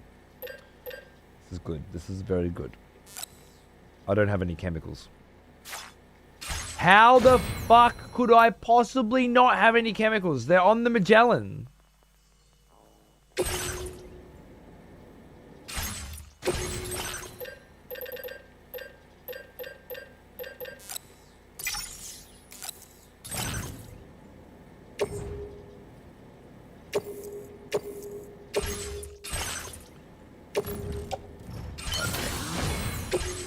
I think it pulled them out of my storage for me.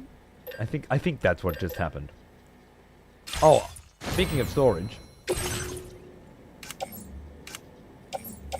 Plenty of guns. We don't need to make no guns. I'll take 1 rocket MP. We will put that baby in there. I don't know about what grenades I'd want. I think it'd be multi-purpose grenades. That was the most Death Stranding UX, but it was, wasn't it? I've got 5 billion chemicals in the fucking ship, but I'm not allowed to build from there. Or in my locker, but I'm not allowed to build from there. We'll take both the shotguns and the lightweight shotgun. 1 machine gun. That tar blade, that ghost blade's gonna snap in 1 fucking hit, so probably not. I won't need a bowler gun. I think probably that's it.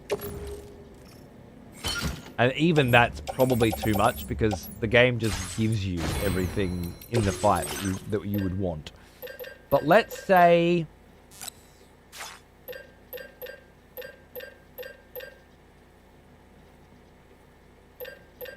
I can't think of any reason why I want remote stun bombs over normal stun bombs. I should be able to fit both of those in the grenade pouch. Okay, so I got stun grenades and fucking guns coming out of my ass. I got a battle skeleton and good gloves. I can't think of anything else I would want.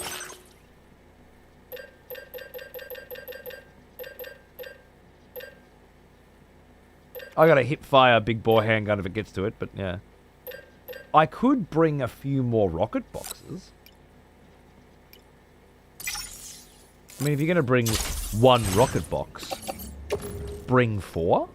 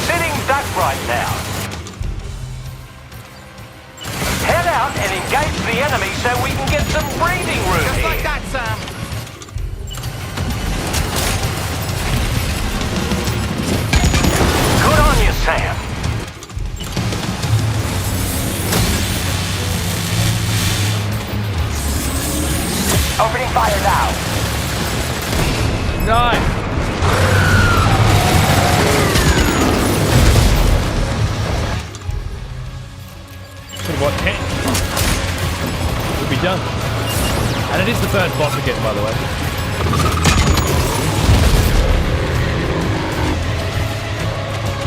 Glad we're on brutal difficulty, not story. Engaging!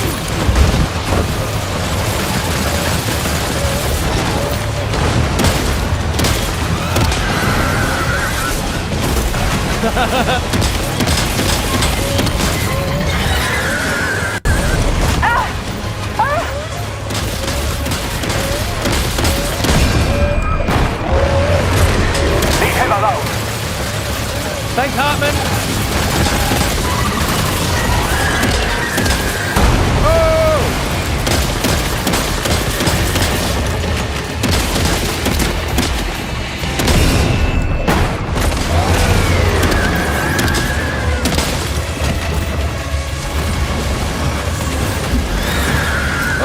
Engaging!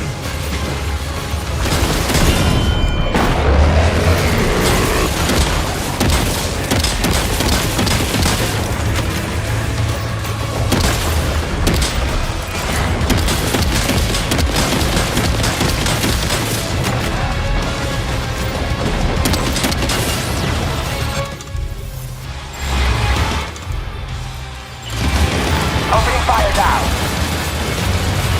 Yeah, drill him! Oh, wait.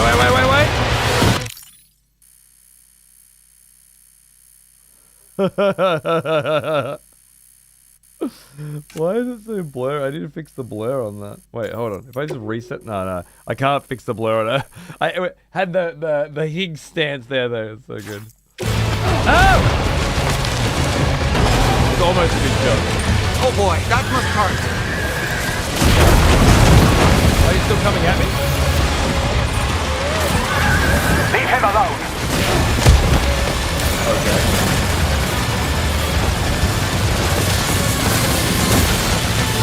Sam, I can't cover you right now. The guns are overheated. Seems the cooling unit's burned out. I'll need a moment to get... Oh yeah. The old 1, 2, 3, 4 brutal difficulty combo.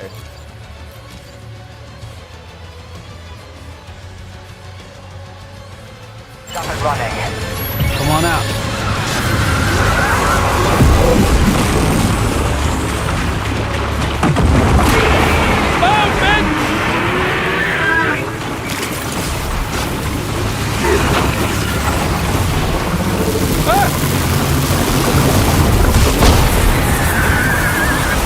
That one hurt.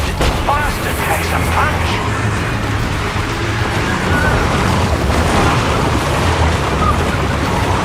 You fucking up my Metal Gear? Huh?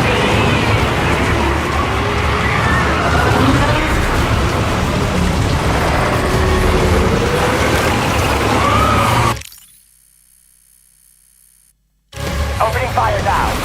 Hold on. Is that it? Is that the shot there? No. There's some good kaiju shots in here for sure. With the Metal Gear pummeling it too.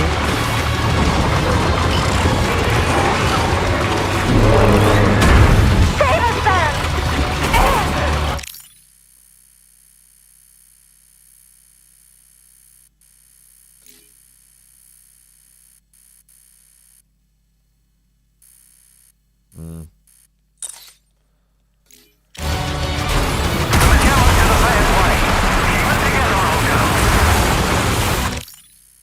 That is pretty fucking cool.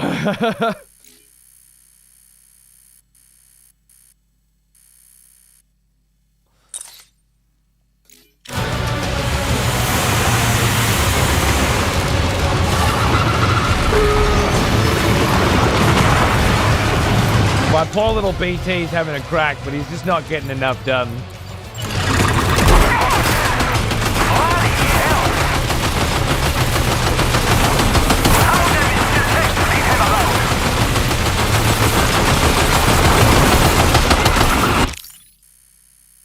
Oh.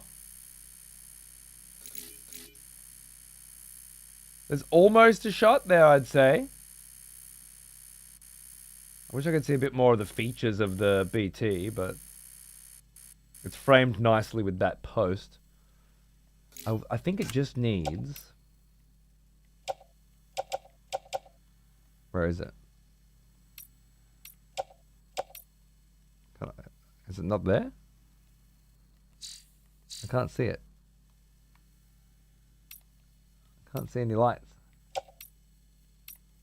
Damn. Maybe it's not letting me. It's a shame. Maybe a bit of cinema for this one. To give it that real cinematic fucking kaiju fight vibe. Well, you know, the Metal Gear's going to be alright, isn't it? You know, it's that kind of game. I'm not worried. I wish I could be worried, but I can't be worried. Because the only way this game seems to understand difficulty is to have you killed in a single hit. It's a very all or nothing kind of scenario, and I find it tedious and irritating. So I might as well just enjoy the only part of video games that Hideo seems to give a fuck about anymore, and that's how they look, right? I'm just jumping on the modern train with Hideo Kojima. Fuck gameplay, fuck difficulty, fuck challenge. Just make sure Mads Mikkelsen can play them, and they look good. And we'll call it a day, huh, Hideo? I'm on board, mate. I'm with you. Let's go. Wait, before I just get one without the cinema.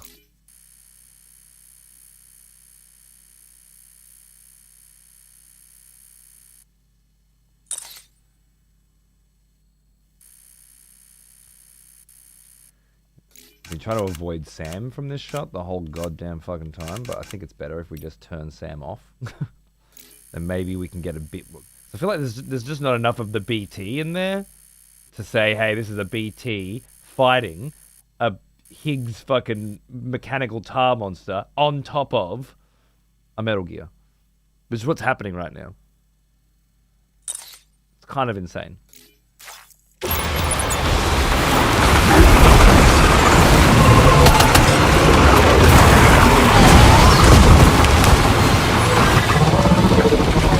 Are you injured, Sam? Good.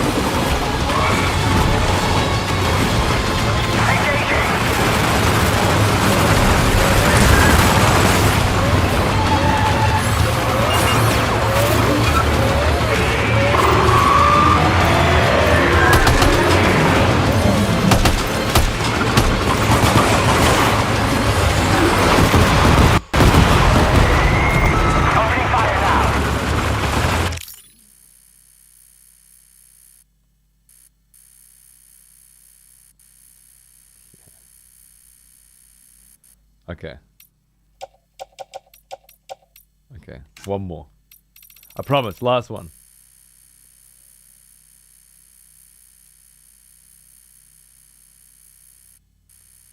Just a bit too sick. It's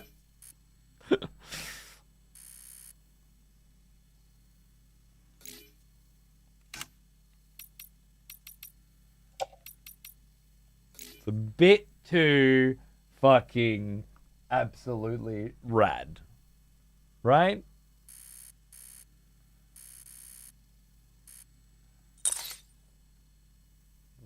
Fucking White Sam in the tar chucking something out as well. It's just great. These are some gnarly shots. Fucking gnarly ass shots, man. Hey, Burbler. I don't know what your sub went. Thanks, mate. How you going? Yoji Shinkawa, right? The fucking design.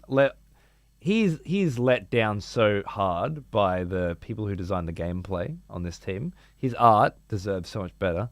Thank you, Burb, darling. Lovely to see you.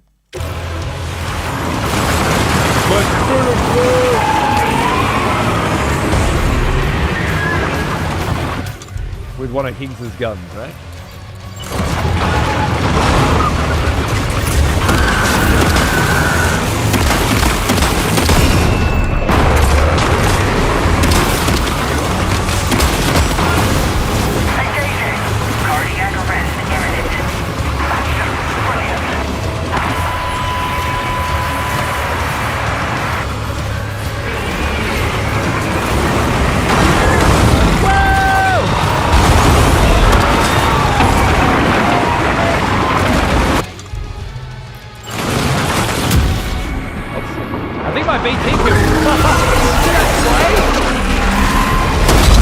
My VT did its big like ulti.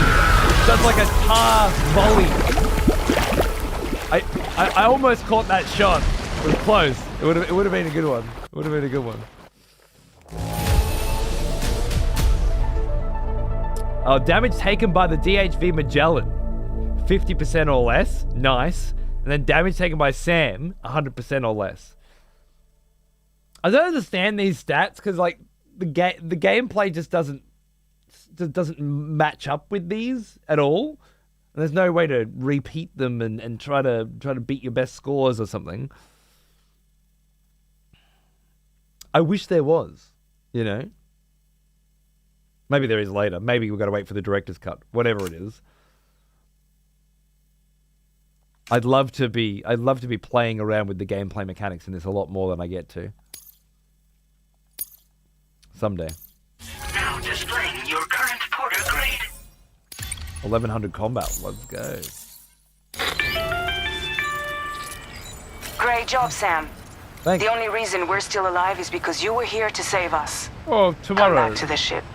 You've earned yourself a rest. I think Tomorrow played a key role, as did my BT.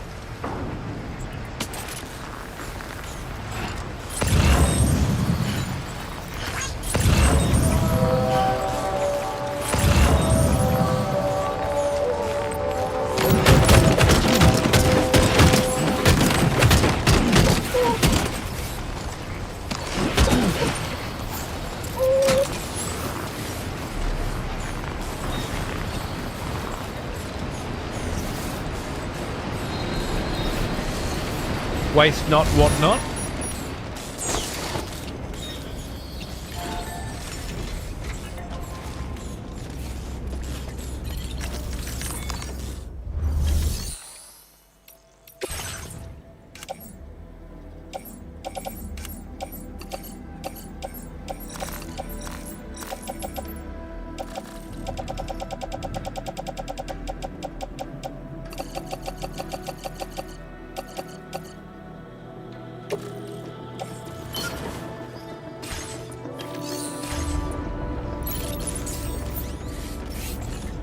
Right, so,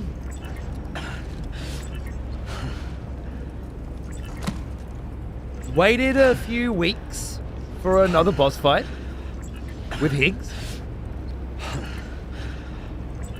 Got the same exact one boss fight that we got at the start of the game. Except this time I had my own Pokemon and a Metal Gear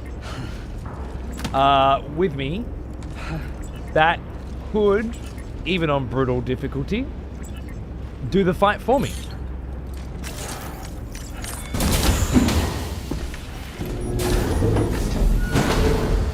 Death Stranding 2. I mean, the setup was incredible. Just the payoff is like, oh. Okay. It's cool, don't get me wrong. Like, there's nothing not cool about that. It's just... Good morning, Sam. I understand that your room didn't suffer any major damage. Oh, lucky me. Unfortunately, the rest of the DHV Magellan wasn't so lucky. The ship is unable to travel in its current state. I had a feeling. But Torrent's doing his best to get us back in action. I'm about to leave to pick up some supplies for repairs. When you're ready to head out, I suggest you head to the bridge and get Torment to brief you on the situation. Okay. Afterwards, check the ship's delivery terminal to find out which part of the continent you'll need to link up next. The show must go on after all. Sounds good. Funny you should say that line, because it turns out if you change the difficulty or I started a new game to show my wife and I put it on story difficulty. Just wanted to show her on the TV. Turns out that the difficulty is actually a global setting, which is retroactively applied to all of your saves. So when I started a new game on story, just to show her the intro cutscene, it changed all of my save files to story difficulty. And so as a result, I got to spend 2 days playing this game on story difficulty without knowing that I was on story difficulty. Did a stealth section, did a boss fight of sorts, three BT dogs, which I did again today for comparison.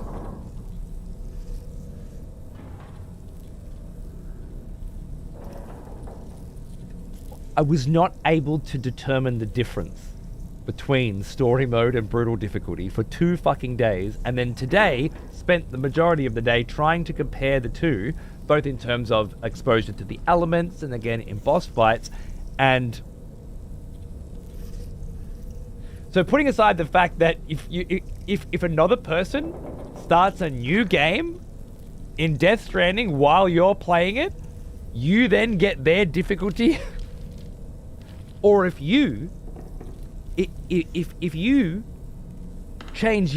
start a game on brutal and they started on story before you, then you put your difficulty on them.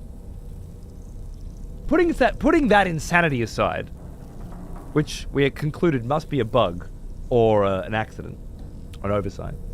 Putting that aside, it allowed us to take a closer look at the difficulty in this game. And it would appear as though there just isn't a fucking difference. As I say, we tried combat, we tried exposure to the elements, walking through the...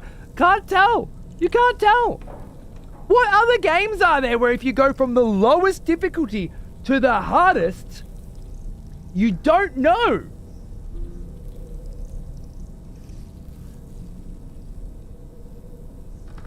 Like it's difficulty gaslighting. It's like a placebo. It's craziness. Absolute craziness. All right, I am going to get off now because it's almost 5 hours, and I do want to get on tonight for another stream of some delicious Metal Gear Solid Delta. But I do have to keep these Death Stranding shows going in the mornings whenever possible, even though there are 5,000 other things I need to do, because it's the game that never ends.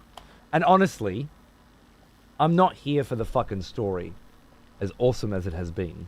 I'm not here for the cutscenes and the visuals, as awesome as they have been. Otherwise, I would just walk through the fucking game and be done. I'm here because the process of taking time to navigate this world and to explore it and to immerse yourself and enrich yourself within it is the really enjoyable shit for me. And although it's becoming a lot less enjoyable, I'm 100% committed to seeing it through. To 5-starring all of the motherfuckers and to going on the long, difficult journeys of package delivery. The more the gameplay suffers, the more I want to push harder on the hard stuff, on the extra stuff, and see if there really is some enjoyable stuff to find there. And a reason to build all this infrastructure, roads and monorails and zip lines and stuff, you know. So yeah, I will be continuing Death Stranding 2 in the mornings that I am not playing Path of Exile or Dawn of War with my friends, because that's usually our morning slot, like tomorrow morning, for example, which I hope to be doing some Path of Exile. And then in the evenings, I will continue to be doing Metal Gear Solid Delta, where possible, except for tomorrow.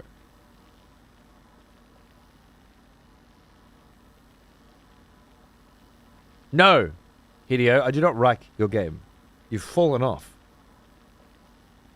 Be hard-pressed to call this a 6, which is insane, because it could be such an easy 10 if you just made fucking video games again and stopped making fucking movies. But, you know, you do you, I'll do me. Cocksucker. Where was I? Oh, that other game. Metal Gear Solid Delta, which you made. That other people now went and made good for you.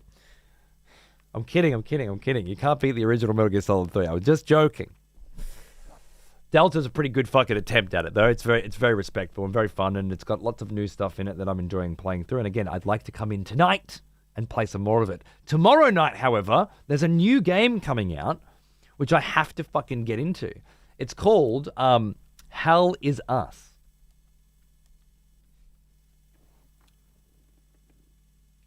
And yeah, it's doing the advanced access, pre-order, fucking digital, whatever the fuck shit, because who the fuck isn't these days? Apparently even the sick fucking off-the-cuff indie devs are doing it.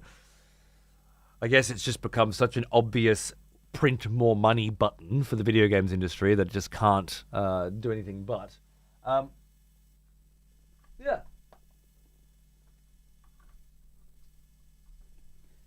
Tomorrow night, at around about the time that I would be we'll hopefully be starting Metal Gear Tonight, which is in a few hours from now. Let's call it the late shift. I want to be checking out this shit, which people told me about a while ago. Some kind of like no hand holding.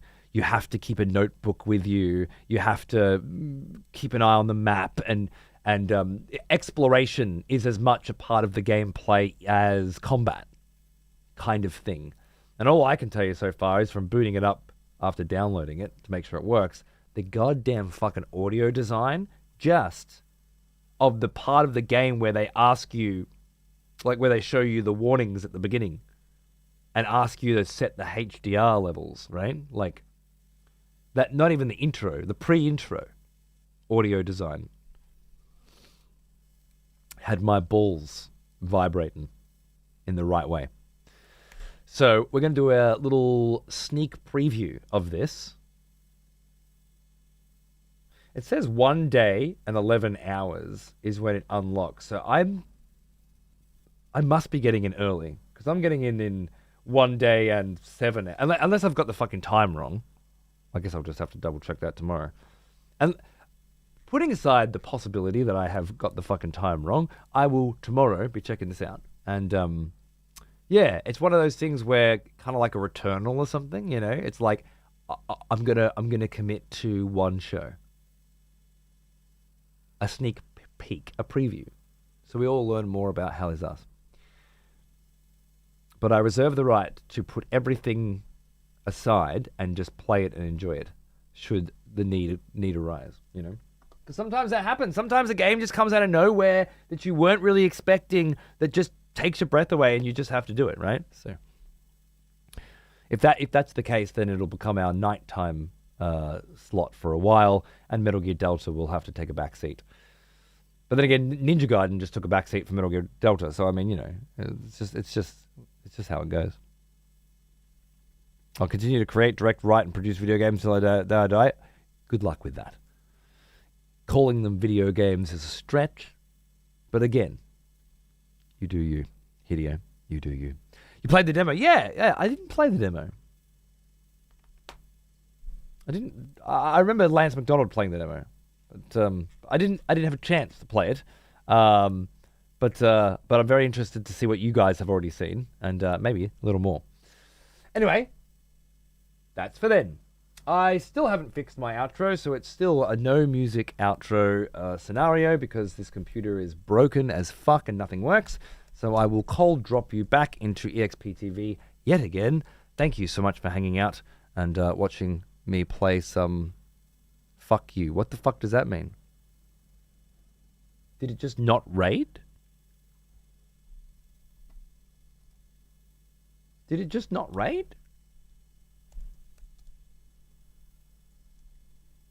Oh, now it's raiding. Nothing works anymore. Everything's broken. Life is terrible. I'm going to cold drop you into some Bloodborne over on the EXPTV channel, if that's your jam.